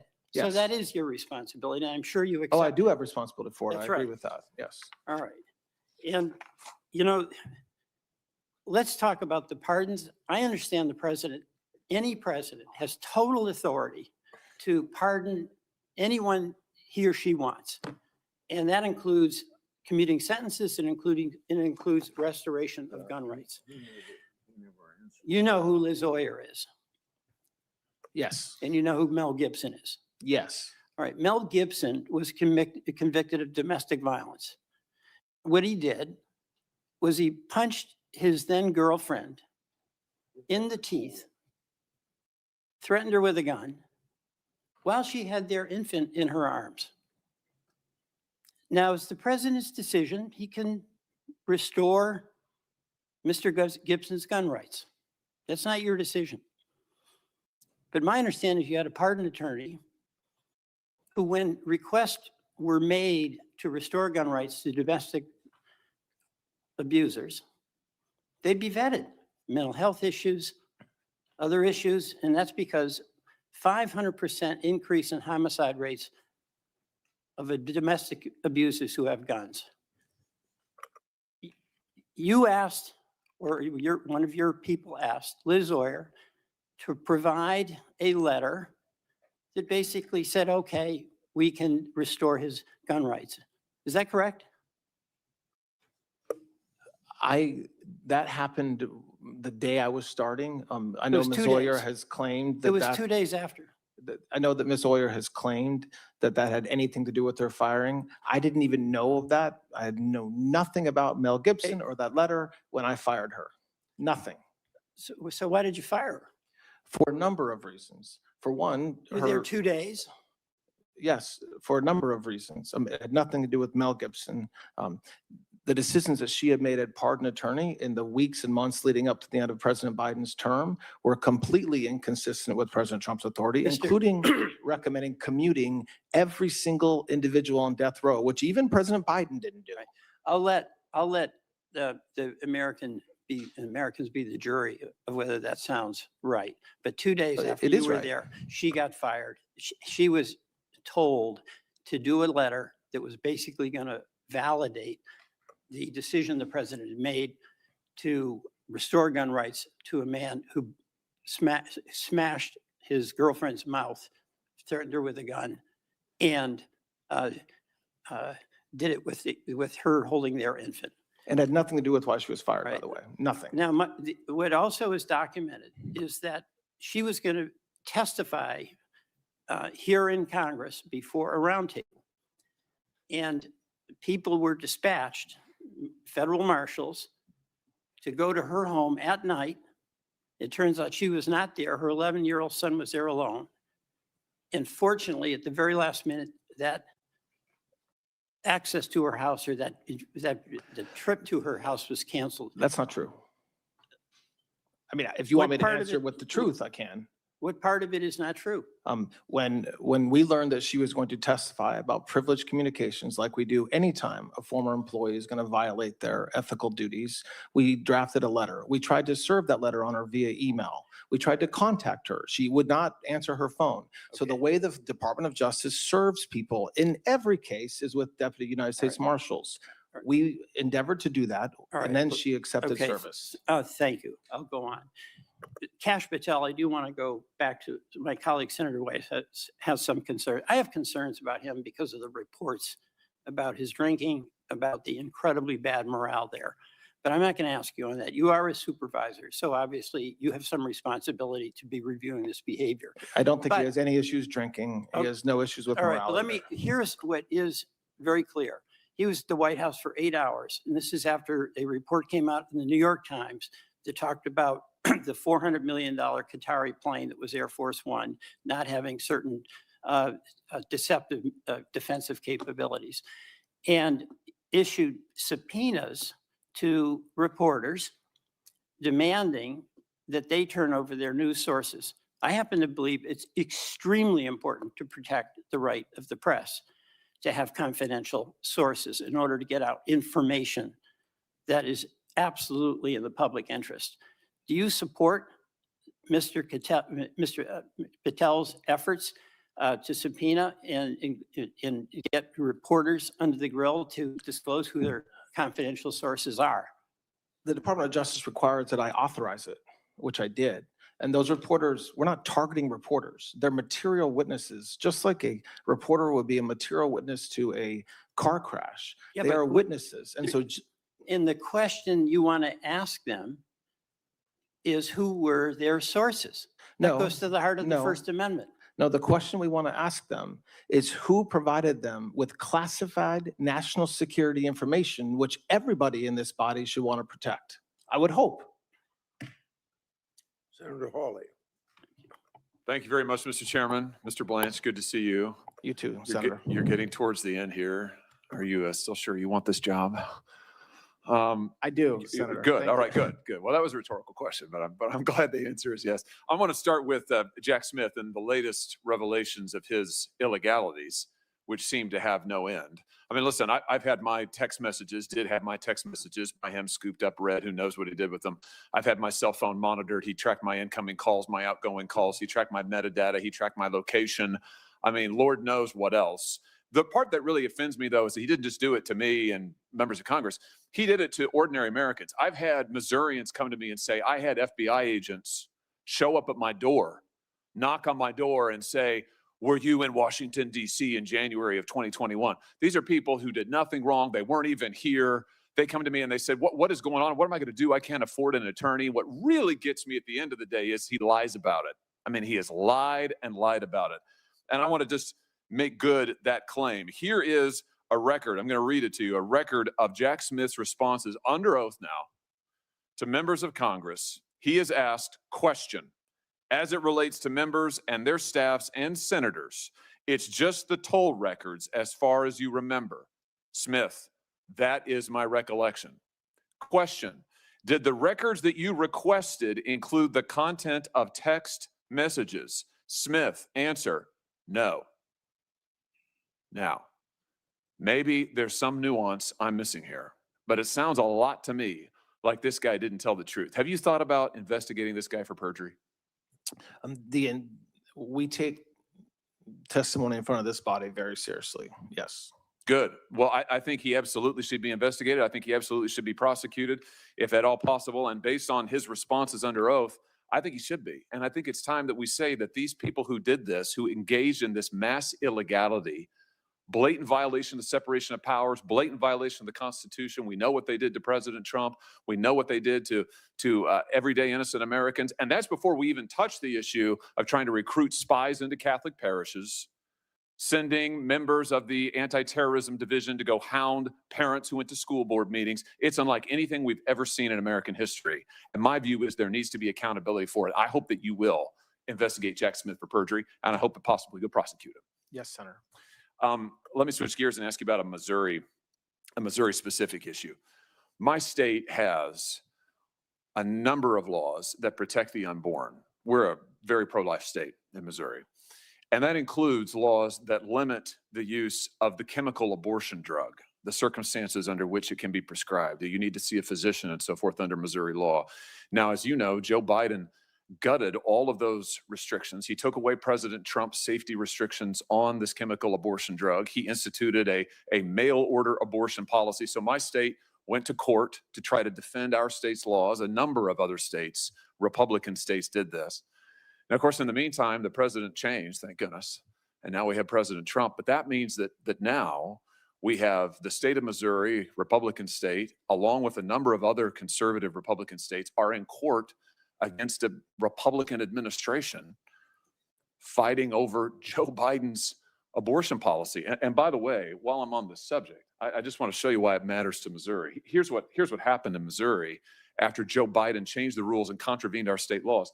Look at the abortions. I mean, dramatic increase, because under Joe Biden's abortion rules, it doesn't matter what your state law is. Doesn't matter what the voters in my state do. You can just mail in this abortion drug, no prescription, no follow-up visits for the mother, no medical support at all. You mentioned this earlier, I think. You can mail these in from overseas, from India, for heaven's sake, and that's where many of them come from. Nationally, we see the same thing since Biden put his policy in place. Massive increases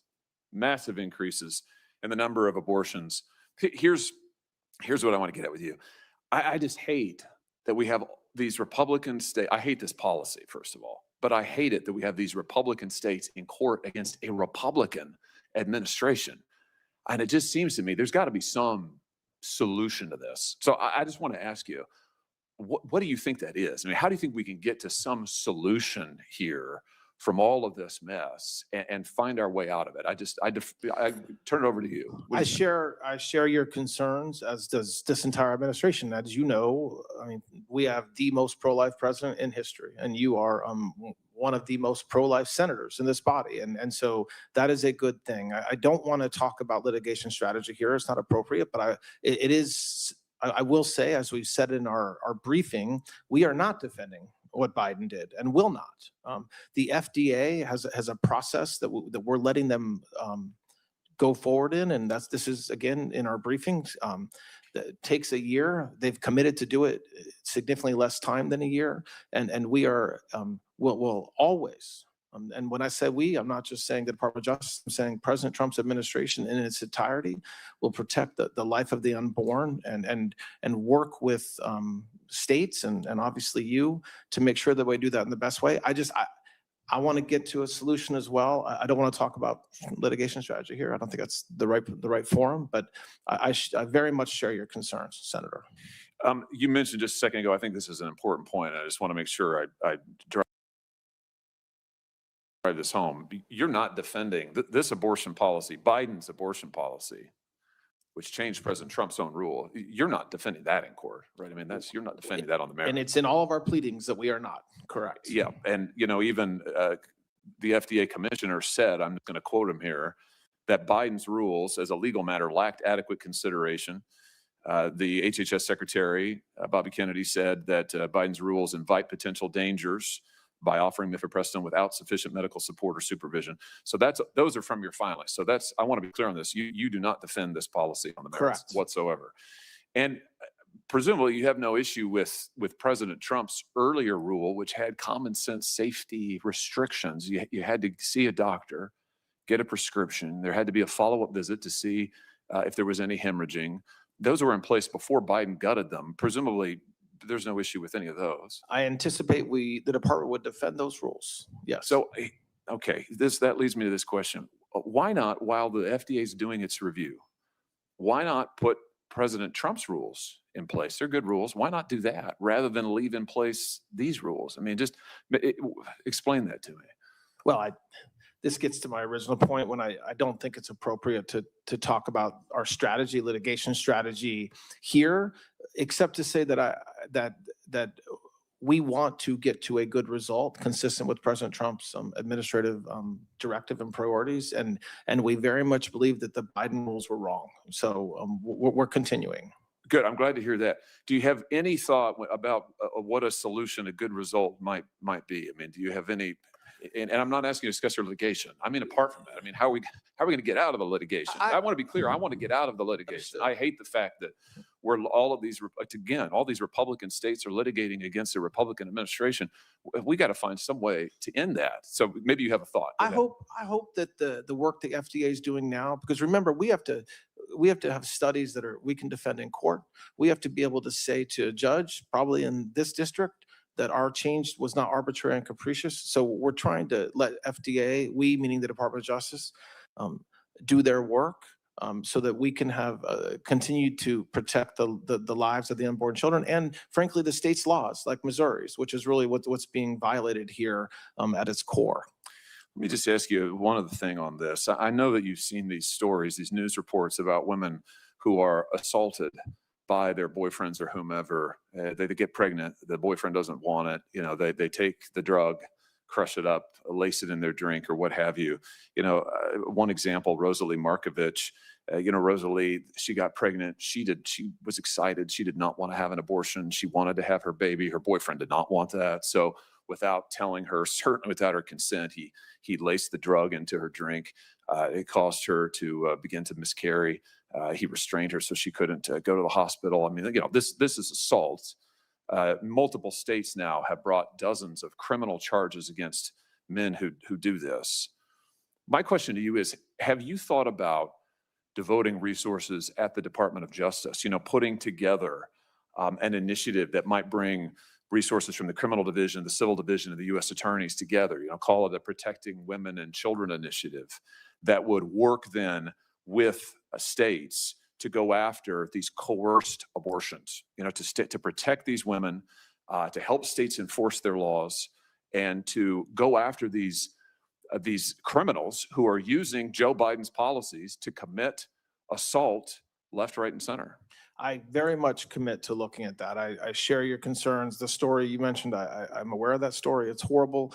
I think there's a lot of that is not necessarily a federal crime, but the federal government can certainly help in that space. I think and I'll end with this, Mr. Chairman, I think that if you stood up, as a former state attorney general, I can just tell you that when you can get resources in investigation and prosecution, it's immensely helpful. You've had tremendous success with that already under your tenure in other criminal areas. I think that if you were to stand up a full-fledged initiative at DOJ, put somebody senior in charge of it to go after these actors who are abusing the rules that Biden put in place, I think that would do a lot for women and children, their safety in this country. Thank you, Senator. Yeah, thank Great. you. Before I go to Senator Schiff, I'd like to enter another letter in the record. This supports the nominees from civil rights lawyers who litigated cases against the Justice Department across multiple presidential administrations. The letter states that Mr. Blanche has, quote, gone a long way to restoring faith in the rule of law and has been especially encouraging to pro-life cause, for which so long has been relegated to a second-class status, end of quote, without objection. That'll be entered in the record. Senator Schiff. Thank you, Mr. Chairman. Mr. Blanche, you represented the president in at least three criminal cases, the hush money payment case in New York, the January 6th case, and the Mar-a-Lago classified documents case. You said when you appeared last before this committee, you would consult with ethics lawyers about that apparent conflict of interest in handling any case involving the president, having been his personal counsel. Did you consult with Joseph Terrell, a senior ethics lawyer at the department? I believe I met with Mr. Terrell, yes. Did Mr. Terrell tell you that ethics laws and policies required that you not be involved in cases involving your prior and Yes. Representation of the president? Yes. So in those three matters, the hush money payment case, January 6th case, Mar-a-Lago case, you were to recuse yourself? I'm recused, correct. Well, by the way, the So- cases are not ongoing, Senator, but to the extent there's any work around those cases, yes, I'm recused. So you said to CPAC a couple months ago, the other things that are happening, there is not a single man or woman at the Department of Justice who had anything to do with those prosecutions, meaning the prosecution of the president. So you're saying that it's not a conflict of interest for you to be involved in the firing of prosecutors who prosecuted your client, your former client? There's no conflict there? Is that No, there is. I wasn't involved. That would be a So at conflict. CPAC, you're taking credit for the firing of these Department of Justice lawyers, but you're not willing to take responsibility before this committee. Is that the case? No, Okay. I'm making, I said, there's a Well, you statement I were, gave you at were CPAC. bragging about this at CPAC, the firing of these prosecutors, the firing of the FBI agents, the getting rid of everyone who investigated your client. You were proud of that, speaking for the Department of Justice, but you don't think that's a conflict of interest. You moved to vacate, I don't think you're going to deny involvement in this, you moved to vacate the convictions of 12 Proud Boys and Oath Keepers, which erased their convictions, restored their gun rights. These people were convicted in the January 6th investigation, which also involved the president who you represented. You were involved in dismissing those cases, were you not?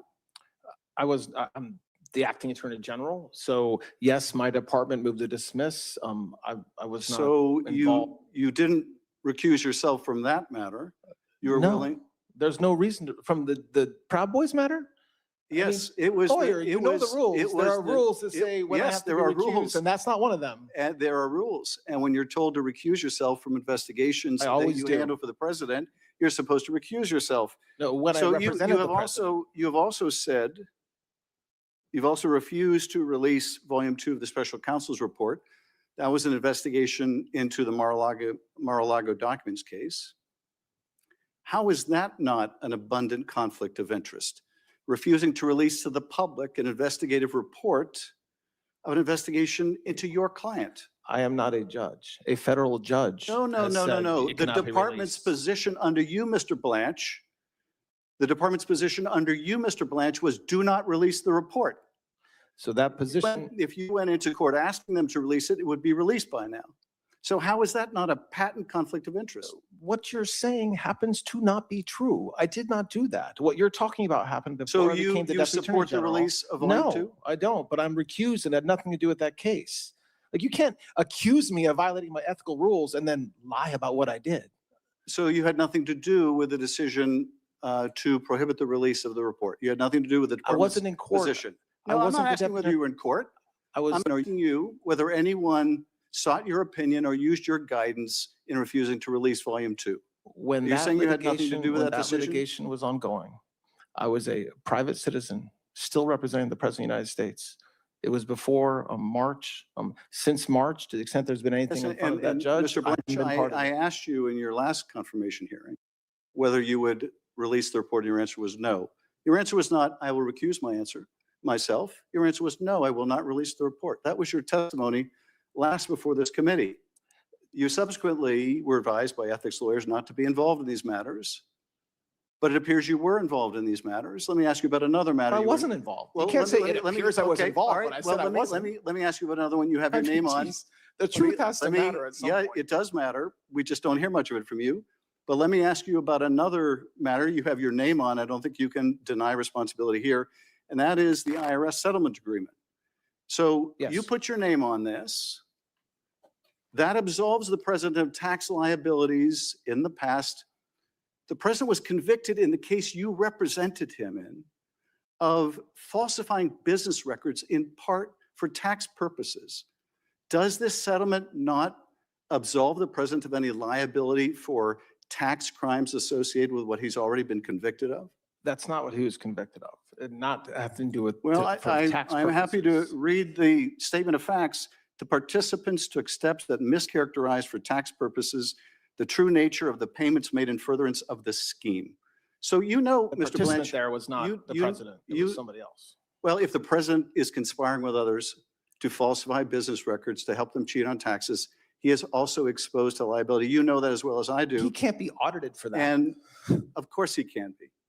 Of course he can be. And he can be prosecuted for it. But the agreement you signed on behalf of your former client, on behalf of your current client, in a staggering example of self-dealing prohibits that. Let me ask you this. Does this tax agreement, this addendum you signed, also hold him harmless from any audit or tax liability with respect to the billions in crypto money he made in his first year as president? It's not forward looking. So to the extent there are taxes filed by the president or his sons or the Trump organization after the date of that agreement, there's no protection. Well, but before that agreement, so any So he hasn't taxes. filed taxes so yet any- for money he made last year, right? So Yes, no. so if he So no filed, protection. if he filed tax returns this year for money he earned last year, that his sons earned, that his World Liberty Financial, all those people earned and defrauded taxpayers on it, he faces no liability under this No agreement you evidence, there's signed. no evidence taxpayers were defrauded and he But, is but not there is, protected. there's He is evidence in not this protected. agreement that not you've protected. absolved him of any liability over. No, I it. just said he's not absolved. Of- So the So question this agreement was doesn't apply to a tax return filed last year to or tax filed this returns- year? to tax returns filed after the date of the agreement? No. No, it does not before the apply. agreement. A tax return filed in this calendar year before this agreement. Before the agreement, it applies, not Yes, after. okay, so for a tax return filed this year for last year, for the billions he made, there's no tax liability, even if he cheats on his taxes or his kids do or his business do. He is absolved of that further potential liability. No. Well, it's in the plain language of your agreement. Did you write this language? You by the have to way? use the facts, though, Did that he you- hasn't did filed you- taxes yet. So when he files taxes, there's no protection based upon this agreement. Did you write this language? Did I type it up myself? Did No. you write this language? No, Well, you put your name to it. I did. So who wrote this? I don't know the person that actually typed it. I don't know who it is on Was someone it, within the was it Department one of the Justice. president's lawyers or was it someone from the Justice Department or IRS? This document would have been Yes. somebody within the Department of Justice. Well, you have no idea who that is. I don't know the name of the person that typed And it up. did you debate with them the statute of limitations, which clearly would preclude the president's claim, this $10 billion lawsuit? We had extensive discussions internally about the underlying And- litigation. And did you reject the statute of limitations defense? I'm not a judge. I don't reject But things. you I mean, signed an there was- agreement there for was- the There was US. discussion around You, the you signed an litigation. agreement for the US, basically indicating that the Justice Department's position that the statute of limitations applies doesn't matter. I did, that's not what I said. I didn't say Well, that anywhere. Who rejected the 25 defenses the IRS had to this sham lawsuit? Who rejected them? Who said that these defenses, we're not going to accept, we're just going to go with the president's agreement in the slush fund There and was this immunity? There was a lot of discussion internally. But you made the about decision. case. What's the decision? What do you mean? You What made the decision to not defend the IRS and the Justice Department. You made the decision and said to sign this slush fund agreement. We made the with the decision to settle the case, correct? Yeah. And in doing that, you basically decided that you were going to be the lawyer for the president and the lawyer for the IRS and the Justice Department. As the court found in this No. case, there was no adversarial relationship. Yes, The there court found it was a sham, it was a collusive relationship. And what I don't understand, Todd Blanche, what happened to the Todd Blanche who was a prosecutor in the Southern District of New York? What happened to the prosecutor people had respect for? What happened to the prosecutor who once respected the rule of law? What happened to the prosecutor who said that there wouldn't be a whiff of political partisanship and then prosecutes the president's enemies over Seychelles cases, over making a video stating the plain law and constitution? What happened to the Todd Blanche of the Southern District of New York that could convert him into you, someone willing to say the president has both the right and the duty to prosecute his political enemies? I cannot never said imagine that. the Todd Blanche of the old days would have ever done that. What happened to you, Todd Blanche? I'll tell you this, I think Robert Caro had it right when he said that power doesn't corrupt as much as it reveals. I suspect it has just revealed who you are, and who you are is someone willing to sacrifice everything you once believed in for that title, for that position of Attorney General. And it is a sad story that we have seen from Trump appointee after appointee after appointee. We have seen people compromise themselves little by little, and then a lot by a lot, until they're sitting before this committee and trying to justify the unjustifiable. I yield back. May I just briefly respond, Chairman? Yes, you may. Very briefly. So you asked me what happened to Todd Blanche. I am still here. I am the same exact person I was when I was a federal prosecutor in the SDNY, which is do the right thing and do everything you can to keep communities safe. So when I was a line prosecutor, when I was a supervisor, when I was the head of a division, my motivation and my goal was the same thing with the people who worked with me and worked for me, which is do the right thing, enforce the laws, and put bad guys in jail. That And so line- you that line spend time talking prosecutor about, would never I did not have interrupt approved of a you. slush I did fund. not interrupt you. A little courtesy would be appropriate. So when you ask me, what has changed? Okay, and you talk about a single document that I signed, okay? And somebody had to sign that document when the president sued, okay? So I tried to do the right thing. What I do every single day, and what the prosecutors in this country do every single day, and the nearly 100,000 indictments and informations that have been filed since January 20th, is exactly what everybody in this building should want the Department of Justice to do, which is to make our communities safer, enforce the laws, both civilly and criminally, and always do the right thing with integrity, which is exactly what I'm doing. So I am the same Todd Blanche I was when I was a federal prosecutor in the SDNY.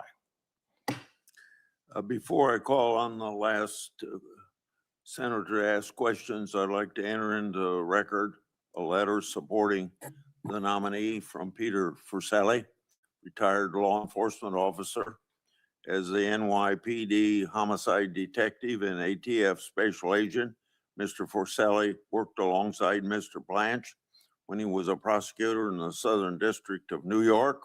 The letter states, quote, "I know Todd Blanche to be a quiet, thoughtful, soft-spoken man, but make no mistake, beneath that measured demeanor is a tenacious, fair, and deeply ethical federal prosecutor.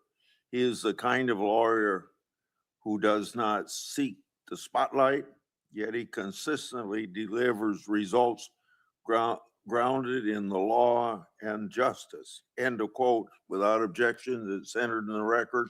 Senator Cruz. Thank you, Mr. Chairman. Mr. Blanche, thank you for the job you are doing.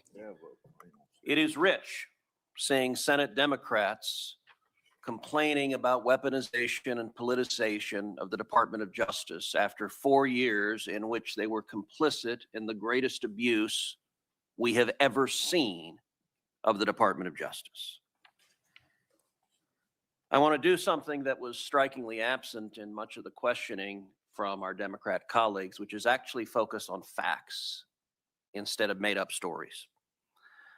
And I want to compare where the department was under Joe Biden to where it is now under your leadership. During the Biden administration, the Justice Department devoted extraordinary resources to investigating and prosecuting President Trump and his supporters. Is that correct, Mr. Blanche? It is.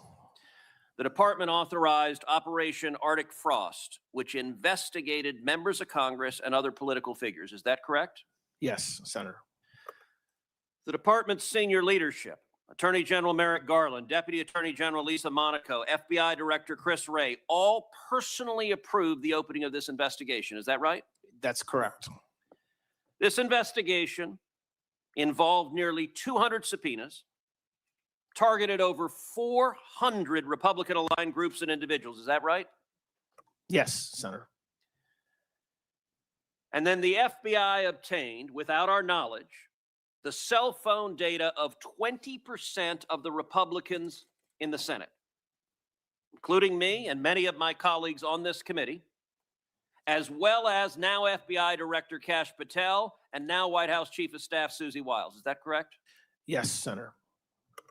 Just yesterday, Chairman Grassley revealed that even more senators' communications were targeted. Jack Smith's team obtained and reviewed the text messages of 44 members of Congress, including 19 Republican senators. When the Department of Justice loses sight of criminals because it is turned into a partisan arm of the DNC, the American people pay the price. It also meant the Department of Justice was not doing its job, which is enforcing the law and putting criminals in jail. During the Biden administration, there were roughly 12 million encounters at the southern border. Is that correct? Yes. Approximately 2 million illegal aliens were known to have entered, but were not apprehended, the so-called gotaways. Is that right? Yes, that's correct. Fentanyl became the leading cause of death for Americans between the ages of 18 and 45. Is that right? That's correct. That was courtesy of the Democrats' open border policies of letting drug dealers and human traffickers flood into this country because they believed it would benefit them politically. Violent transnational criminal organizations, including the Sinaloa Cartel, the Jalisco New Generation Cartel, MS-13, and Tren de Aragua, expanded their operations inside the United States. Is that right? It is absolutely correct. And then something we never hear from the Democrat side of the aisle: the victims. Jocelyn Nungary, I've not heard one Democrat so much as utter her name. The little girl tragically raped and murdered by 2 Venezuelan gang members the Biden administration released. Laken Riley, again, the Democrats cannot even say her name. Rachel Morin, a mom, brutally raped and murdered by another illegal the Biden Justice Department released. These were daughters, these were students, these were mothers, and they would be alive if the Department of Justice had done its duty. So let's compare the lawlessness, the partisanship, the abuse of power of the Biden Department of Justice to what has happened in the last 18 months. Mr. Blanche, objectively, the American people are safer today than they were 18 months ago. Is that correct? There is no doubt. Now, that's not simply empty rhetoric. Since President Trump took office, federal law enforcement has arrested approximately 29,000 violent gang members. Is that right? That's correct. The department has disrupted or dismantled approximately 2,700 gangs, a 365% increase over the comparable period of time in the previous administration. Is that right? That's correct. Arrests of Tren de Aragua members have increased by approximately 519%. Is that right? That's correct. In 2025, the United States saw the largest one-year drop in violent crime and murder since 1937. Homicides across America's largest cities fell more than 19%. Is that right? That's correct. Robberies fell nearly 20%. Aggravated assaults fell nearly 10%. And that trend has continued into this year with homicides falling by yet another 17.7% and robberies by over 20% during the first quarter of 2026. Is that right? It is. Yes. The department has also made protecting America's children one of its highest priorities. Since the beginning of this administration, the FBI has located approximately 7,200 child victims, a 42% increase. Is that right? Yes. The FBI has arrested approximately 3,500 child predators and human traffickers, a 102% increase. Is that right? That's correct. In April alone, Operation Iron Pursuit located more than 200 child victims and arrested more than 350 alleged child sex abuse offenders. Is that right? That's right. And across my home state of Texas, Operation Soteria Shield rescued 89 children and resulted in 276 child exploitation arrests. Is that right? That's the correct stat. Mr. Blanche, after less than 18 months, would it be fair to say that the department is once again focused on protecting the American people and faithfully enacting the laws? That's exactly what we're focused on, Senator. And I will point out that one direct result of that also is deaths by drug overdoses have dropped 20%. There are literally thousands of Americans who are alive today because of the job you and your colleagues at the Department of Justice are doing. And I, for one, want to say thank you for focusing the department on saving people's lives and putting criminals in jail. We have great prosecutors, Senator, and great agents. Now, I want to go to a topic that Senator Hawley asked you about, which is the Biden administration rule concerning the abortion pill.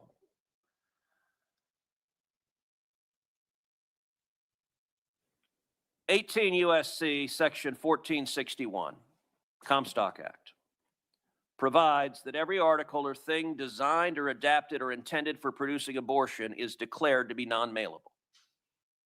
I have to admit that statutory text to me looks quite straightforward. It is not subtle. It is not difficult. It is straightforward.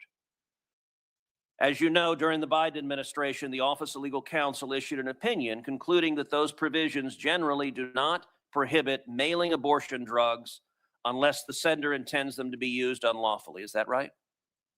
Yes, that's correct. Now, Office of Legal Counsel opinions may be reconsidered when the Attorney General concludes they are inconsistent with the law. Is that right? That is right.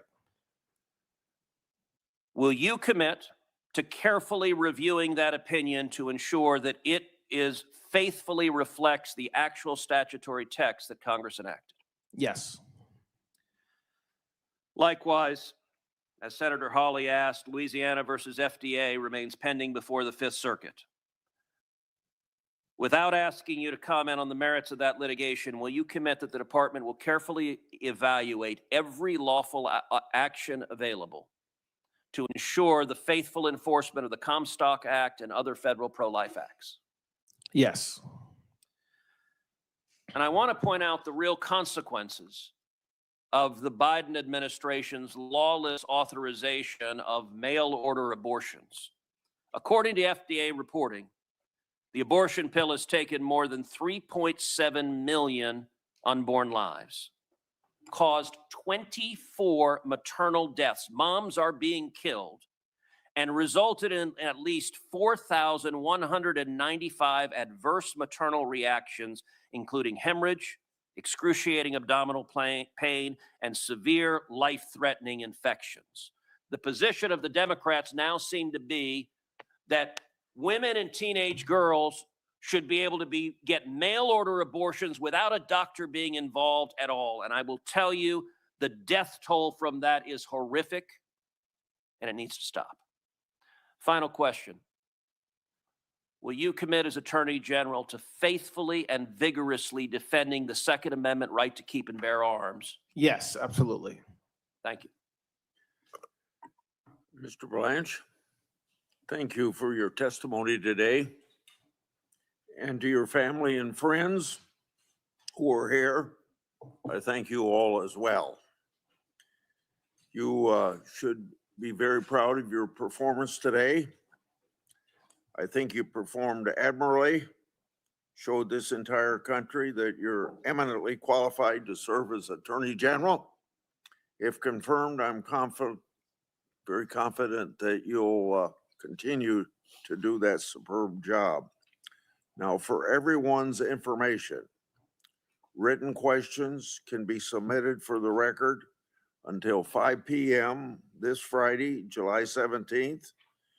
I hope as the nominee, when you receive those questions, please answer and return them to the committee as soon as possible. This hearing is adjourned, but I want to say we'll reconvene tomorrow here at 9 a.m. for an executive business meeting, and that hopefully that doesn't take very long. Immediately following that business meeting, we'll have a panel of outside witnesses on this nomination. Meeting adjourned. Thank you, sir. We have been watching live coverage today of the extraordinary, I will say, because it was really extraordinary to watch all of this happen in real time. A confirmation hearing for Todd Blanche as for the Attorney General.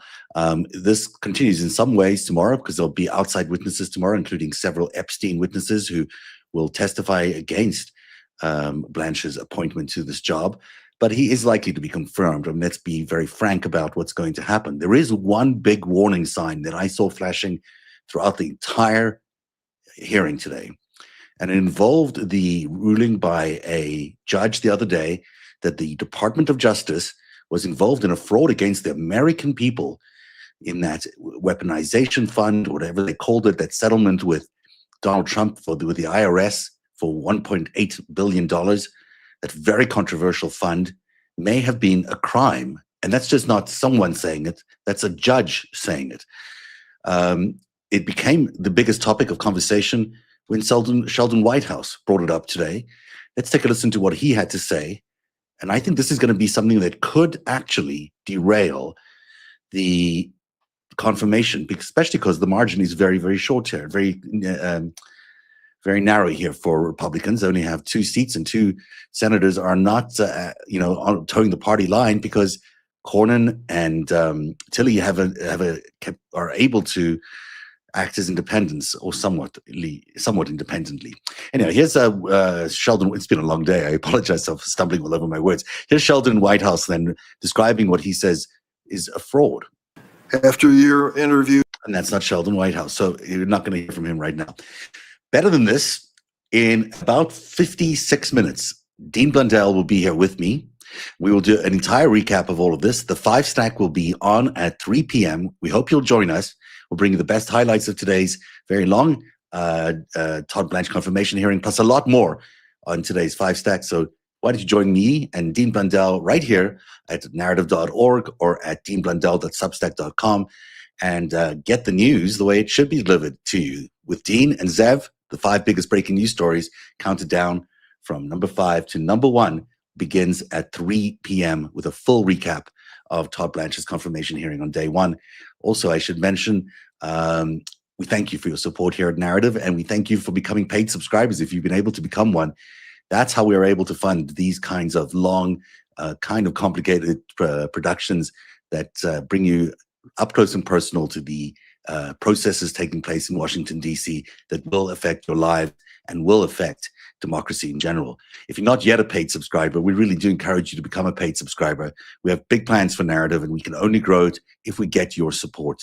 A lot more conversions from free to paid is necessary for us to achieve what we need to achieve right now.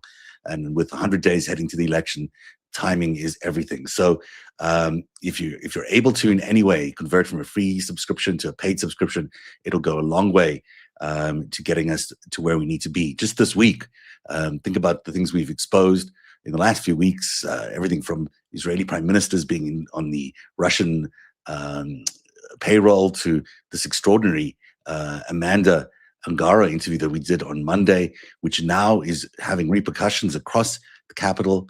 We'll bring you up to speed with what's happening there as well. And during the 5-stack, those are stories and investigations that you fund. Those are the stories that you're able to allow us to do by bringing the funding to the table through your subscriptions. I know it's frustrating that you have to pay for some of the content here at Narrative, but that content will not be around if we couldn't get paid for it and if we couldn't pay to make it, because it's expensive. It requires a lot of work, and it requires an absolute dedication to a knowledge base and a database of data that we are also maintaining. So I encourage everybody, if you can, become a paid subscriber. It does actually mean you'll have impact on the next election and how democracy stands in the next election. So we encourage you to go to narrative.org and become a paid subscriber. And we shall see you again at 3 o'clock with a 5-stack with Dean Blundell. See you then.